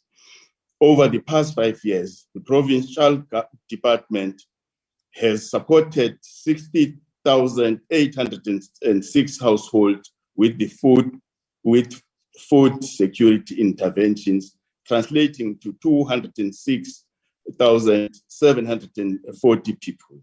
A further 15,644 households will be supported in the current financial year. As a department, we will continue to mobilize our community to utilize available land to grow food through the One Home, One Garden initiative. We intend to intensify the distribution of seed packs to over 100,000 households in the current financial year. On agricultural development intervention, the department has set aside an allocation of 376 million, of which 204.6 million will go towards providing comprehensive farmer support and 171.9 million to food security interventions. The department's food security interventions include communal investments like boreholes, deep tanks, fencing, etc., amounting to 57.1 million. On agricultural job opportunities in the 2023-24 financial year, through implementation of various departmental programs, the department is planning to create about 3,909 job opportunities. Radical agrarian socio-economic transformation program is the main contributor with 1,950 jobs, followed by the land care program with 621 jobs, then the unemployed graduate program with 34 jobs and others program. These programs include amongst others, EPWP, internship program, learnership program, and horticulture and agronomic seeds program. On the implementation of agriculture of agri-hubs, as the province, we have started preparing for the implementation of a program of establishing agri-hubs as the game changer in the agricultural value chain. These agri-hubs include fresh meat, fresh produce hub, dairy hub, grain handling, red meat focusing on beef, and another one focusing on red meat focusing on pig and sheep. For this endeavor, we have secured the funding commitment of about 153 million over the MTEF. And this project is part of the presidential infrastructure project program.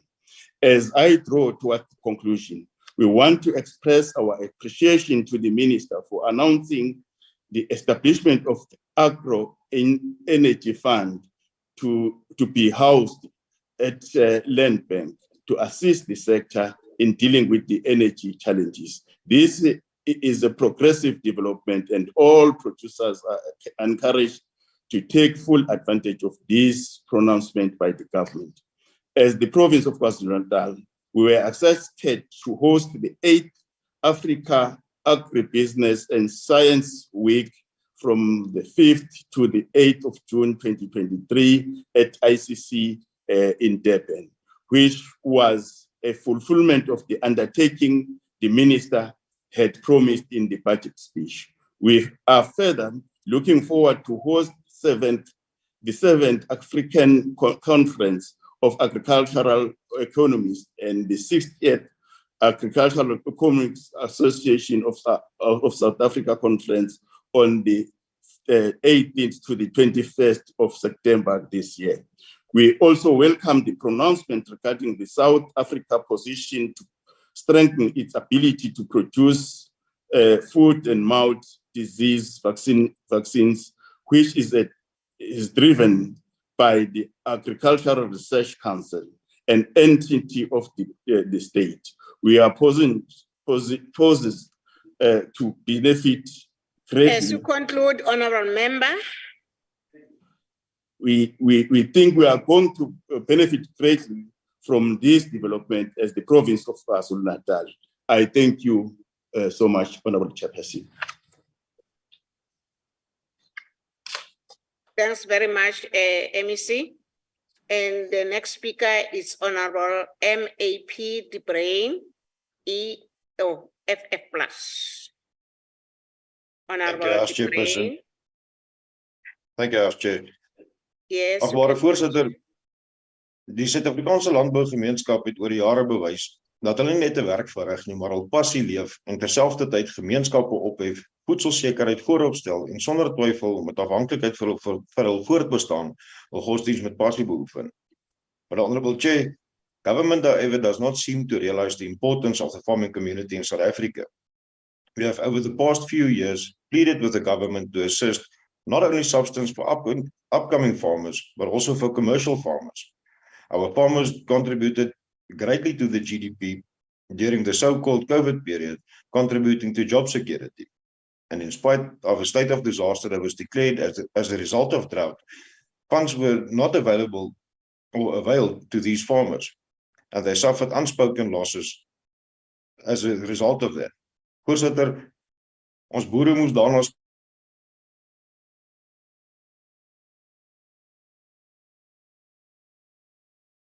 The interpreter is trying to hear Honorable De Bruin, so I don't know, because she's still left with 3 minutes, yes, with 56 seconds. Table, can you please assist me?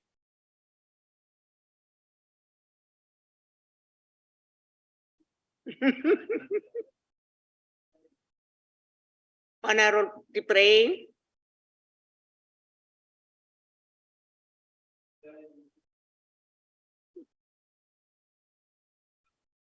Sizokuba, then when time is still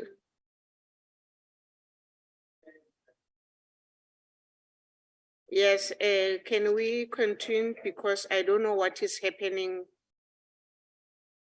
Siyakuba, honorable members, I would like to recognize Honorable BP Shiba, Mpumalanga MEC. Mpumalanga MEC, Honorable Shiba. Thank you very much, Honorable House Chairperson.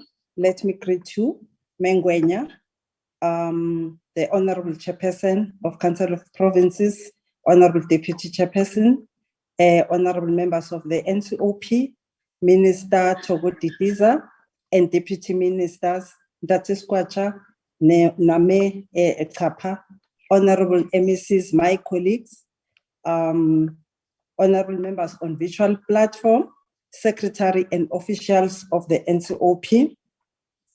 Honorable House Chairperson, thank you for an opportunity to participate in this debate as we try to reflect on the policy and budget vote for the Department of Agriculture, Land Reform and Rural Development presented by the Honorable Minister not so long ago here, the budget vote that we support. We wish to affirm, like the speakers before me, that the department's presentation did not only share the necessary feedback to the nation about its previous plans, but also lucidly provided its blueprint path for the current financial year. Honorable House Chairperson, the minister's speech was premised on the fundamental acknowledgement of the promulgation of the Native Land Act of 1913 as the source of irreparable damage to the dignity of the Black people in the country. This is a historical fact that took away the dignity, the birthright, and the economic and social well-being from their land. Indeed, the sizable chunk of our work is channeled towards addressing this painful part of our history.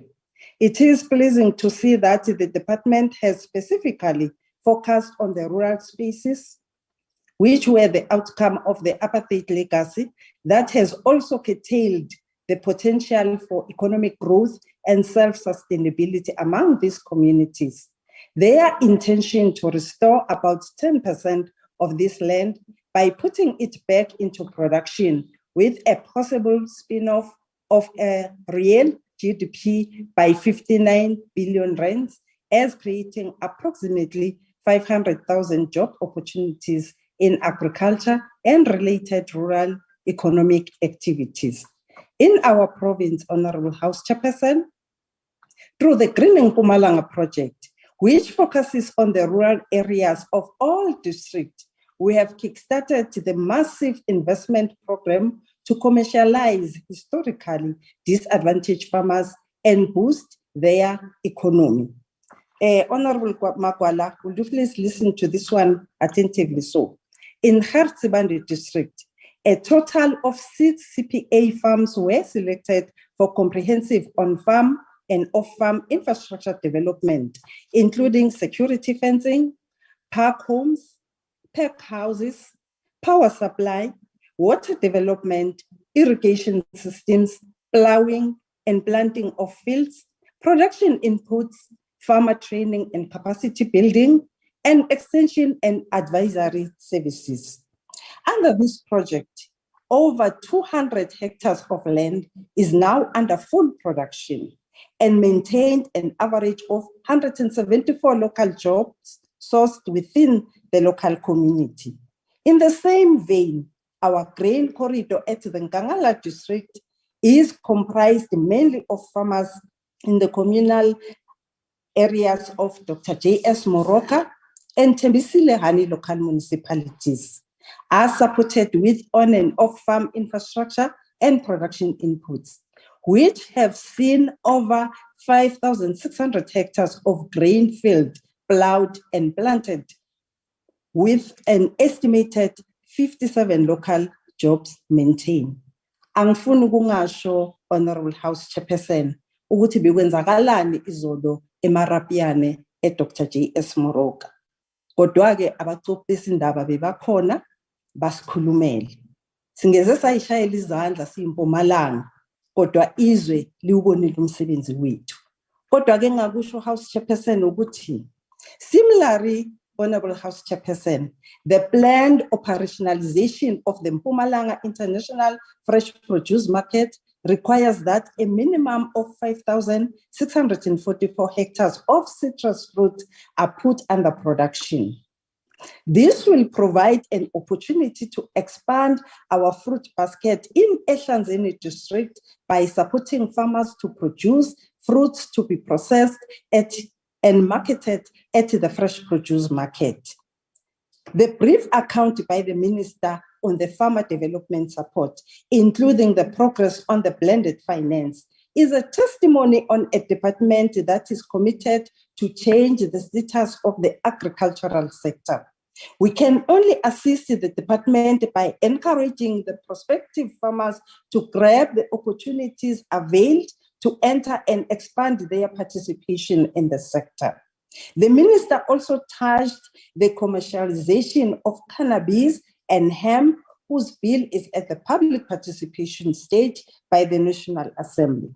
The expanded measures include changes to the existing THC limit for hemp to 1%, an amendment of Schedule 4 and 6 of the Medicines Control Act. However, 397 hemp permits were issued by the department for hemp production to date.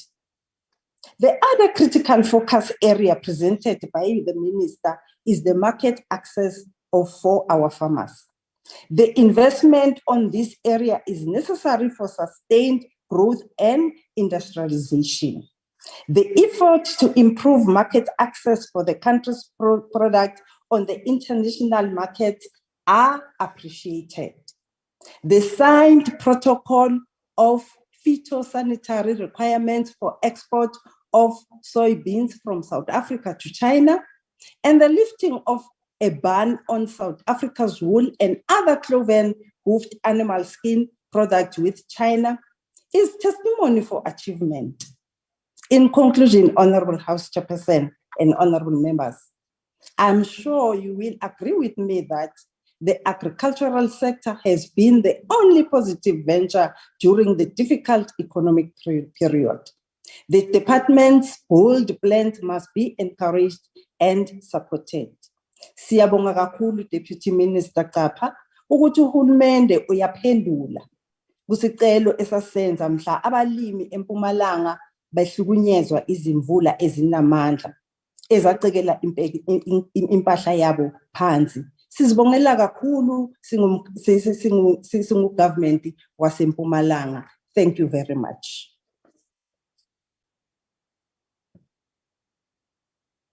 Sibonge mhlonishwa, Siyakuba.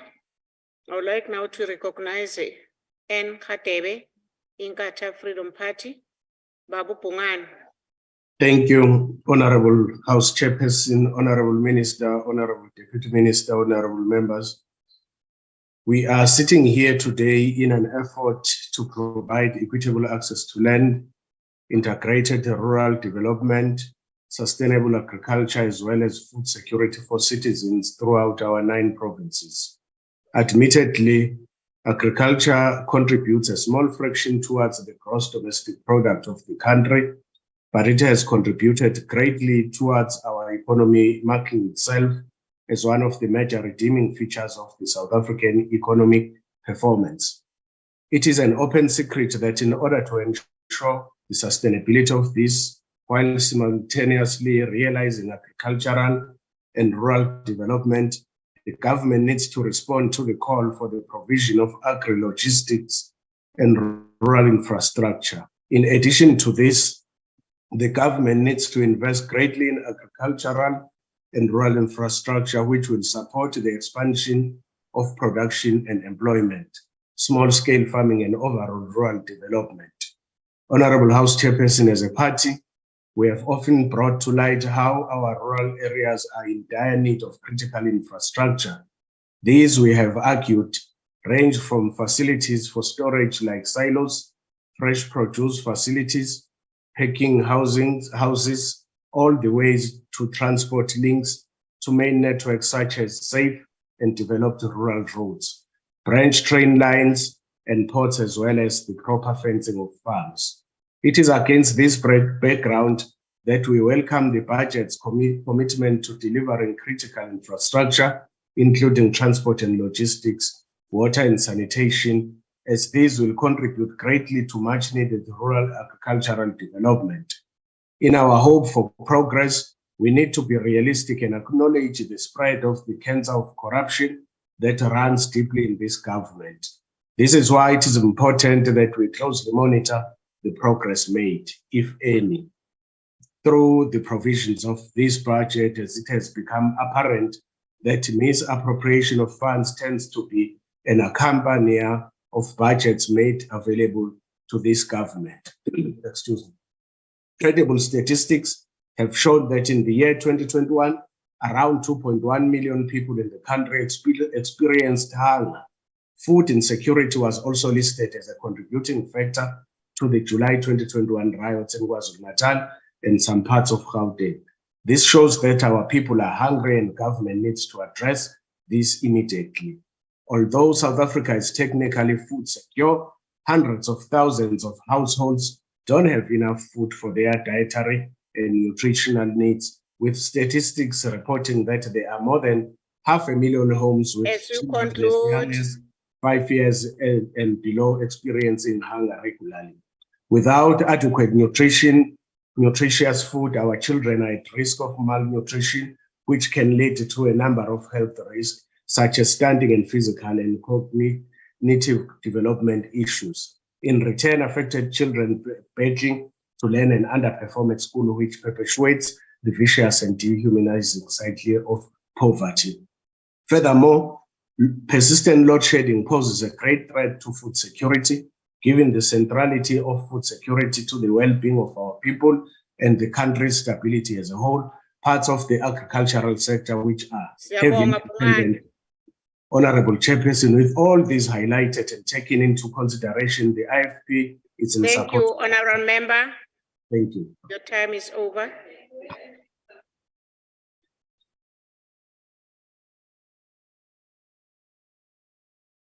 Siyabonga, Honorable Bongani Sikube. I would like to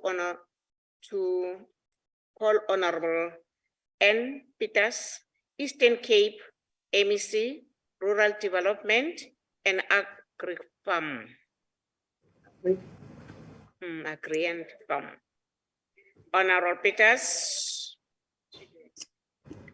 Good evening to you, Honorable Chairperson, the Honorable Minister, Honorable Deputy Ministers, the Honorable members of the Ncop, the Chairperson and the members of the Portfolio Committee, Honorable MECs, ladies and gentlemen, I greet you all. We gather in this noble house today in the month in which we commemorate the heroic sacrifices of the youth of 1976. This generation stood up against a system that sought to strip them of their dignity by subjecting them to inferior education.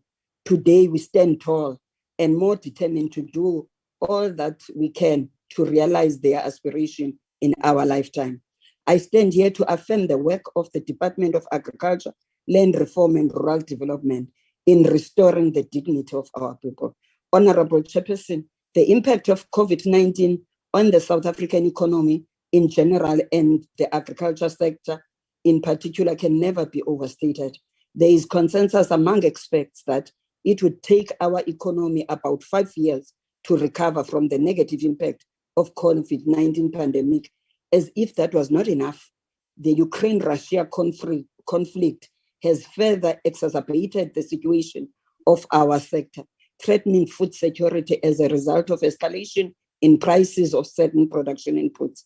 Honorable Chairperson and honorable members, allow me to take this opportunity to extend our warmest gratitude to His Excellency, President of the Republic, Mr. Cyril Ramaphosa, and 4 other African leaders who went to meet with the leaders of the 2 countries this past week, welcome their intervention and work towards the resolution of this conflict.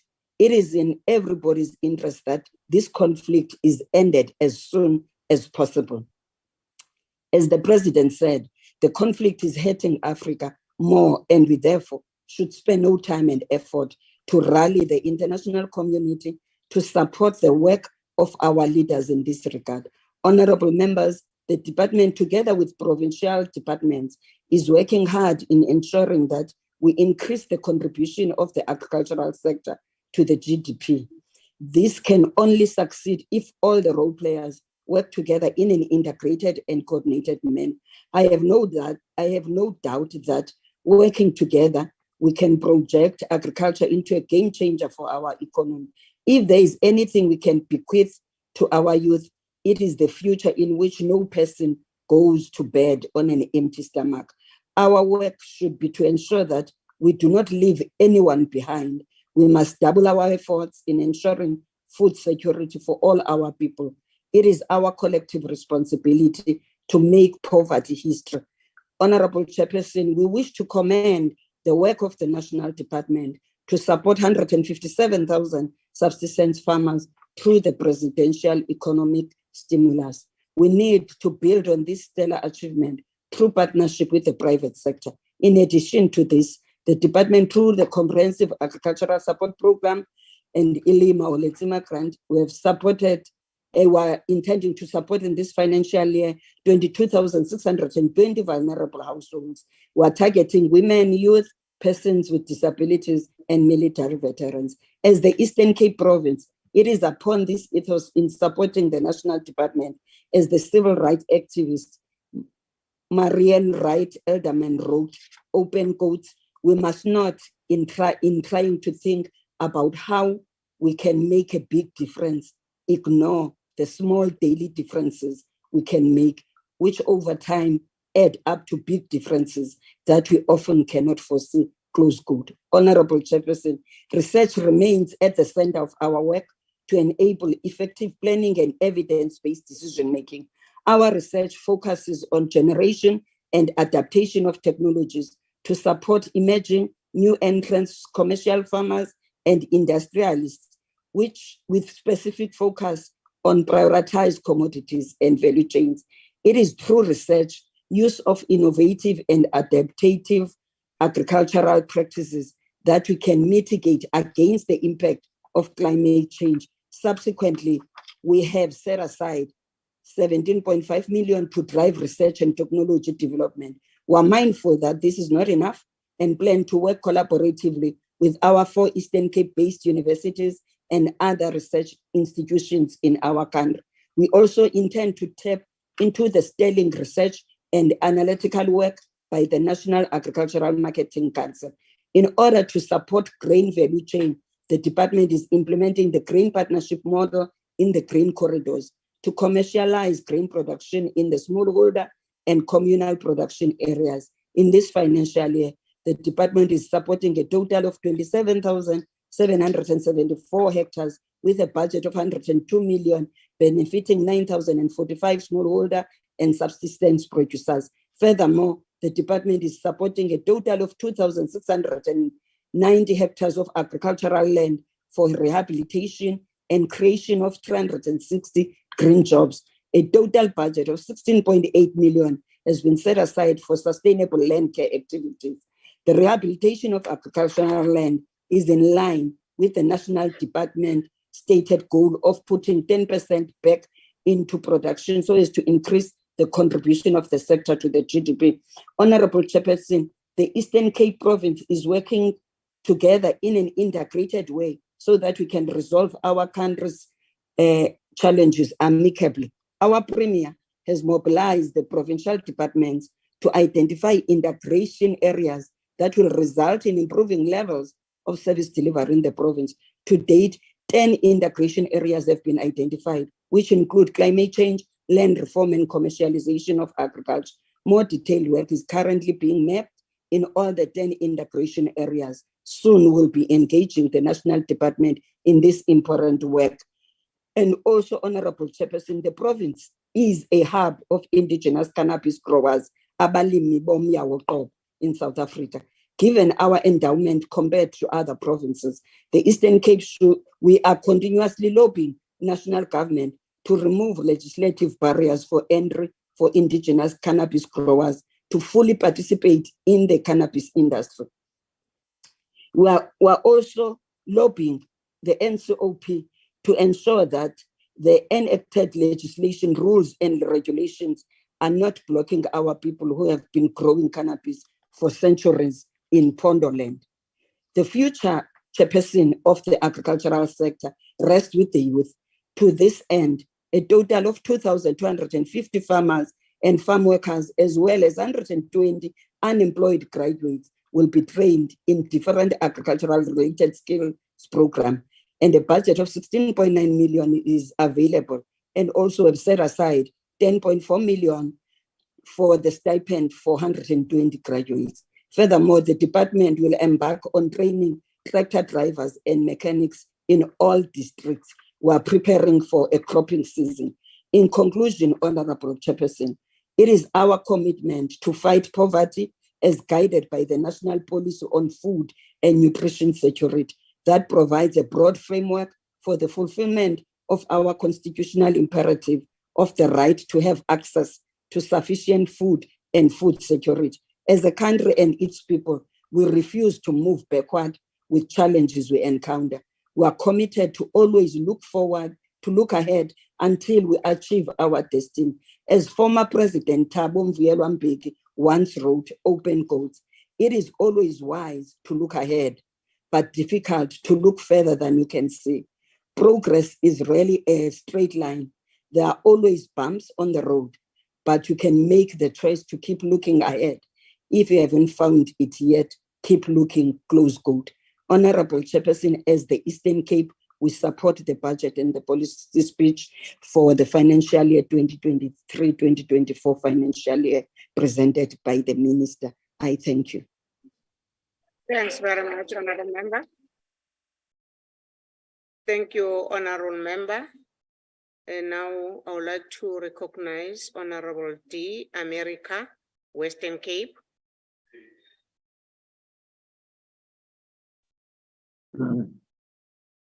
Thank you. Please switch this on quickly. Thank you, House Chair, and thank you for the opportunity that's been provided to me to address this House.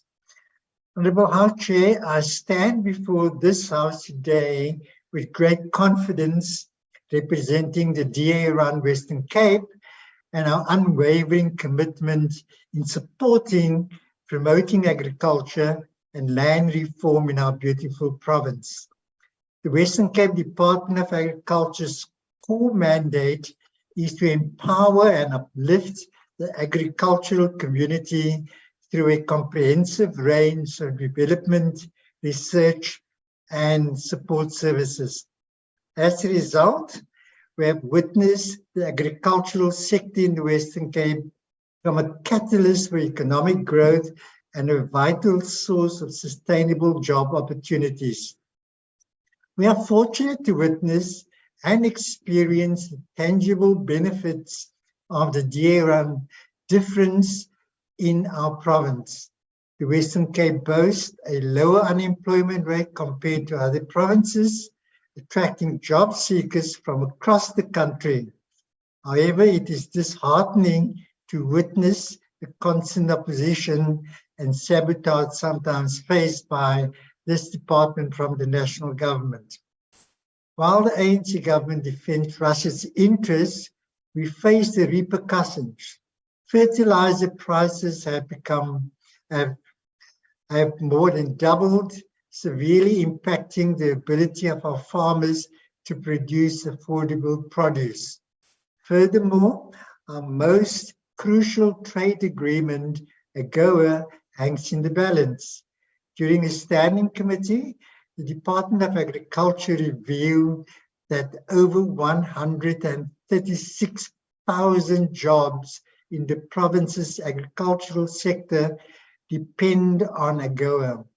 However, South Africa's continued inclusion in AGOA benefits that's up for reauthorization and in 2025 is far from assured due to the national government's fumbling approach to international relations. These jobs are linked to critical commodity groups, including wine, citrus, nuts, dairy, and deciduous fruit. The harsh reality is that failure to urgently secure our AGOA status will result in a devastating loss of jobs in the province. The Western Cape's strategic investment in developing the USA as an export market has led to phenomenal growth in our agricultural sector. If the USA decides not to renew our inclusion in AGOA, it will hold direct consequences for the Western Cape especially. Therefore, the DA in the Western Cape is tirelessly working to avert such a destructive scenario. Honourable House Chair, thanks to the substantial funding provided by the Western Cape Department of Agriculture, our province has remained free from outbreaks of foot and mouth disease. This year alone, they have allocated 10.3 million rand to combat potential diseases like foot and mouth disease and enhance market access support to our farmers in that regard. Additionally, we have on the Department of Agriculture we call upon the Department of Agriculture to collaborate with the Department of Trade and Industry and Competition to facilitate exports, particularly wine, by assisting more Western Cape farmers in participating in foreign shows. We cannot over-exaggerate the importance of expanding market opportunities for agricultural products on a global stage. Furthermore, the Department of Agriculture in the Western Cape and nationally must also recognize and allow provinces like the Western Cape, with its esteemed Elsenburg Agricultural Training College, to continue managing quality agricultural training. The Western Cape has consistently shown that we are more than capable to manage quality agricultural training. When it comes to drought relief, we urge the department to extend support beyond fodder, encompassing assistance for fruit farmers who have suffered losses of trees due to drought, and now with the floods, enabling them to re-establish orchards and thrive once again. So, our Chair, to worsen matters for the agricultural sector in our province, the national government plans to implement a race quota system for water, placing further burdens on our farmers. According to draft regulations, enterprises seeking water use licenses will be required to allocate shares of up to 75% to Black South Africans for these licenses to be granted. Experts from the industry have warned of the severe consequences this would have on food security and the sustainability of our agricultural sector. Unless the Minister and the Department take concrete action to address these challenges, South Africa's agriculture sector will face deadly consequences. Honourable House Chair, the state of land reform in South Africa is deeply concerning. The establishment and support of emerging farmers have shown a disheartening low success rate. The Western Cape government is committed to the land reform program and continue to provide support to land reform beneficiaries through our Department of Agriculture. Our program is fostering redress and equity through land reform. The Western Cape Department of Agriculture has partnered with commodity organizations through the commodity approach to strengthen the support rendered to land reform farmers and beneficiaries. We have signed 11 Memorandum of Understanding with industry partners focusing on key value chains in our province. Key to this approach is the facilitation of access to markets and mentorship support provided to land reform farmers by the commodity organizations at no cost to the department, nor to the farmer, thereby contributing to the commercialization process. Furthermore, it was through the commodity approach that the department was awarded the Jobs Fund project valued at 120 million rand for commercialization of farmers in the deciduous fruit sector.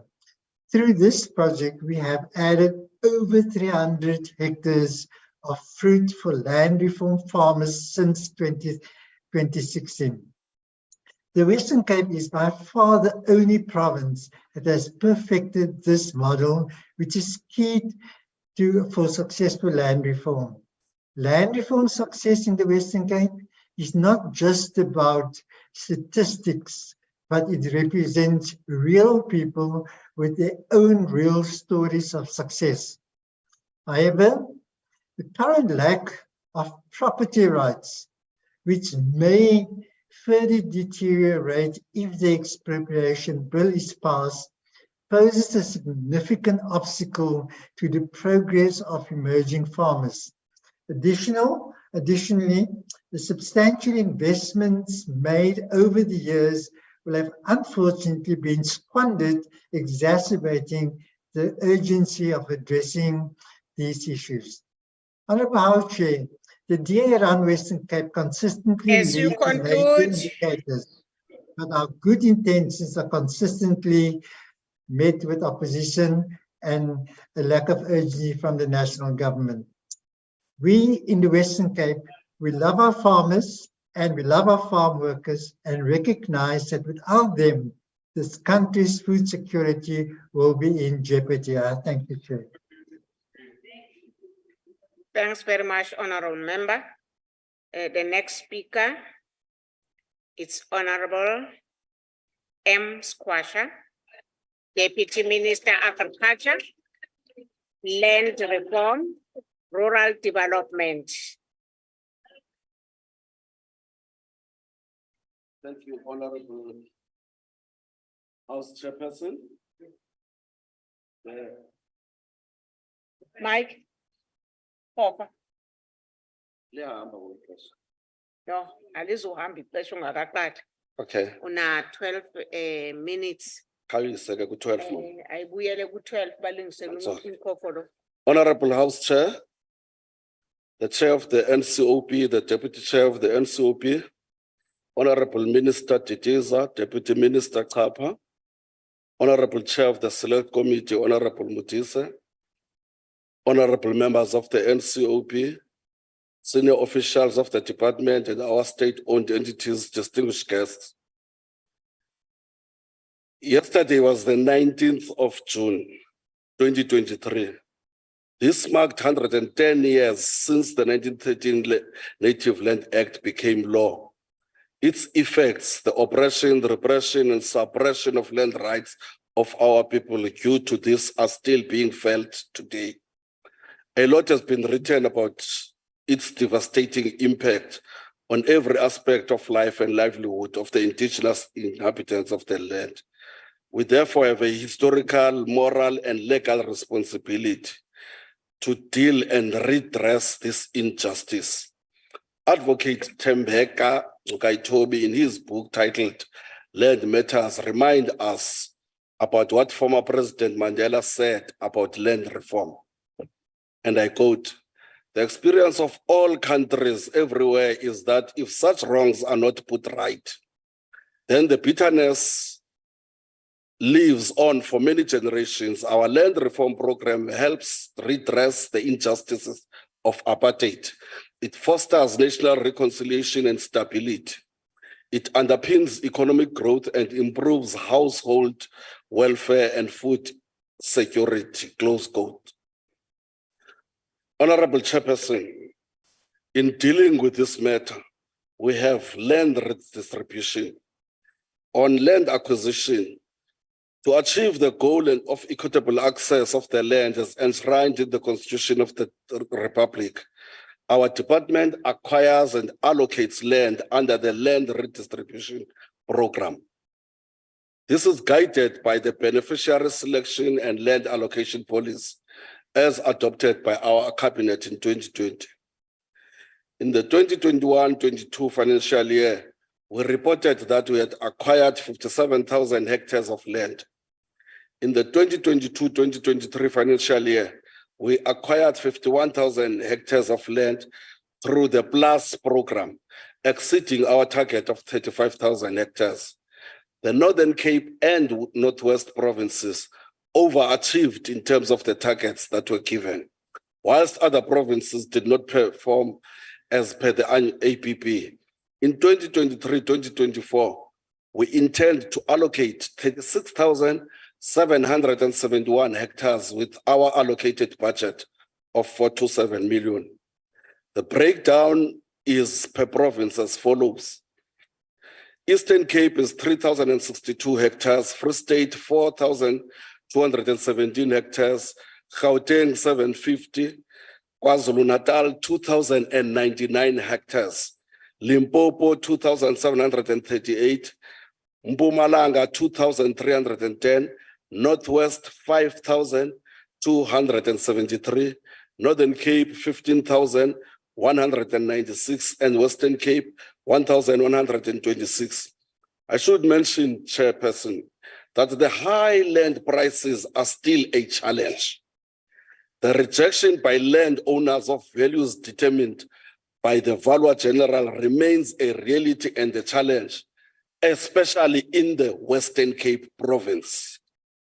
This delays the finalization of some land claims and land reform in general. In the previous financial year, we acquired 5,270 hectares. The department has set aside a budget of 218 million for acquisition of land to address security of tenure. In this regard, we intend to acquire 5,685 hectares of land in the current financial year. The land to be acquired for tenure security addresses different land tenure needs, including settlement of labor tenants applications and ESTA occupiers. In this regard, we have allocated to provinces as follows. Eastern Cape, 27,783,000. Free State, 14,683,000. Gauteng, 14,038,000. KZN, 70,004,000. Limpopo, 2,558,000. Mpumalanga, 63,306,000. Northwest, 16,712,000. Northern Cape, 1,200,000. Western Cape, 8 million. On labor tenants and the special master that was appointed, our office and the office of the special master and the department are having a conversation on how best to effect and fast track this particular work. The majority of these labor tenants are in KwaZulu-Natal, Mpumalanga, and Limpopo. On CPAs, in the past financial year, we registered 18 communal property associations and over 3,000 CPA members received training on governance of these entities to ensure compliance with the CPA Act. We will further train 715 executive members on governance of these CPAs. In 2021, we said that we'll be starting with an audit of CPAs and that it would take 2 financial years. Today, we can report that the audit was finalized at the end of April and the department is just waiting to receive the report and consider way forward. Our president has led us in imbizos throughout the country. We have, in every province where we undertook an imbizo, been led by our minister, meeting with our CPAs, dealing with all kinds of nitty-gritties. In Mpumalanga, we visited Khartsibande and Kangala and Hlanzeni district, and similar work has been done in other provinces. It must be emphasized that the executive is leading on behalf of the beneficiaries of CPAs. For all transactions they do on the land, they must account to the membership of the CPAs. The membership should have a voice on what is happening on their land and not be spectators. On communal tenure reform, Tranca, the process to expedite the transfer of land situated in 23 rural areas in 4 provinces continues in our country. Progress has been made. A total of 106,000 hectares has been transferred to the communities in the Eastern Cape and Northern Cape. These deserving communities must receive their land back. When we addressed the National Assembly on the 9th of May during the budget vote, we indicated that the department intended to give title deeds to Tranca communities. We can now say that just in the last week, we held a successful title deed handover ceremony in Kirkwood, Sarah Padman district, in the Inon Besheba Tranca area. On communal land, we reported that our department, in collaboration with the Department of Traditional Affairs and Cooperative Governance and Justice, concluded the consultation process by hosting a summit, which resulted in 38 outcomes that are currently being processed through the IMC. The department further hosted a seminar with academics to solicit further inputs. We regard this as a very important work, and we are getting ready to hand over the land to the traditional leaders as custodians on behalf of their people. The Office of the Valuer General, in fulfilling the vision of setting itself in the market as the center of excellence and innovation in respect of all property valuations, with a primary focus on land reform, the office is making remarkable progress. In the previous financial year, the OVG received valuation requests which are over 200% higher than the previous financial year, due to the increase in the number of valuation requests from land reform program and the OVG's new clients. I'm pleased to report that the Ministerial Advisory Panel, established in 2019, has completed its work, and the final report is en route to the Minister for her consideration. This report aims to provide recommendations which will improve the systems and structures of the OVG. In the same breath, the OVG is further looking forward to investing in a formal program of digital transformation. This digital transformation strategy is expected to transform and accelerate the delivery of set strategic outcomes as defined in the 2023-24 APP. In the 2023-24 financial year, the OVG is still targeting to complete 100% of valuations received from land tenure reform, land redistribution, and commission on the restitution of land rights as defined in our APP. The restitution program is continuing. We are finalizing, as per instructions of the Constitutional Court, that we should finalize all those that were launched before the 1998 cutoff date. We report on a 6-month basis to the Land Claims Court on the progress that we did in this regard. There are many challenges that we continue to face in the process of settling claims with the delay settlement processes, both internal and external factors. As I conclude, I see that Magwala really follows his name. He has disappeared. I just want to say to him, because Mr. Mtsama is here, please advise him. He must know and understand what is happening in our country. Akangomuhambi at Jerusalem. As we speak here, people who were removed because of the Group Areas Act in 1955, just 2 kilometers away from here in District 6, are having keys to their houses, and they are really enjoying themselves. The people of Simonstown who were removed those years ago are also happily settled by this democratic government. And lastly, Chair, I just want to say that the DA must understand that land is a national competence. Time is over. Thank you. Please. Thanks very much, Honorable Minister. Order, honorable members. Order, honorable members. And the next speaker is Honorable M. Nana, GA.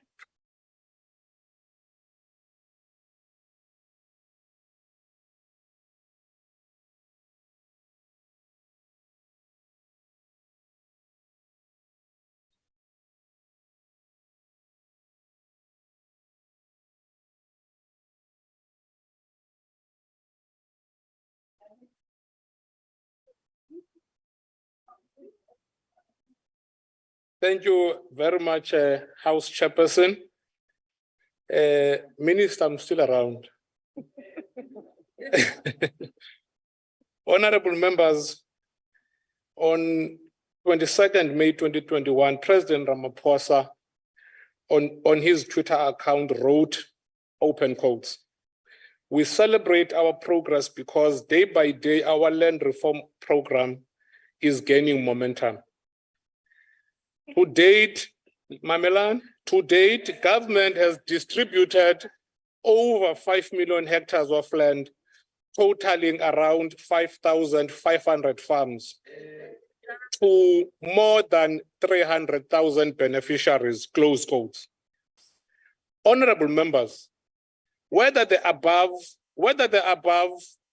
mediocre performance by the government is worth celebrating is a debate for another day. It is well and good to give people often productive land, but what happens afterwards to those farms should actually be the government's key performance indicator. Honorable Ncop and Deputy Minister Kwacha have mentioned the PLUS program. Since 2006, government has spent over 12 billion rands purchasing farms to settle land reform claims under the proactive land reform strategy, which is called PLUS. Again, it is well and good to give people often productive land. However, it is alarming to note that the ANC government's lackluster implementation of post-settlement support by the end of 2022 has resulted in 75% failure rate of farms acquired under PLUS. Little or no production at all is taking place on these farms, a fact Deputy Minister Kwacha conveniently forgot to mention in his speech.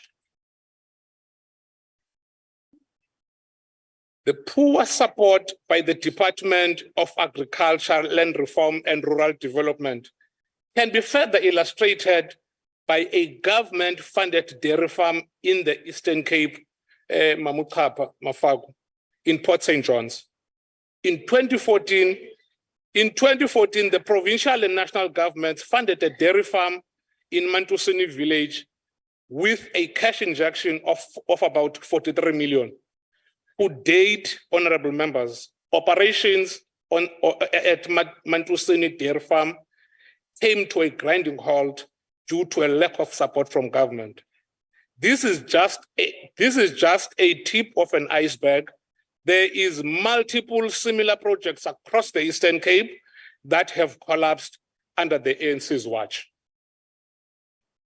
Now, Minister, I'm pleased that we are engaging traditional leaders on communal land use, but you better hurry up, Minister. Abantu bayazithandela imihlaba nithetha nawe njengoku. Kuyokhiwa kwezaa ndawo bekumele uba ngamadlelo okanye ngamasimi. Abantu bokha izindlu. Mama uBibi, usisihlobo sami wona mandukuyeke ndingacabani nawe. More often than not, the DA is accused of criticizing for the sake of criticizing. But had you listened carefully to Honorable America today, indeed, the DA is making a difference where it governs. Indeed, the DA makes the difference where it governs. There is no way, honorable members, that we will sit back as the government of the Western Cape whilst the ANC government at national level is messing up the AGOA trade agreements. And as the Western Cape, we stand to be headmost. So our premier Alan Winde was absolutely correct, was absolutely right to be proactive and try and protect the interests of his government in the Western Cape. Honorable Magwala, before you attack the DA, I hope already souls pateli passes and you have paid for your 20 passes.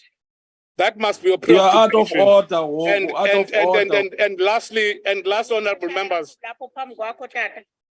honorable members, it pains me when Umafagu does not even mention Port St. John's when we talk about the floods. Thank you.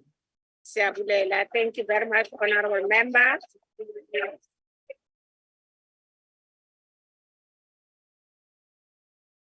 Order. Honorable members, order. Honorable member, Kaskuben, Soksele Ganyin Stribe. Honorable members, I would like to recognize Honorable Z. Mkiva, ANC.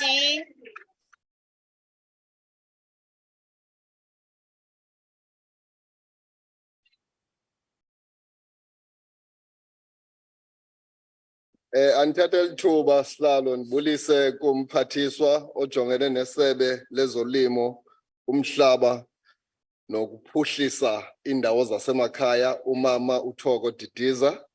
Ndibulise nakusekela mphathiswa ubawo uSkwatsha nakusekela mphathiswa umama uCapha. Ndibulise nabaphathiswa abasemaphondweni bonke njengokubana bekhona pha kula virtual platform.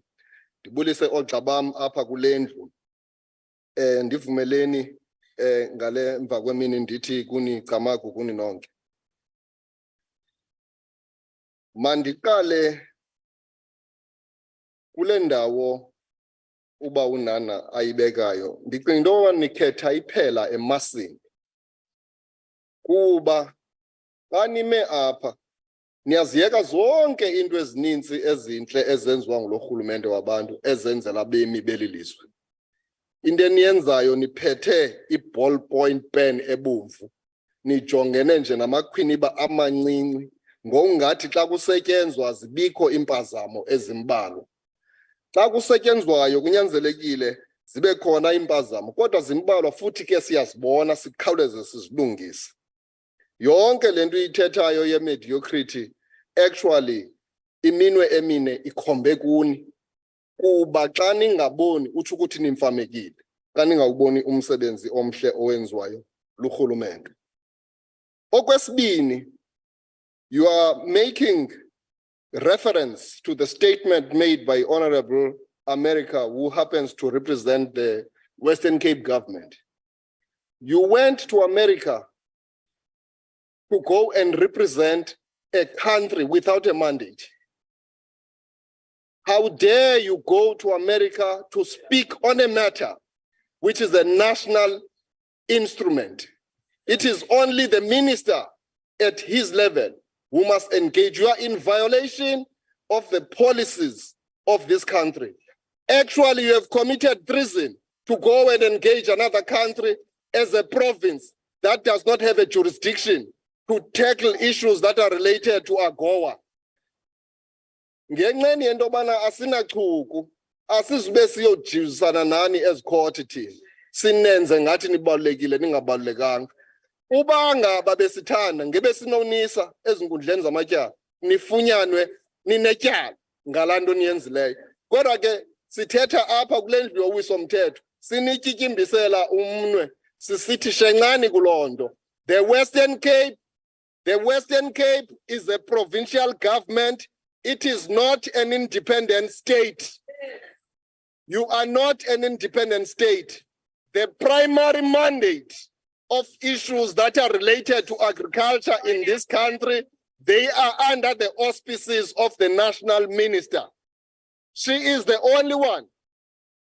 It's very true.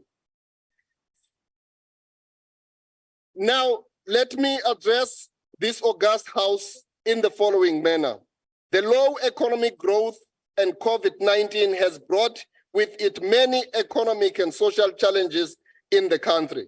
But it has also given us an important lessons from which inclusive economic development can occur. For the ANC government, the correction of historical injustice through ensuring inclusive economic development and growth leading to transformation is a critical principle. It is one that cannot be left to the market forces alone, as this perpetuates the status quo of the past. The country is attempting to reverse the historic challenges of the apartheid past, which were imposed on the majority of the people in the form of poverty, inequality, unemployment, and historic economic exclusion. This can only occur through planned and programmatic interventions by the ANC government, which must ensure economic transformation and the creation of a better life for all. The development of agricultural sector through land reform creates new inclusive economic opportunities for the development of the majority of the people in the country. It is an important component of economic reconstruction and the recovery plan and adds economic value to the country. Nearly 18% of the households in South Africa are involved in agriculture in the country, and this needs to be increased through land reform and the expansion of small and medium black farmers. Rural development ensures that there is no big influx from rural areas to urban areas to seek economic opportunities and jobs. The influx of people from rural areas to urban areas places social pressure on infrastructure in the urban areas, which is unable to sustain such a large influx of people, nor are there jobs available for these people in urban spaces. The problem with the DA, it does not appreciate the fact that in the apartheid era, there was absolutely no infrastructure in the rural communities of our country. When you talk about the access roads, the only road that you would find in a rural area would be a road that leads you to a general dealer, which was owned by a white South African. But this new government has created access roads across all the rural spaces of our country, and those roads help us to actually to be able to drive from one village to the other. You cannot deny that fact. It is a fact of life. Moreover, a number of downstream industries become possible in an agricultural sector, leading to rural industrialization and job creation in the sector. As previous ANC speakers have indicated, that land reform is actively occurring, and this needs to translate into successful black small and medium scale farmers. In the current financial year, Honorable Chairperson, the Land Bank will receive 407 million. It is important that the department engage the Land Bank in relation to its funding program for small and medium farmers. The blended financial model does not facilitate the entry and development of small and medium farmers, but rather establish farmers which have a balance sheet and can provide equity and collateral for loans and can develop bankable business plans for agricultural projects. The department's budget for the land restitution program and farmer development support is substantive, but insufficient to solve development and effective functioning of small and medium scale farmers. New entrants require venture capital to establish viable farming operations which enable these enterprises to obtain further funding. Moreover, the cost of capital on the basis of high interest rates places these ventures in a debt over a long period of time. This, in turn, places the development of these ventures in a disadvantageous position. In other words, their cost structure is higher than their competition, which was placed by the apartheid in a historical advantageous position. Therefore, the cheapening of the cost of capital is crucial for the success of emerging small and medium-scale black farmers. It is hoped that the department will look into this issue to find creative solutions to ensure the financial success of black small and medium farmers. The department, as alluded here, has a training program for small and medium-scale farmers, which enabling the skilling of the sector in different provinces. The creation of markets for the production from emerging farmers is a critical part of the downstream support which is required by the sector. Agro-processing zones must be planned in close proximity to the emerging farming communities as part and parcel of the district developmental model. This must ensure rural industrialization, local beneficiation, and job creation. The minister spoke here about a meeting in Pretoria on Pakisa when it comes to the cannabis. The development of the cannabis master plan is a crucial thing for the development of the new agricultural sector with its associated downstream manufacturing.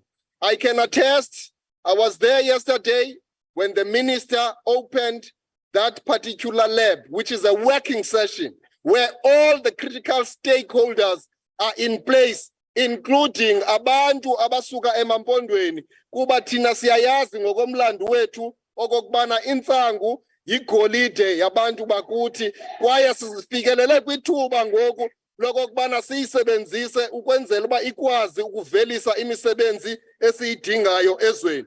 Abantu abalibele kufeketha mabayekwe bafekethe. Abantu abalibele kutefa abanjenge-DA mabayekwe batefe. Thina sawuqhubekeka sisebenza sibheka phambili.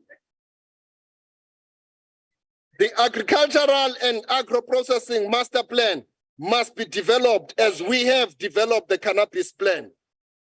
The development of that plan must also lead to another master plan around sugar. And I'm making an example that the sugar industry made much progress when the sugar master plan was rolled out for implementation. However, the industry is experiencing a number of challenges in the form of land availability, lack of financial resources, high transaction costs, fertilizers and water, amongst others. The department has correctly emphasized the importance to sustain the local consumption and to obtain and sustain preferential market access and diversification. However, it is important to also resolve some of other challenges which is affecting the development of the industry. This will enable the development of the industry as it contributes substantively to the economy, in particular to areas from KZN and the Eastern Cape. Chairperson, the Poultry Master Plan has developed into a success story, which is a cause for celebration insofar as we are concerned. While the industry was recently challenged by load shedding, it has been able to sustain production and is a major exporter of agricultural products from South Africa. The Department of Agriculture is already supporting the master plan in terms of standards that are required and ensure access to the markets. The expansion of the industry to meet increased demand and support exports will create more than 3,700 jobs. The department will need to pursue further exports agreement with different countries to diversify the export market and not be dependent for exports on a single market. And we're saying, Minister, make use of the BRICS community. It is a very big space wherein we can show that that diversification must take effect from that particular relationship that we have with the BRICS countries. It is important that the Department of Agriculture review the prices of food which are supplied from the sector. Since the outbreak of the conflict between Russia and its neighbor Ukraine, the price of cooking oil has gone up due to the lack of international supply. Yet 70% of cooking oil supplied in our country is locally manufactured and only 30% is imported.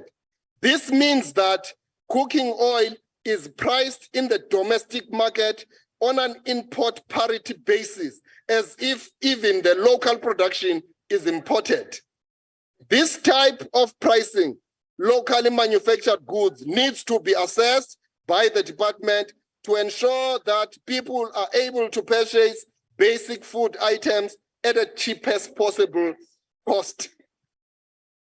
Given South Africa's apartheid colonial past, the expansion of the agricultural sector, land reform and rural development cannot be left to the market forces alone for its development and requires a conscious program for the correction of the historical injustices of apartheid colonialism. Neither it is possible to implement state fundamentalism in a sector, as government alone cannot develop the agricultural sector, but needs to work with different social partners to achieve the goal of inclusive economic development and transformation of the sector. Land reform is about inclusive economic development, transformation, and ensuring food security. It is not about the disruption of food security in the country. The ANC government will not engage in activities that result in increased cost of living in terms of food prices. Asingurhulumente wendlavini owenza izinto ezikwada ezingaphaya komthetho welizwe obekiweyo. Yonke into esiyenzayo siyenza ngendlela enembeko ehamba nemigaqo nemithetho yelizwe ukwenzela into kokubana ilizwe lethu singalifaki ebugqwayibeni lokokubana liphele liphuphutheka lisiya kwa emaweni. Honorable Member, ixesha lakho liphelile sana. Honorable Member bekenze i-point of order, but ixesha lakho liphelile ngoku andinaxesha. On behalf of the ANC, On behalf of the ANC, we support this budget policy vote number 29 of the Department of Agriculture and Land Reform. Honorable Chair. Well done. Honorable Chair. Well done. No, Well done. just get off the chair and leave. Chairperson, Members. Chairperson, Honorable Chairperson, can we have order? Hear the point of order. You must not even come tomorrow. You must not even come tomorrow. Chairperson, can I address you? Stop pointing me with your hands. Honorable Chairperson, it has been several times today that you have allowed ANC's. Order, I can't hear anything. Right. They must not even come tomorrow, Chair. They're staging a walkout. She can't hear me. No. Honorable Lapskachen. Will you protect me, If you Honorable want to Chairperson? go out and don't speak because I didn't allow you to speak. And you cannot speak with me, Umela Corridor. You must sit down. if you Honorable want to speak Chairperson, with am me. I recognized? Honorable Chairperson, it has been on several occasions today that you've allowed ANC speakers. Chairperson, can to I go address you, way please? over time. In one Chairperson, instance, can I almost 2 address you? minutes. When I had my speech, Chairperson, you can I stopped address me you? 5 seconds before my time expired. I really think it is important that the chairperson in this house must be objective. I am going to take you up. The point of order is that a speaker must be it must not be subjective. It must be objective. Honorable Chairperson, I'm addressing you. Will you please protect me? Order, Honorable Chairperson. members. Order, are you done, honorable member? No, I'm not because I'm interrupted. Will you protect me? Are you done, honorable member? No, I'm not because I'm interrupted. Will you protect me, please? Please Honorable protect me. member, You are behaving like them. I am. All of you. I'm Because standing. you are all Chairperson, Chairperson, No one please is better protect than me. anyone. Please protect me. Can So I if address we you want without me being to listen to interrupted? You must be in order. Chairperson. Order, honorable members. Order. Order, honorable members. Order. Sit down, honorable Lapskaken. Sit down, honorable Lapskaken. Sit You down. don't know the rules, Honorable Chairperson. Chairperson. You don't know the rules. You are a disgrace to this house. You are a disgrace to this house. Honorable members. Order, yeah, out of order. Honorable members, ngicela ningiyekeleni ningayimemi kulo mcimbi. Ngoba ngiyawubona lo mcimbi ukuthi uyapi.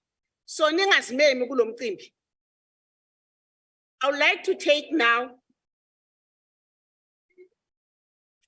a ruling that Honorable Mkiva was given 15 minutes. It was not yet finished. On your point of order that you raise, Honorable Member. Honorable Member, I've taken a ruling that there was no point of order. Can I continue and invite Honorable A.T. Honorable Chair. Minister of Agriculture, It's Land another point of order, Chairperson. Development. Honorable Chair. Minister. Honorable Chair. Honorable Chair, I rise on a point of order. Want to speak to Honorable Chair, I will not leave this house and I will not stop speaking until you recognize me. You leave. No, the Chair, house. you don't give me a chance. I will not sit down. Then I will keep on speaking while the Chairperson, rule. Honorable Chair, no, Chair, I can't respect the chair that doesn't respect me. I'm so sorry, Chair. The decorum of this house has been long gone. Officers made a ruling. Can you respect? Point of order, Rule 69. Chairperson, Rule number 69.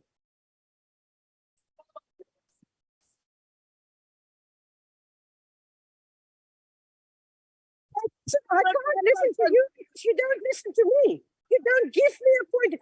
Here is exactly. Fuck you all.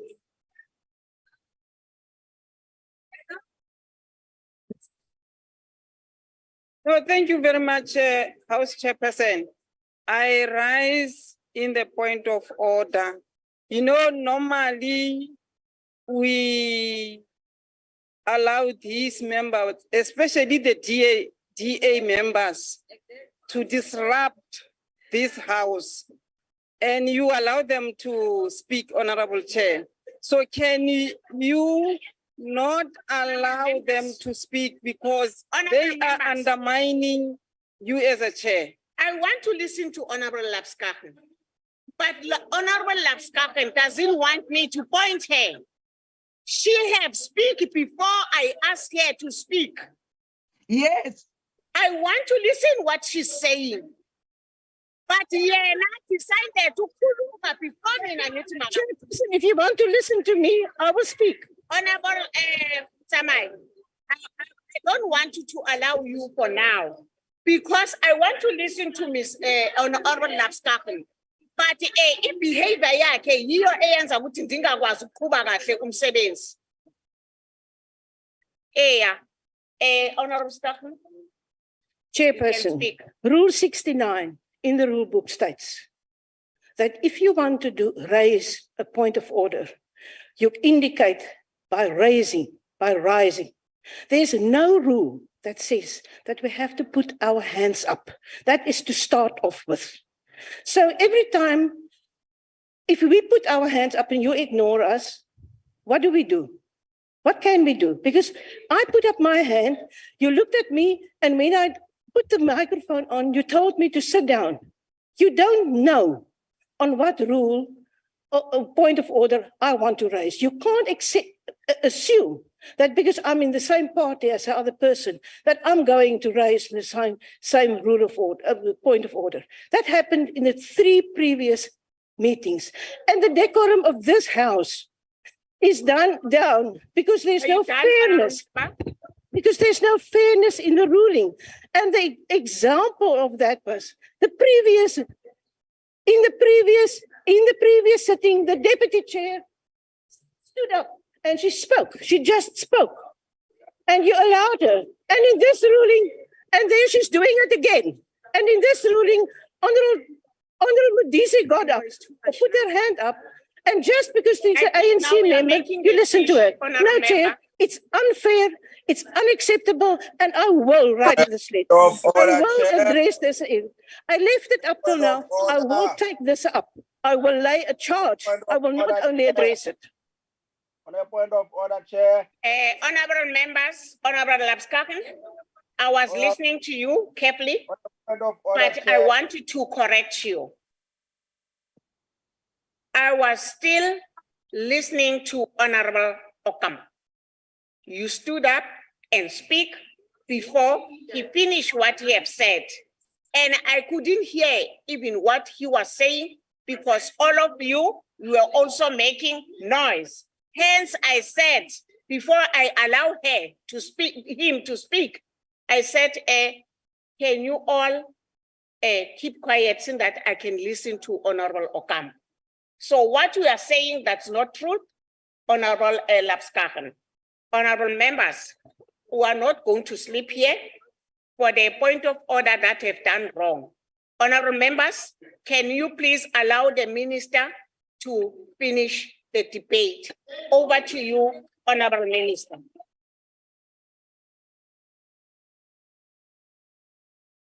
Thank you very much. Thank you very much, Honorable Chairperson, Deputy Ministers, Chairperson of the Portfolio Committee, Honorable members, senior officials. I just would like to respond to some of the issues that were raised in this debate by honorable members without following any order in the way in which they made their interventions.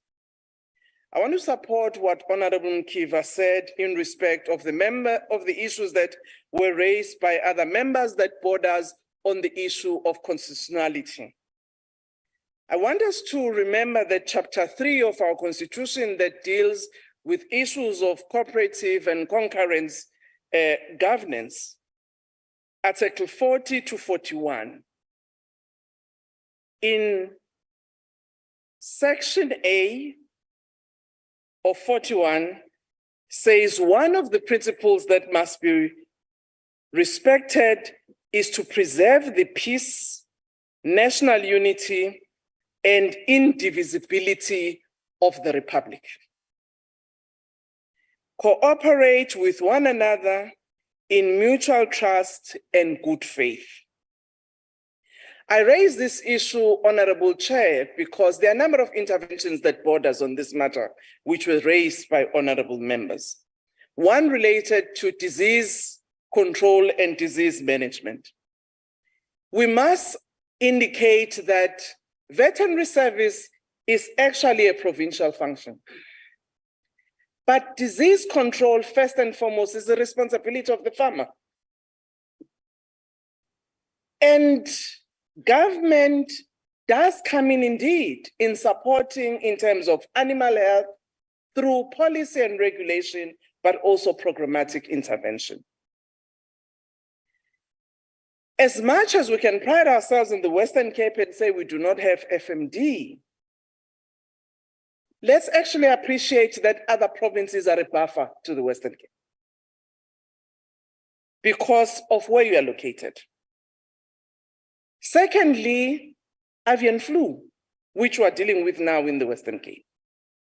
As national government, where there has been a problem of animal health disease, we have never stood back and said it's a matter of the province, because we understand the need for cooperation and coexistence between provinces and national in ensuring that collectively we manage and protect our head. So it is a worry at times that these matters are dealt with in the manner in which some of the honorable members make such interventions. With respect to the issue of international agreements, particularly when it's relating to issue of trade, these international agreements are a competence of national government.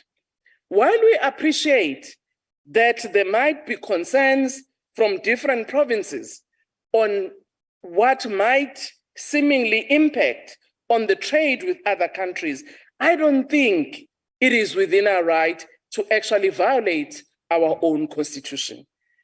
And Chairperson, maybe some of these issues might require revisiting and educating one another about what our constitution says, which is the supreme of the law.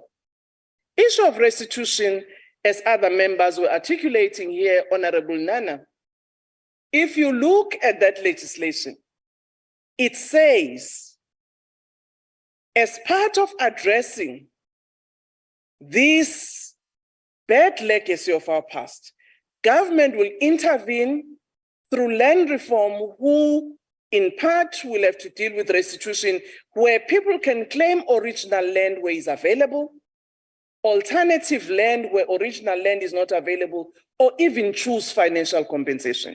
But it's very interesting when we do the assessment of our land reform that we become so oblivious about the investment in terms of financial compensation. I would invite members to actually look at some of the communities and families who have received financial compensation, what they've done to improve their own environment and their livelihoods. And therefore, when we do these measures of assessment, it is also important to understand and appreciate, as South Africans, what are the difficulties? Because they are. The fact that we chose peace as the oppressed majority of South Africans, that where land reform is undertaken, we will be able to negotiate and agree on a price, should not blind us that some of our compatriots have actually stalled this process by putting higher prices, taking longer to negotiate, such that we are not able to reach the desired impact. And it would have been interesting if we feel the way we feel, all of us. Maybe we should have all supported the amendment of the Constitution of expropriation without compensation.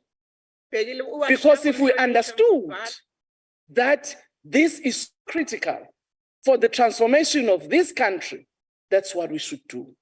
If the Western Cape government, the DA-led government, was really concerned about land reform and the use of land that has been restituted and redeveloped, they should be supporting it, not to stand here and pontificate. Thank you very much, Honorable Chair.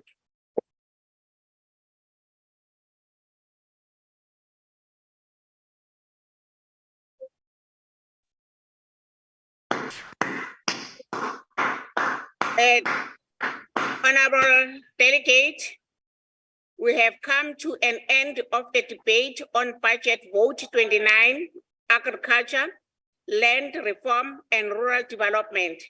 I would like to thank the Minister, Deputy Minister, MEC, Special Delegate, and SALGA representative for their participation. Honorable Delegate, that concludes the debate of the business of the day. The House is adjourned. Thank you, House Chair. Recording stopped.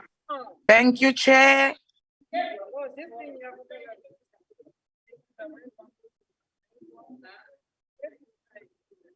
Our mamas.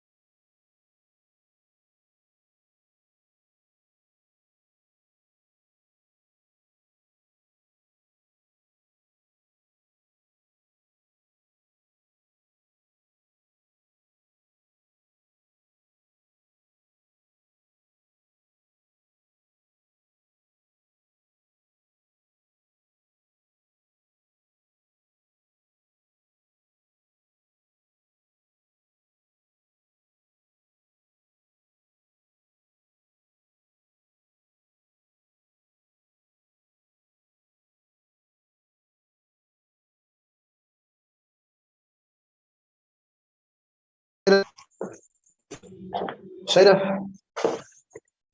Shaira. Shaira.